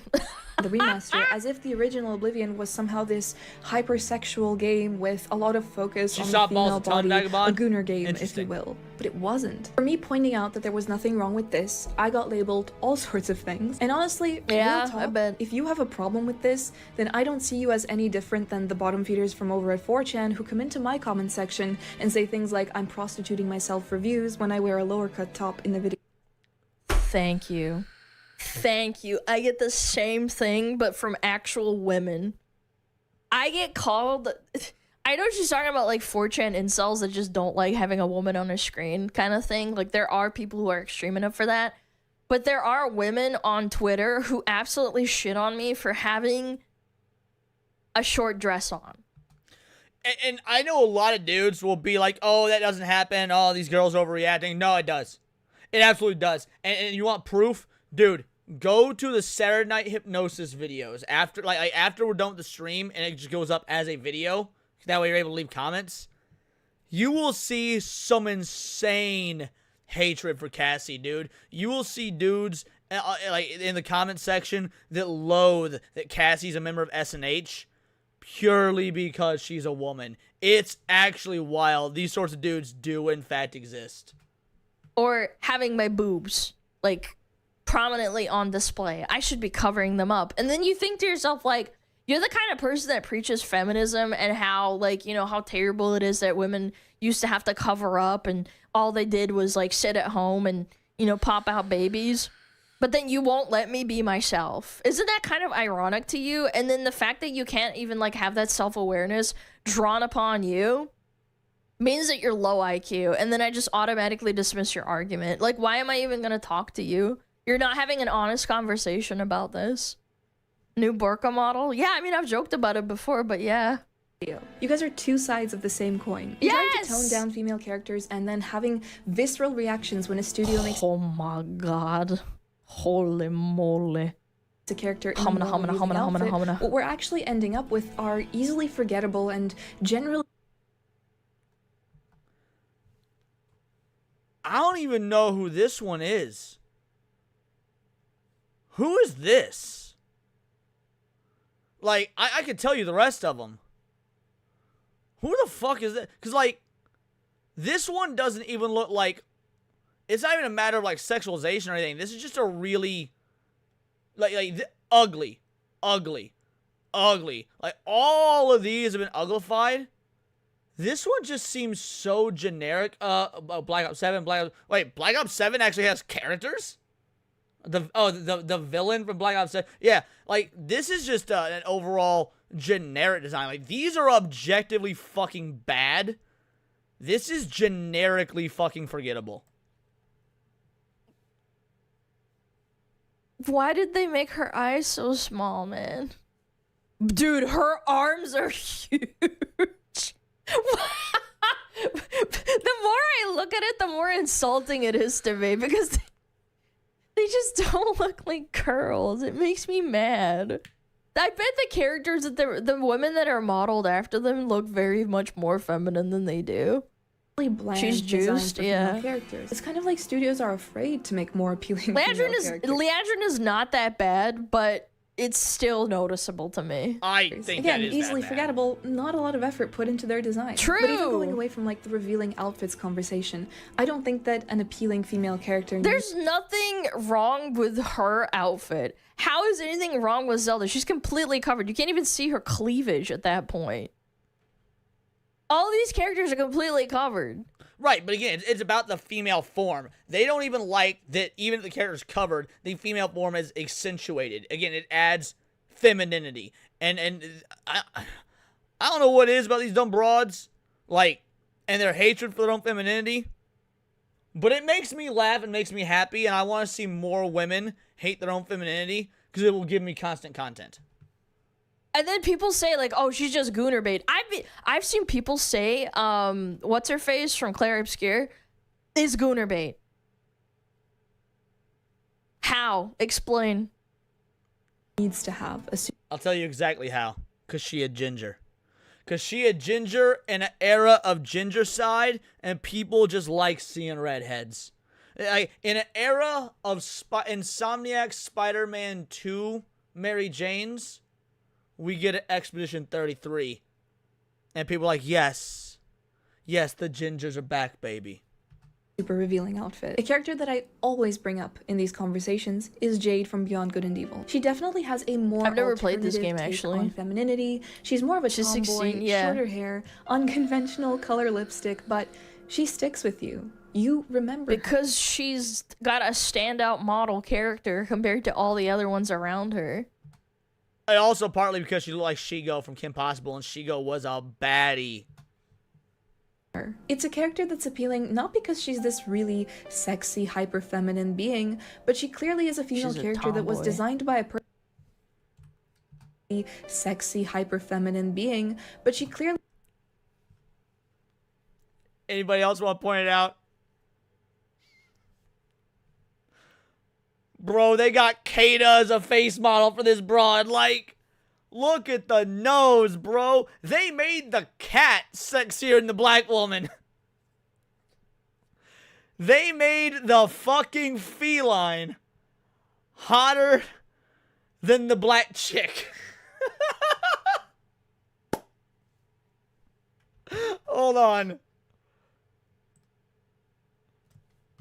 Hold on.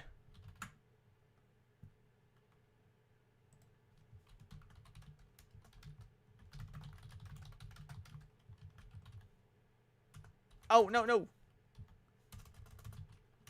Can't type today.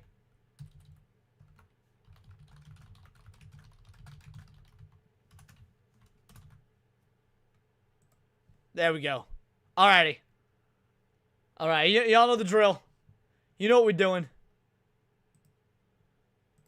Clearly is a female She's a character that was tomboy. designed by a person who has a positive attitude towards women. And that really shines through. Aww. She is strong in ways that don't necessarily mean that she has to be super jacked and she can wield a warhammer, but she's smart and that's part of gameplay. You are encouraged to find ways She's other than sneaking physical around. fighting to progress, and she does a really good job with all of that. I've kind of gone from making female characters less sexualized to making them super bland. More and more I find that female characters are turning into background character number 4. And it is Yes. in part because we're on this really weird crusade against these elusive gooners that seem to be ruining everything. I don't even think it's that. I think it's just poor character writing. I don't think it's a fight against gooners at this point. See, I think Alana is wrong here. Why can't it be both? Because you've got people that are poorly writing characters. A, because they don't know how to write, because they've never experienced any real struggle or strife in their life, because they've lived in an era of complete and utter safety and coddling. But also, to compound on that, they are so committed to being anti-gooner that they are intentionally writing poor characters. It is not an if or the other. It is a both. I think companies are starting to turn around and be like, well, damn, I guess we're not selling enough copies. We're going to just start putting big boobs on them. And self-inserts. Yeah, there's a lot of instances of that. I can point out to World of Warcraft to being a few of them. If I had more knowledge, insider knowledge about Blizzard, I could probably find a person that self-inserted Leandrin and decided to, you know, change the model based on their prerogative because they have an agenda. Yes, Sands of Time remake did get the axe. I might cover it have tomorrow. like an agenda in video games. They just wanted hot characters with good like personalities that they wanted to bang.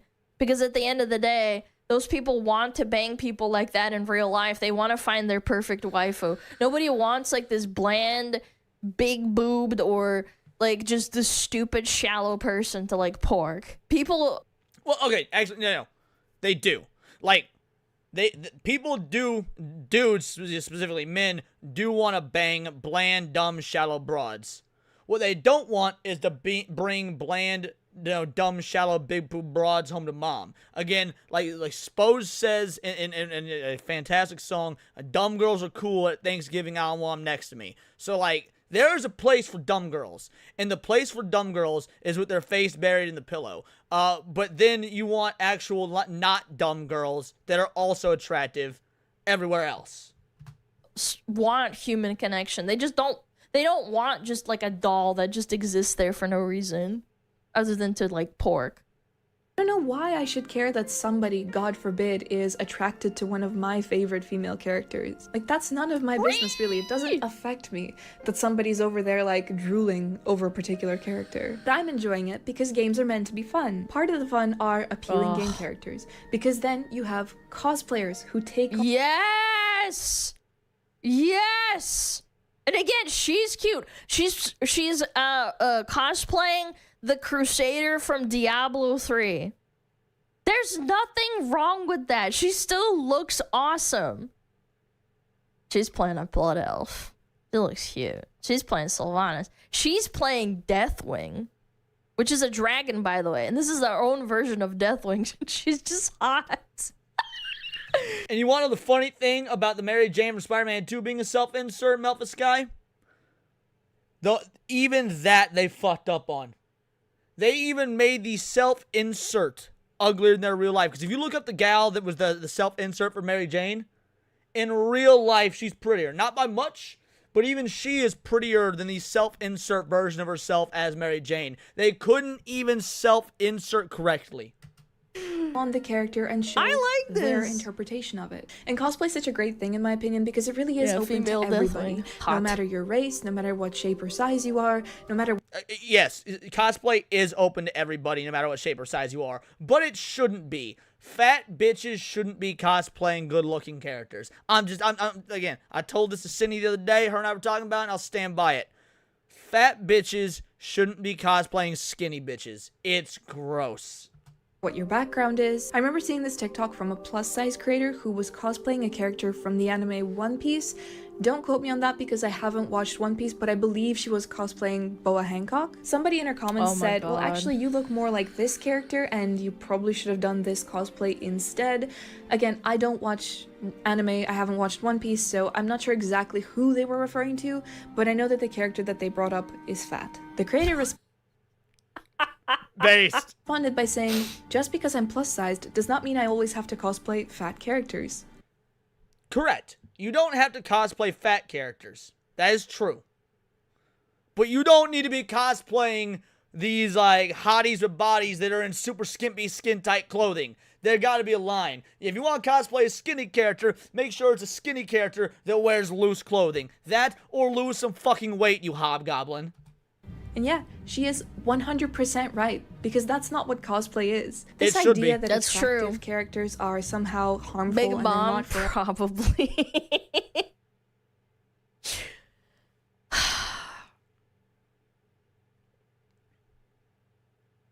Yes, no jumbo Sailor Moons. I'm just saying people are like... Yeah, like, no jumbo Sailor Moons. Like, you can't cosplay Sailor Moon if you're the size of an actual fucking moon. That's no moon. That's a cosplayer. Like...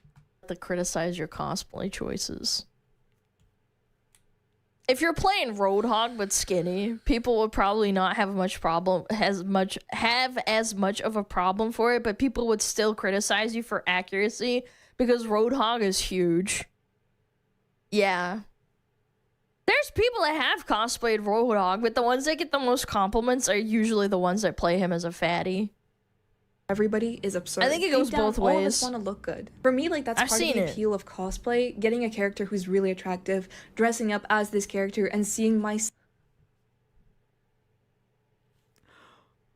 Solanas says Frogan could pull off a Sailor Moon. She's already an orbiter.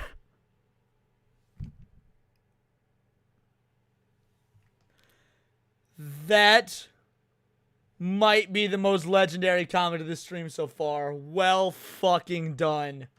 But skinny people can put a fat costume on, though. That's actually true. That's a good point. People put on fat costumes in movies all the time. But people don't really criticize them that much for it, do they?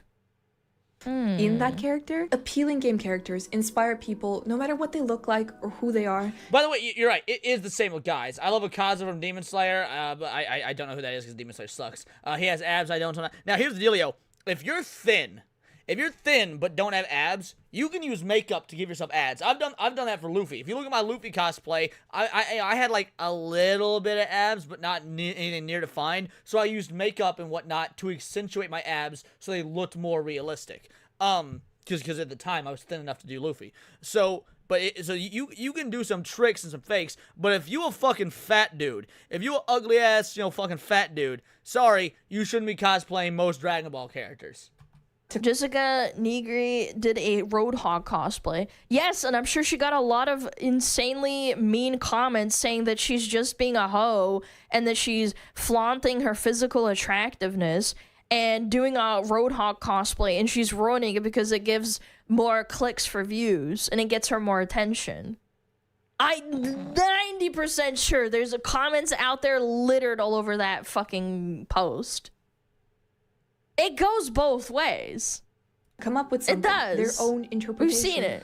of said character. This whole thing of not appealing to someone's fantasy or the male fantasy, in the long run, is actually perpetuating an unhealthy attitude towards women. Not allowed to have attractive characters because the gooners might like them. Blaming attractive female characters because men are attracted to them. Just think about that for 1 second. At the end of the day, there is a conversation to be had here, absolutely, but the gooner game argument is unproductive, unintelligent, and stupid. And it does way more harm than good. There is this idea that women somehow cannot have this opinion that I'm expressing in this video, and that if we say these things, we're just pandering to somebody. You're pandering to the male audience. Why is pandering to any audience bad?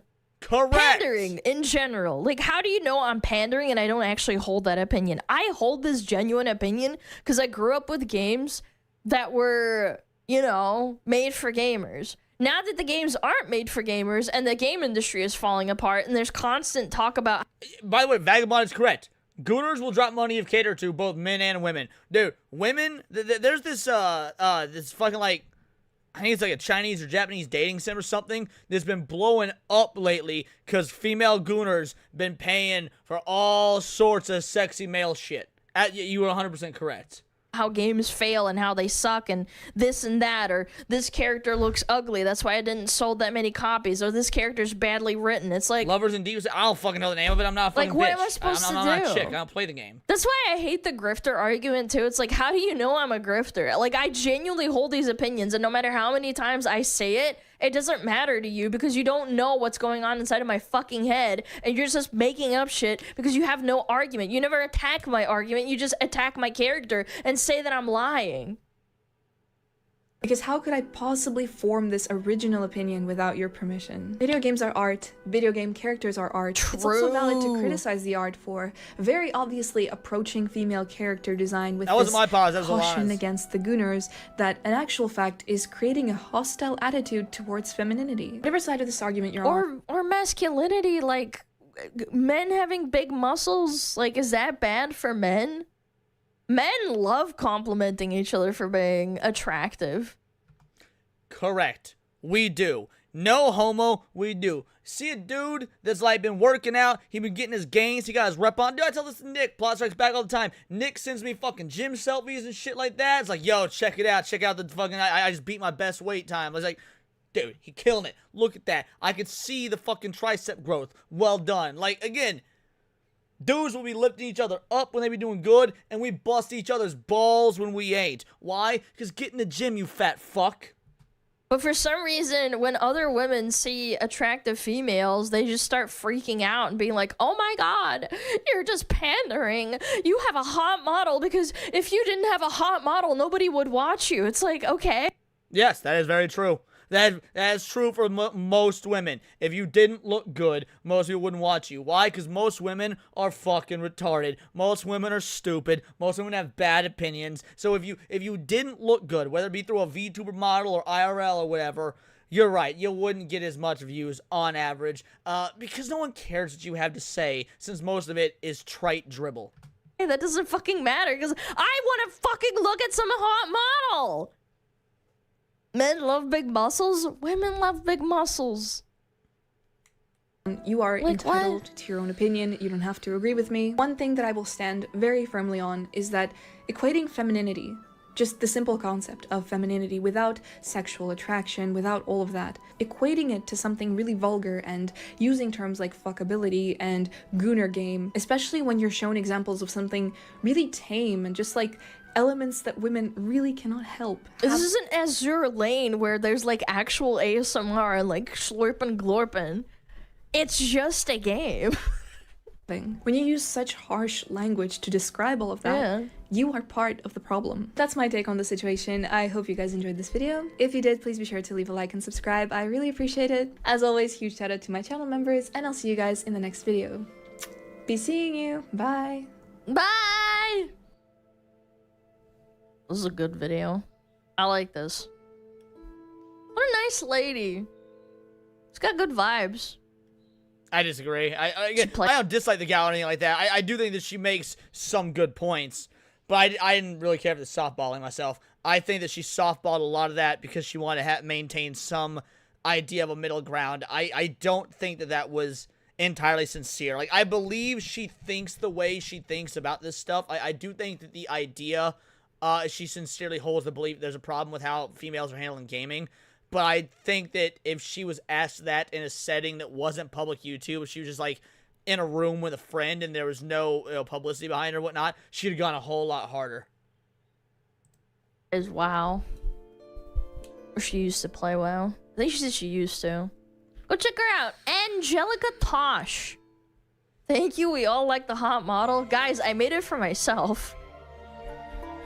Like, I said I wanted a fucking snow fox, and I got a snow fox, and now I have a fire fox. Like, I just like looking at her. See, there's the outfit I'm familiar with. Her, she's nice. We still appreciate it. So here's the dealio, artist Jacques. You say you're black and bald and still playing cosplay as Trunks. That's fine from the black perspective. Look. Black dudes, Vagabond and I were joking about this on stream a couple days ago. On like Monday, I think. Black dudes don't got a lot of options when it comes to cosplay. You're gonna cosplay fucking white or Asian characters or whatever, and that's cool. That's totally fine. Bald, that ain't okay. Get a fucking wig. Like, if you're gonna cosplay and you're gonna cosplay as Trunks, one of the most iconic things about Trunks is his fucking hair. You do the due diligence to respect the fucking character and you get a wig. Or a blue wig if you're doing the Dragon Ball Super version, not necessarily purple. I don't know why you do the Super version when the Z version is obviously better. The point is, good. You're bald, get a wig. You don't even got to get a wig cap because you don't have any hair to hold down. You actually you save yourself a little bit of money right there. So yeah, the black aspect, like when it comes to the race and the ethnicity aspect of cosplaying, I don't give a fuck. Like, anyone of any race can cosplay as any character because you're trying to, you identify with the character, you want to be like that character. I don't give a fuck about, you know, people of different skin colors and whatnot. I don't even give a fuck if a white dude cosplays a black dude. If you a jacked white guy and you want to cosplay as Barrett, fucking go for it. I could not give a fuck less because you're trying to show your admiration and love for the character. But you still gotta put in the work to look as much like the character as possible. So if you bald and the character's not bald, you get a fucking wig. Yes, the royal we. I know you guys enjoy that. Don't care, thank you anyway. You're welcome, man. She brought up a lot of good points. And again, I do feel bad for her making this kind of content because you get attacked on both sides. Anyway, I'm gonna go ahead. I'll drop this in the chat for you guys. Give it a like. Hold on.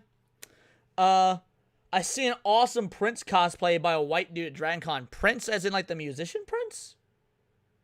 If so, that's cool. I like the idea. Like I like it when people cosplay actual people, like real famous people. Like that's, if you can do it well, that's super cool. Unless you mean someone else, I'm just retarded. Yo, you didn't mean the singer Prince, dude. That's awesome. Yeah, cosplaying Prince, I think that's awesome. I can agree with that. I plan to dye my beard gray. Yeah, again, as long as you get a wig and you're trying to do justice to the character, go all in. I like Piccolo, spiritual black. I disagree.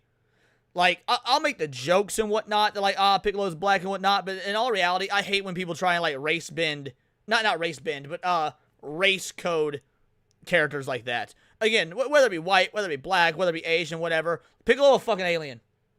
Piccolo's a fucking alien. He doesn't need to be black or white or any of this dumb shit coded. Piccolo's a fucking Namekian. And it's that simple. Piccolo's not black coded. Knuckles isn't black coded. Sonic isn't like white coded. Shit like that. Twisted, you might be joking, but people actually think this. People talk about Piccolo or Knuckles or whatever being like ethnically coded, and they believe it. So they get it in this head. They get this head canon. And it goes back to when we were talking about head canons the other day on Monday with Cinevere. Like, people get in their head canons all this ridiculous shit about certain characters being XYZ coded, and then when, the creator or someone comes out and says this isn't the case, they'll throw a fucking tizzy. Piccolo can't be black, he raised a kid. Right. There's also that old adage. But yeah, no, jokes aside, it really annoys the fuck out of me when people try and race code either aliens or these furry woodland creatures or anything like that, when it's obviously not, when that's not what the creator or the artist or anyone was going for. I don't know, it rubs me the wrong way because it puts this emphasis on the immutable characteristic of skin color as opposed to who the character is themselves. Thank you, I'm black, and I hate when people black code characters. Yeah, it annoys the. And again, I would hate it with white characters if they did it with white characters as well. Like Jaleel White, he's not my favorite voice actor for Sonic, but he's top 3. Jaleel White is like top 3 Sonic voice actors in my opinion. And so the idea that he was not white or black, because Jaleel White got an excellent quote. Let me see if I can find it. I was gonna start wrapping up the stream, but we'll go for another like 10 minutes or so. Let me see if I can find Jaleel White's thoughts on Sonic's race. Let's see. Not this. Okay, yeah, this right here. Hold on. We'll start here and we'll let this play because I don't remember where it starts, but somewhere in this range. Oh, instead he's just heroes. Like, is he? Yeah, okay, it's right before this. In my voicing as well as with the artwork, and they would let me see that type of stuff. It's like, we want this to be more gritty. I had plenty of input on the character. I had no input on the stories. I deliberately wanted to make him, because I'm black, if you haven't noticed. I really wanted to make him just like, of no race. So when you listen to Sonic, I don't think you even get an impression that, it was like, is he black? Is he white? Is he surfer? Is he whatever? No, instead he's just hero. Just fast. Perfect. That's how it should be done every time. Unless the race is like intrinsic to the character, that is exactly how it should be done every fucking time. Like when Jaleel White says, I don't want Sonic to be of a race, that includes the white aspect. And I don't need Sonic to fucking be white coded or whatever. Doesn't fucking matter. Again, Jaleel White is probably my 3rd favorite of all the Sonic voice actors, whether it be live action, whether it be the cartoons, whether it be the video games, whatnot. Yeah, he voiced Sonic in The Adventures of Sonic the Hedgehog and Sonic Saturday AM back in like 96 or whatever. Jaleel White he's fucking great. Of all the non-video game Sonics, he's my favorite. Of all the non-video game Sonics, he's my favorite. But yeah, I think that his thoughts on, like, handling Sonic's quote-unquote race with his acting, the best way to go about it. Some of y'all, I guess, just learned today that Urkel voiced Sonic. I can't believe that some people saying I didn't know he voiced Sonic. Yeah. Yep. Urkel was Sonic. Sonic isn't white or black. He's literally blue. Exactly. Exactly. You don't gotta watch those shows again, Slipstream. You've gotta watch one of them. Sonic Sat AM. The one that's just called Sonic the Hedgehog. Watch that one. The Adventures of Sonic the Hedgehog kind of fucking sucks. Look, I love it for nostalgia purposes. I love it because I'm a Sonic fan. But unless you're like a die-hard Sonic fan, The Adventures of Sonic the Hedgehog kind of fucking sucks. Just watch Sonic the Hedgehog, also known as Sonic Sat AM. That one's good. Found out Piranha Powder's black. I have to stop shot. Sonic Sat AM was so good. Yeah, it really was. Sonic Sat AM was very good. Let's see.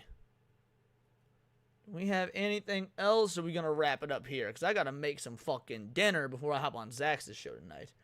Truly my favorite character in Dragon Ball Z was Gohan and Piccolo. Neither of those characters are high up on my favorite list. I mean, I don't dislike either of them, but neither of them are particularly high up on my favorites list. I'm not black. Leon has been beaten. That's true. I am blacker than Prime Power. This is true. Smooth just raided. Well, Smooth, I'm literally wrapping up, but thank you for the raid. I do appreciate it. I appreciate the raid very much. All y'all that are coming in, thank you. I'm actually wrapping up right now. I was looking for who to raid myself. If I would cosplay, I would choose Yamato from Bleach because I'm bold and only need a fake long beard. Oh, you mean bald? I think you mean bald. Okay. Alright, we're gonna raid Mama Akko. I haven't gotten to raid Mama Akko in a hot minute. Alright.